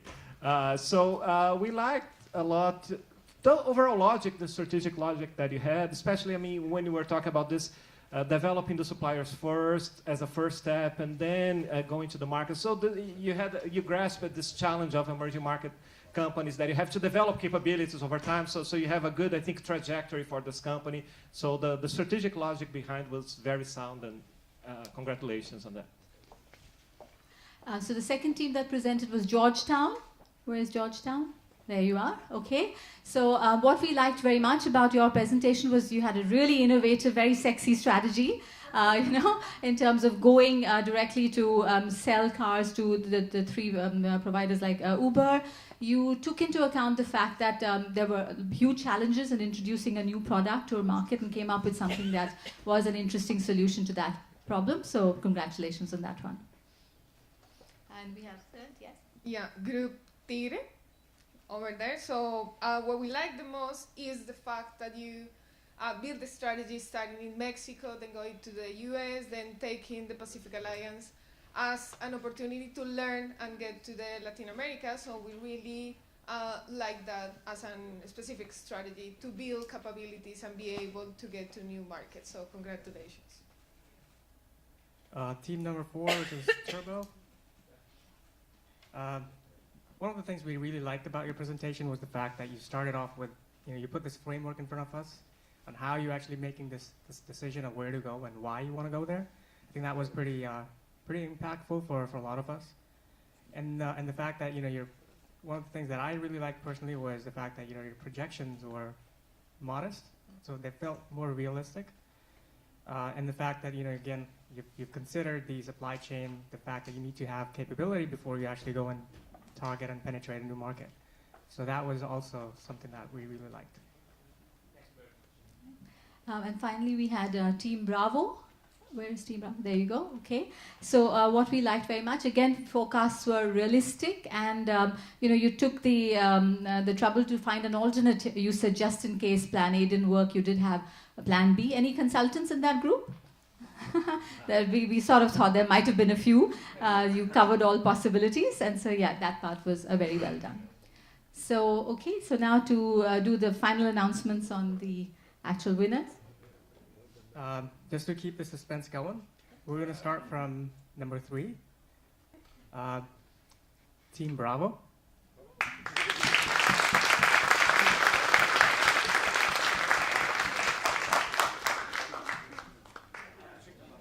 Please come up.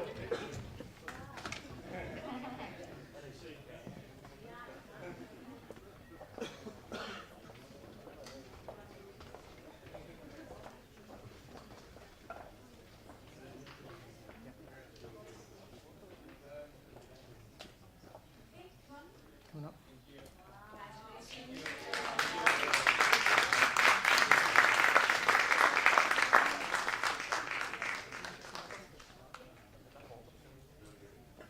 So this is Team Bravo, Columbia University.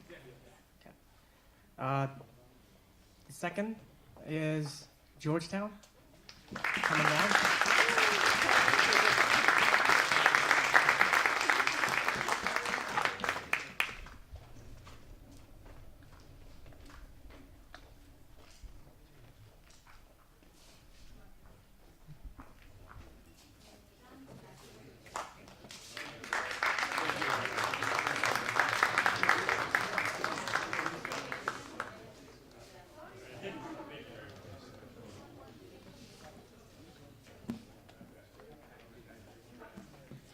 Drum roll. Yes, somebody needs to do that. Team Turbo. Maryland University.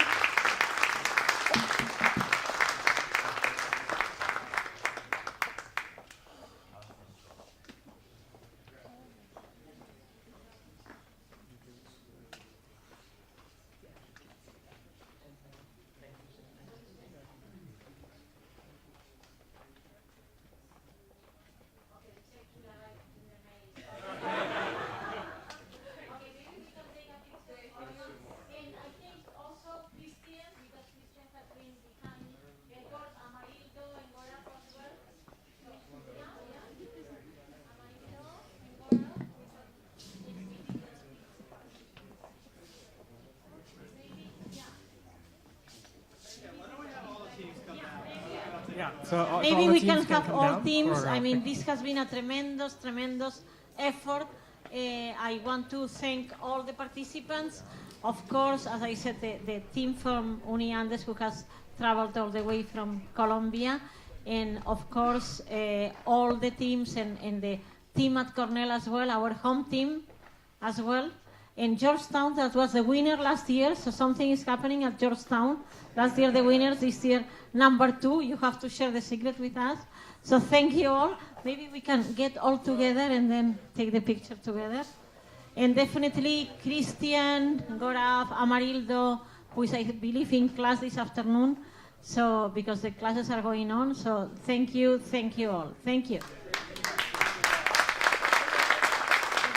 And also the judges, because we have judges from all over the world, Colombia, Singapore, and our partners. And last but not least, Corning, who has been the champion and the benefactor of this case competition. Thank you.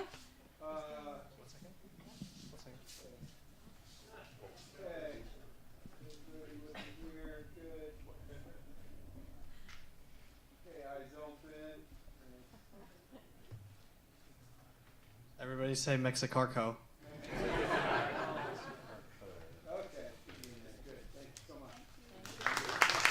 Thank you, everybody, for participating. Thank you for all of the teams that put in all the hard work. We even have a team here from Northeastern that participated in the first round. Thank you guys for participating. We look forward to your participation in the next year. Just one word. The first time I met Ratan Tata was 20 years ago. He was in a modest room at the Hilton in Paris, and he was renewing at Le Bourget his pilot license during 1 week. A modest man, but an exceptional man, and I've been involved with the Tata Group for the last 20 years. At the time, I was inviting him to join the New York Stock Exchange, where I was in charge of international, to invite him to be one of the 3 Indian members of our International Advisory Committee. And he gracefully accepted, and the friendship has been built over those last 20 years with a lot of ups and downs that the Tata Group has been knowing, including the last iteration of governance. So, as you can see, I start with a question because we all know that India is the fastest growing emerging market currently, at least among the big ones. But the question that always have when you have this kind of situation is how sustainable it is.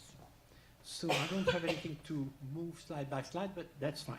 So my first question, when I look at India, is the whole issue of environment, and I would like to take just one element. India is blessed to have the Himalaya. India is blessed to have sources of water. India is running out of water. How can the two be compatible? Because India is wasting water.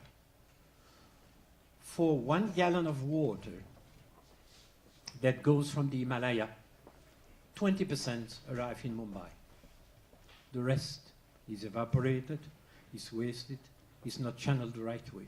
So it's not that the water is not there, except that we know that the Himalaya is running out of short of water, and that at the end of the day, this is going to become a survival issue for the country if this issue is not taken seriously. There is a Minister of Water, but from my experience representing water companies from Europe, talking to the Indian government, it's the kind of dialogue where everybody speaks a lot and nothing gets done. The second point that you have to see this is that if you take the normalized deficit index on the right, you can see where the problem is becoming the worst. And the deficit, the green part that you see, is not currently on the multi-year basis in deficit, but you start a growing part of India becoming desertified. So that's the first challenge, environment. The next challenge that I would like to talk about is financial fragility. And I can tell you that when I talk about that subject, I can be at the same time extremely academic, but I can also be very angry. And I'm very angry because the proliferation of non-performing assets in India as percentage of the gross loans is absolutely intolerable. It has been known by the government forever, and you have here all the other countries who are the major banking countries in Asia. And you can see on the right how badly India falls it. What it also means, which I believe is important, the next slide please, is that when you look at the situation, it's all government. It is the state, what is called the PSUs in India, which are basically the public sector banks that have been politicized, doing whatever they need to do, and lending money. And they are in a situation where their risk of non-performing assets, and this is the situation in December 2015, is where the problem is. This is the reason why today half the banking sector in India is still in the hands of the public sector. Nobody would buy the public sector banks unless they are recapitalized and their balance sheet is cleaned. Some efforts have been started, but I've been working in India for 20 years. The problem has existed from the beginning, and everybody talks about it, and nothing gets done. The problem that you are having also is that the government doesn't want to hear about the story. And when the governor of the central bank, like Raghuram Rajan, or the new one, you remember his name? Anyway, the new governor is there, well, they kick him out. Or they put him in a situation where he cannot do the job of monetary policy. Because what the government wants to do is to run monetary policy. So, just for your information, it doesn't happen only in the United States. It does happen in India as well, and many other countries. The third element is the competitiveness of India. And what you see here is an extremely worrying statistic, which is that after the great boom where India was having these IT exports and so on, you start now seeing that the balance of payment of India is getting worse. This is the reason why the rupee has gone down more than 10% this year. But at the same time, next slide, what you can see is that when you look at the basic requirements and you look at the competitiveness index, it's very interesting to see that one of the most IT countries is one of the technology readiness, but that the financial markets are not developed. The banking world is about 5% against 20% in other countries. So we are really facing here a challenge. Next one. I would like to finish by saying what is currently, and I was in Bali with the International Monetary Fund, the biggest issue that we were discussing is the problem of emerging market foreign debt. I have looked at some statistics for a paper I'm preparing for the Tata Group, and I was looking, there is about 126 bond issues that are in the broadest database for $60 billion. So what I'm just trying to say is that the issuers of bonds in foreign currency have lost more than $6 billion on paper because of the problem of the rupee. It's an extraordinarily dangerous game to play. Now, the corporate bonds are not a problem because most of the corporates do have activities abroad, so they have a natural edge. But the biggest borrowers are the banks. And the banks in India, the Indian banks, ICICI is international, but HDFC is not, and so on. So we are having that combination. So I'm just finishing there to tell you that it is time that the government goes beyond talking about it and does something about it. Thank you. Thank you, George. You know, the issue of foreign debt by companies in emerging markets has come up before, but I think you're raising two issues which haven't quite been discussed so far in much detail, and perhaps we'll get to it in the course of this afternoon. One is the export competitiveness, which is tied to the national competitiveness of India, which has been very disappointing.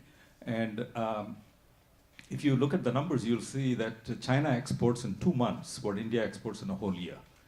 So that has been disappointing for a lot of people, and ties into the current account deficits that you're talking about.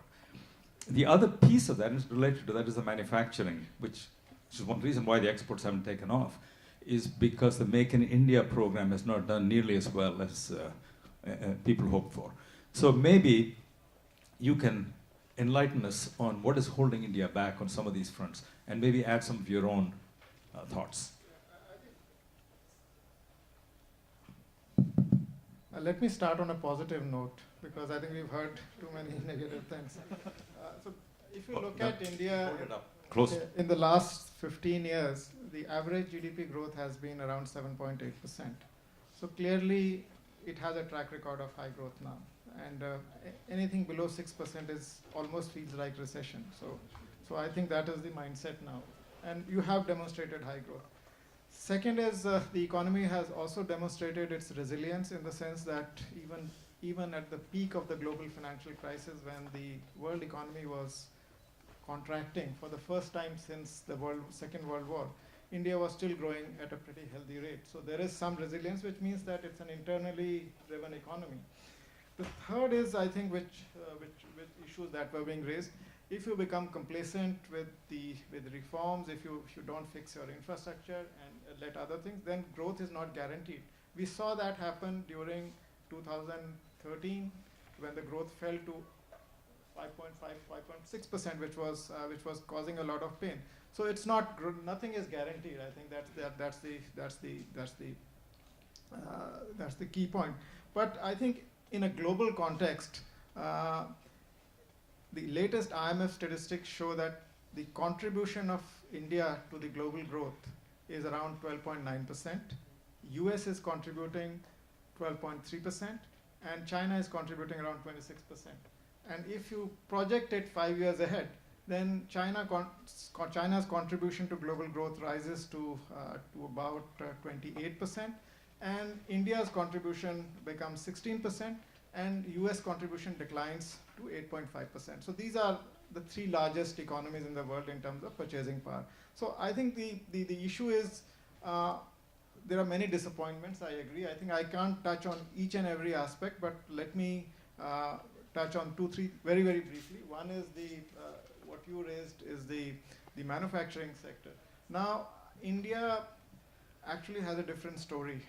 It never focused on manufacturing because the environment did not allow it to. You need very good infrastructure, you need power, you need reliable provision of power, good roads, ports. I think those are the things which are present in the export-oriented countries. And there's no doubt that we have lost competitiveness, particularly in labor-intensive exports like textiles. Nimble countries like Bangladesh and Vietnam have taken over, and actually Bangladesh exports more than 2 times garments than India does. I mean, it's such a small country. So they are more nimble with labor laws, etc. So there is no doubt that competitiveness has suffered. So now India actually leapfrogged. It forgot about manufacturing and jumped straight to services because it had a competitive advantage there. It had English-speaking people who could service the global markets, and that did not require very intense infrastructure. You just need a big room, maybe a couple of cubicles, and a satellite connection which completely bypasses every constraint that an exporter of manufacturing good faces, because you need very efficient roads and power, etc., which you don't require. So it was a strategic advantage that India got by bypassing this. Now the issue is you need to create jobs also. India adds one Australia every year, and its population is going to rise. And one thing where India is going to beat China, I think in a couple of years, is population. We are going to be bigger than China. Now, so manufacturing, government now again went back to manufacturing, and they came up with a Make in India program. But I don't think the manufacturing is progressing the way it should be. It may succeed in a few areas. The global environment has turned much more hostile. When China was growing, when Korea was growing, they were able to export their items very, very easily because the markets were open to them. Now we know that there is protectionist tendencies. Markets are not going to be open. So you have to swim against the tide. And I think that's a big challenge that India faces. So it will have to work even more. And I don't see manufacturing becoming a big activity unless I think the global foreign direct investment comes in with technology. And there are few examples like Suzuki, which came from Japan to India a couple of years back, has about 50% of India's market, and their revenues from India are more than their global revenues.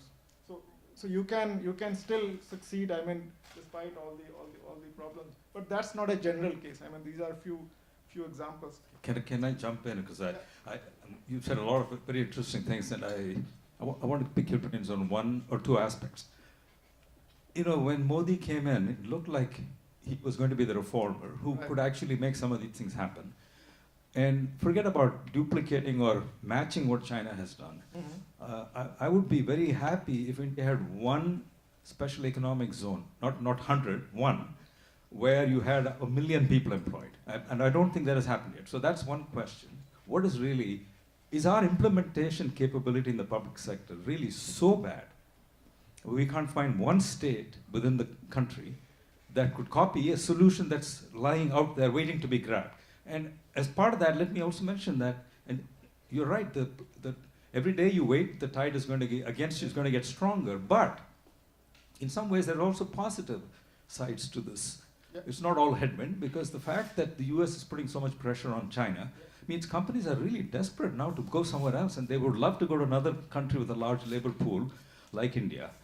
And yesterday I was talking to the senior executive of a major toy company, and for all these years they got 90% of their toys coming out of China. Finally they're saying we're going to move 40 to 50% out of China because of this uncertainty with the US. It should go, a lot of it should go to India, but they're not able to pull that off. So that frustrates me. The second thing I wanted to ask you was, we've taken, I think, when I say we, I'm now speaking as an Indian American, we have taken too much satisfaction in patting ourselves on the back saying we're not the fastest growing country. When you go to the ground realities, it doesn't feel as vibrant as it did the last time when we were one of the fastest growing economies. So I know the way they measure GDP has changed or something, and you're one of the few people who probably understands how they do it. Is that number real? Well, I think this is, I mean, as per the best practices. I mean, it is, the IMF was associated with the new measurement. So I think they're using a different data set, and I think the data is stabilizing. So, and I think the way manufacturing value added is being computed is different. I mean, earlier what they were doing is they were taking the output and then applying a value added to output ratio, and you get your manufacturing output out of that. Now I think they're using the balance sheet of about 500,000 companies to get to manufacturing value added. So I think it's yet to stabilize. So I mean, I would say, I mean, yeah, people have been complaining that, but I just want to point out that the average GDP growth as per the new series, if I pull it back, it's around 7.8%. During Mr. Modi's regime, the growth has trailed that average rate. And what the reference, that point that people have is 9% growth per annum for 4 years or 5 years before the global financial crisis. Now that, I think, generated a different, see, there is a compounding that starts taking place. India and China, just to divert a little bit, India and China had the same size in 1980s. So China grew at 10% for almost 3 decades, and India grew at 6%. The difference is 4 percentage points. So 4 percentage points difference in growth compounded over 25 years have meant that India is 1/4 the size of China. So that is, I think Einstein used to say that this is the eighth wonder, I mean, the compounding. It does magic. So I think I think the reason is we have definitely trailed after that. I mean, it's the growth hasn't reached that level. And it could have reached, I think we had some shocks in 2017. Actually, yesterday was the anniversary of that, the demonetization shock. And also goods and services tax, which is good for the economy, but I think it's going to take time before the positive spin-off starts, because I think it's government, when they introduced the goods and services tax, it was very complex. So a complex tax system means that the compliance is difficult and the administration is difficult. So both the costs actually multiplied as a result of that. And now I think they were very quick to realize that this is not going to work. So they have made a lot of amendments, and now it's getting much more simpler. So I would see, if I look ahead, I would see the positive spillover effect of GST come in. And also I think the other law which is I think on the positive side is the bankruptcy code. In India, since you mentioned the banking crisis, and the joke is that if you are a small borrower and default, then you are in trouble because bank will impound your assets, go after you. But if you are a big borrower and default, then the bank is in trouble. So right now, I think the big borrowers have defaulted, the corporates, which account for about 80% of the non-performing assets in India. And I think the NPA problem, which you mentioned, I think is partly because it was the government decided not to allow the banks to sweep it under the carpet. They used to do evergreening. And Raghuram Rajan started that, and after that, and actually Modi, the government also bought into that. So what the muck that we are seeing on the table is also a result of regulatory action to ensure that all the muck is out on the table.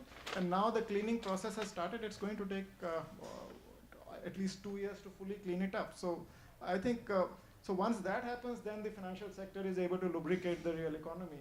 But I think until that happens, it's going to be a drag because the public sector banks still account for 65% of credit in the economy. All right. Let me pick up on some of the questions that folks are asking in the audience. And one of them is, what are your thoughts on the future of the rupee? George or either of you? Well, rupee is a tough nut to crack, and every time I think it starts depreciating fast, people just have a tendency to pull the spreadsheet. I mean, it's known as recency bias. You see it depreciating and you start projecting it ahead like that. But when India got independence in 1947, 1 rupee was equal to $1, so that was the exchange rate. After that, it's only been depreciating, and as per economic theory, it should be depreciating because Indian inflation is higher than US inflation. So rupee has to correct for that, otherwise it will not be competitive. So I would look at the current weakness of the rupee, not in terms of rising fragility in India, though I agree that the vulnerability has risen because the oil prices rose, and oil is a very, very sticky component of India's imports. That pushed up the current account deficit. And as Nouriel Roubini puts it, I mean, if you run a current account deficit, then you are at the mercy of strangers. So I think right now that seems to be playing out. And the vulnerability is not as high as during the taper tantrum period of 2013, but nevertheless it's rising. So, but even if you are not that vulnerable, what's happening is the global shocks are becoming much more stronger and unpredictable. The Fed is raising interest rates very, very fast, and that has led to a debt market sell-off from emerging markets. And India also got punished because it runs a current account deficit. The trade wars going on, which is yet to have the full, I won't call it trade war, it's a tariff war, because trade war would mean that non-tariff barriers will also start coming into play, which means that boycott of goods, etc., etc. So that has not started as yet, so it's still a tariff. So that also has confidence shocks, and I think it is also eroding the confidence in emerging markets. There's uncertainty, I mean, so that stops the capital. So because of these factors, the rupee got hammered very badly, and my sense is that it will bounce back a little from that. But right now, I think the trend rate of weakening of rupee is around 2.5% per annum now. So I think, and that is exactly the differential between the Indian inflation rate and the US inflation rate. Indian inflation rate is targeted at 4%, and US inflation is targeted at around 2%. So giving 50 basis point here and there, I think so 2.5 has been the average, and I would see it. And people who are complaining about currency should also remember that in the last 2 years, rupee was appreciating. So over the cycle, you're not that bad. So don't look at just what's happening right now. All right, let's switch gears a little bit and talk about how can India foster entrepreneurship. I mean, Indians are pretty good entrepreneurs. They're very successful in the US, and many of them have started very successful companies in India. George, do you have any, you're dealing with the Tatas who produce gems like TCS. Yeah, there are two trends that are happening. The first thing is that if there is a success, is particularly the NT sector, but in other sectors as well. India has built over the last 20 years major multinational. And that is a big difference from, for instance, China. Those are companies who have, like TCS, for instance, Tata Consultancy Services, 15% of their revenues from India and 50% of their revenues from the US. So that is the first trend. How do those companies get their culture change and evolve to become real multinationals? But the problem of entrepreneurs is slightly different. I personally do not consider that there is a problem of entrepreneurship in India, because I would tell you that when I meet young graduates, you have two categories of people, and it's not only in India. The first ones, which are the 30% of the engineers that are produced in India, go to Infosys, Tata Consultancy, and so on. They go to the big industry. Another third finds other opportunities, but there is about 1/3 who really want to build something. There is the mechanism of the financing of entrepreneurship is not well oiled. There isn't enough venture capital.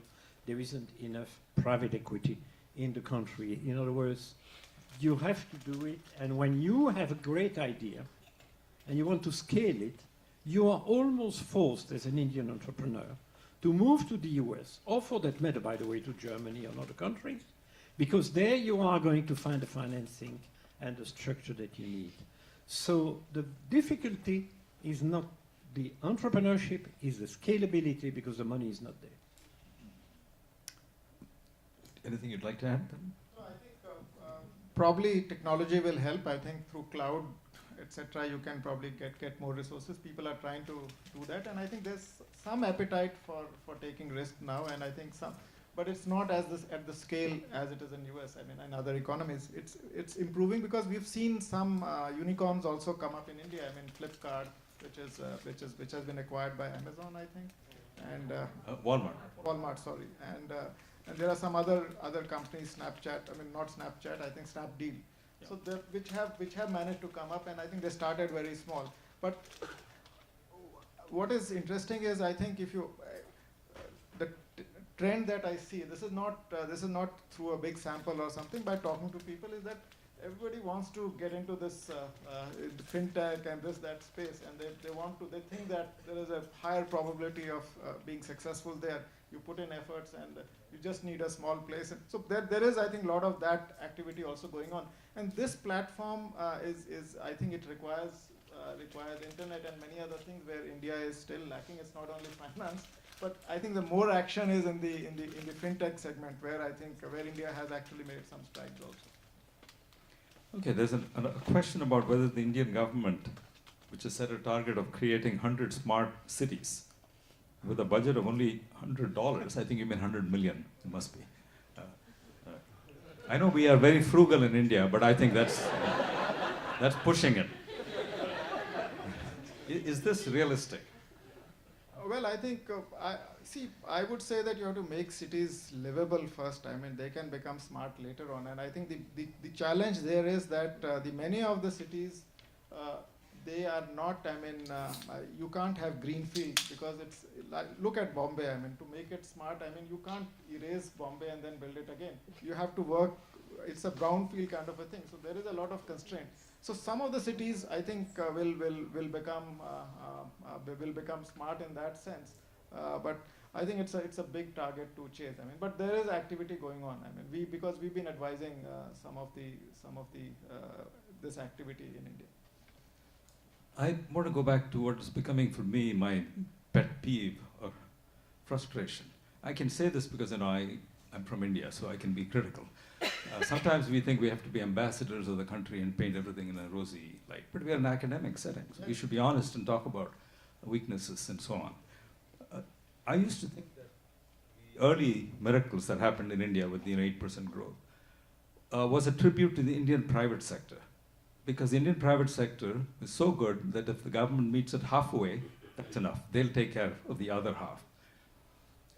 Now I'm starting to, and I thought the government was meeting them halfway. I'm now coming to the view the government is not even meeting them halfway. They are not even able to go 10% of the way. And the success we had in the earlier years was simply sucking up investments and resources that were being underutilized over the previous 30 or 40 years. And that human capital and so on was being redeployed in a more productive way, and we got a spurt of growth. But we have not been able to replenish the sources of growth, which is human capital, institutions, education institutions, infrastructure, and all of that stuff. And so I guess my question, to turn this into more of a positive question, is what are the bright spots? Where do we see hope? I'm now focusing on the public sector, because I don't think a country can really prosper in the long run without some capabilities in the public sector. Because the market cannot do everything. If the market is created to some extent by the state. Where are the bright spots in India, even at a city level or a provincial level, where we can say, follow that, and let's see where we can go? Well, I think if you look at if I just translate it into what will give you a higher rate of growth, I think the production function is you have capital, you have labor, and you have something called efficiency. So, which means if efficiency is going up, you are utilizing capital and labor more efficiently and producing more with the same. And efficiency comes from the spurt that you are talking about. It essentially came from reforms and opening up. It actually de-bottlenecked the economy, and that created a surge. Now that is now fading, and unless you keep the treadmill of reforms, I think there will be slowdown. So I think we are going through that phase. Now where I see hope is that technology or the digitalization, it can again allow you to leapfrog some of the things. It's a challenge, but it's an opportunity also, because the technology platform it can help in better provision of government services. It can speed up financial inclusion, because you have this what is called the JAM, the mobile phone unique identification number through Aadhaar, and also bank accounts. 300 billion bank accounts have been opened. So if you leverage this properly, I think it can improve financial inclusion, and I think it can bring more people into the net. But so technology can be one positive factor. But again, I think the basics for technology are that you need good internet connection. You also need physical infrastructure for that, laying of cables. I think that part India is ranked quite low. But in terms of government's efforts to push the digitalization, I think India is ranked by IMF as the top. It's the government is pushing it harder than anybody else. So clearly, I think I would say that the technology is a ray of hope there, but I think the challenges are many. I think the basic stuff also needs to be Yeah, the thanks are appropriate. The thanks are appropriate. Ladies and gentlemen, what a day. I started, ladies and gentlemen, just 2 minutes, 3 minutes, okay? I started, ladies and gentlemen, by telling you about the importance of understanding emerging markets as these underfunded growth opportunities with problems, emphasis on with problems. Boy, did we hear a full load of that today, didn't we? My job is, Lourdes asked me to summarize the big takeaways from the day. Every good conference has takeaways and learnings. You all have them in your heads. I will remind you of some of them. in the presentation of that MNC report from Anne, who's just stepped out, and Lourdes, the extensive discussion there about protectionism and the trade wars. And what I remember from that discussion is the spillovers, the potential and unanticipated spillovers to other countries in the region that might be affected by, for example, a China-US trade war. That's certainly something that was left for me.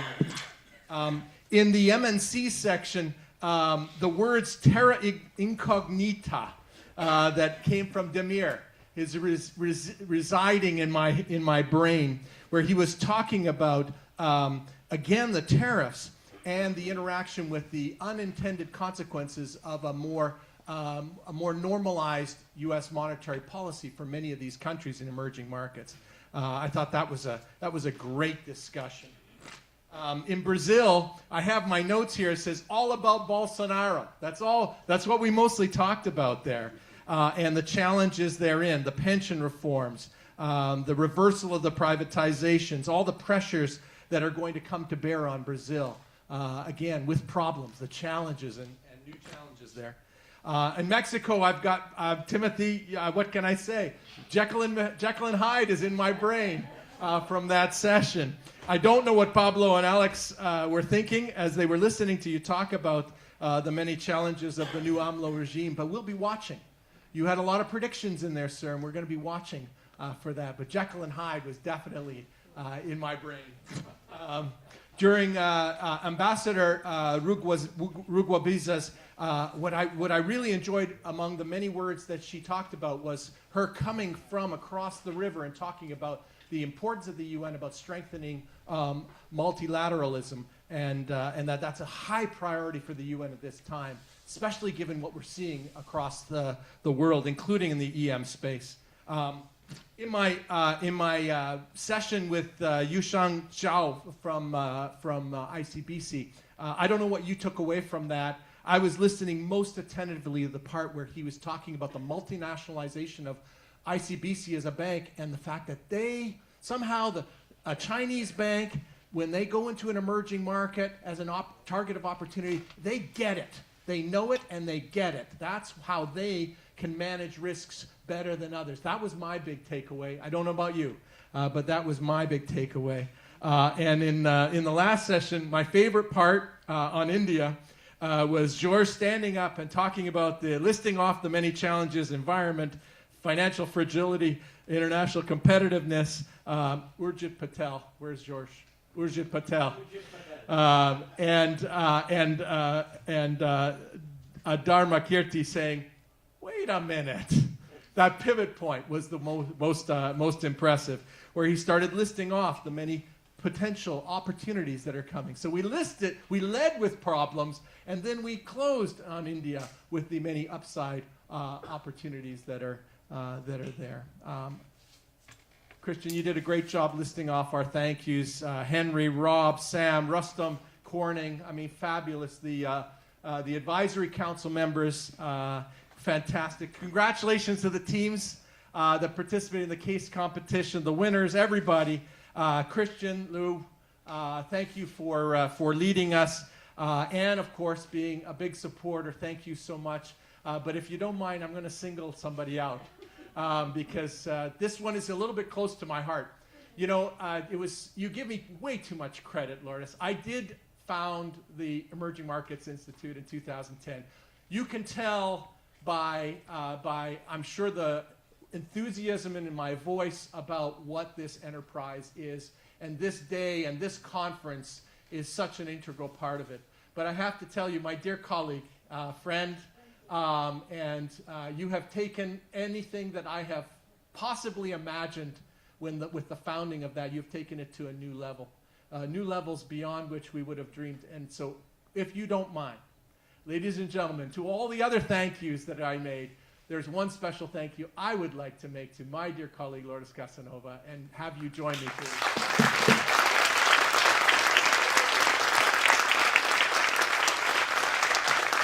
Have a great day. See you next year.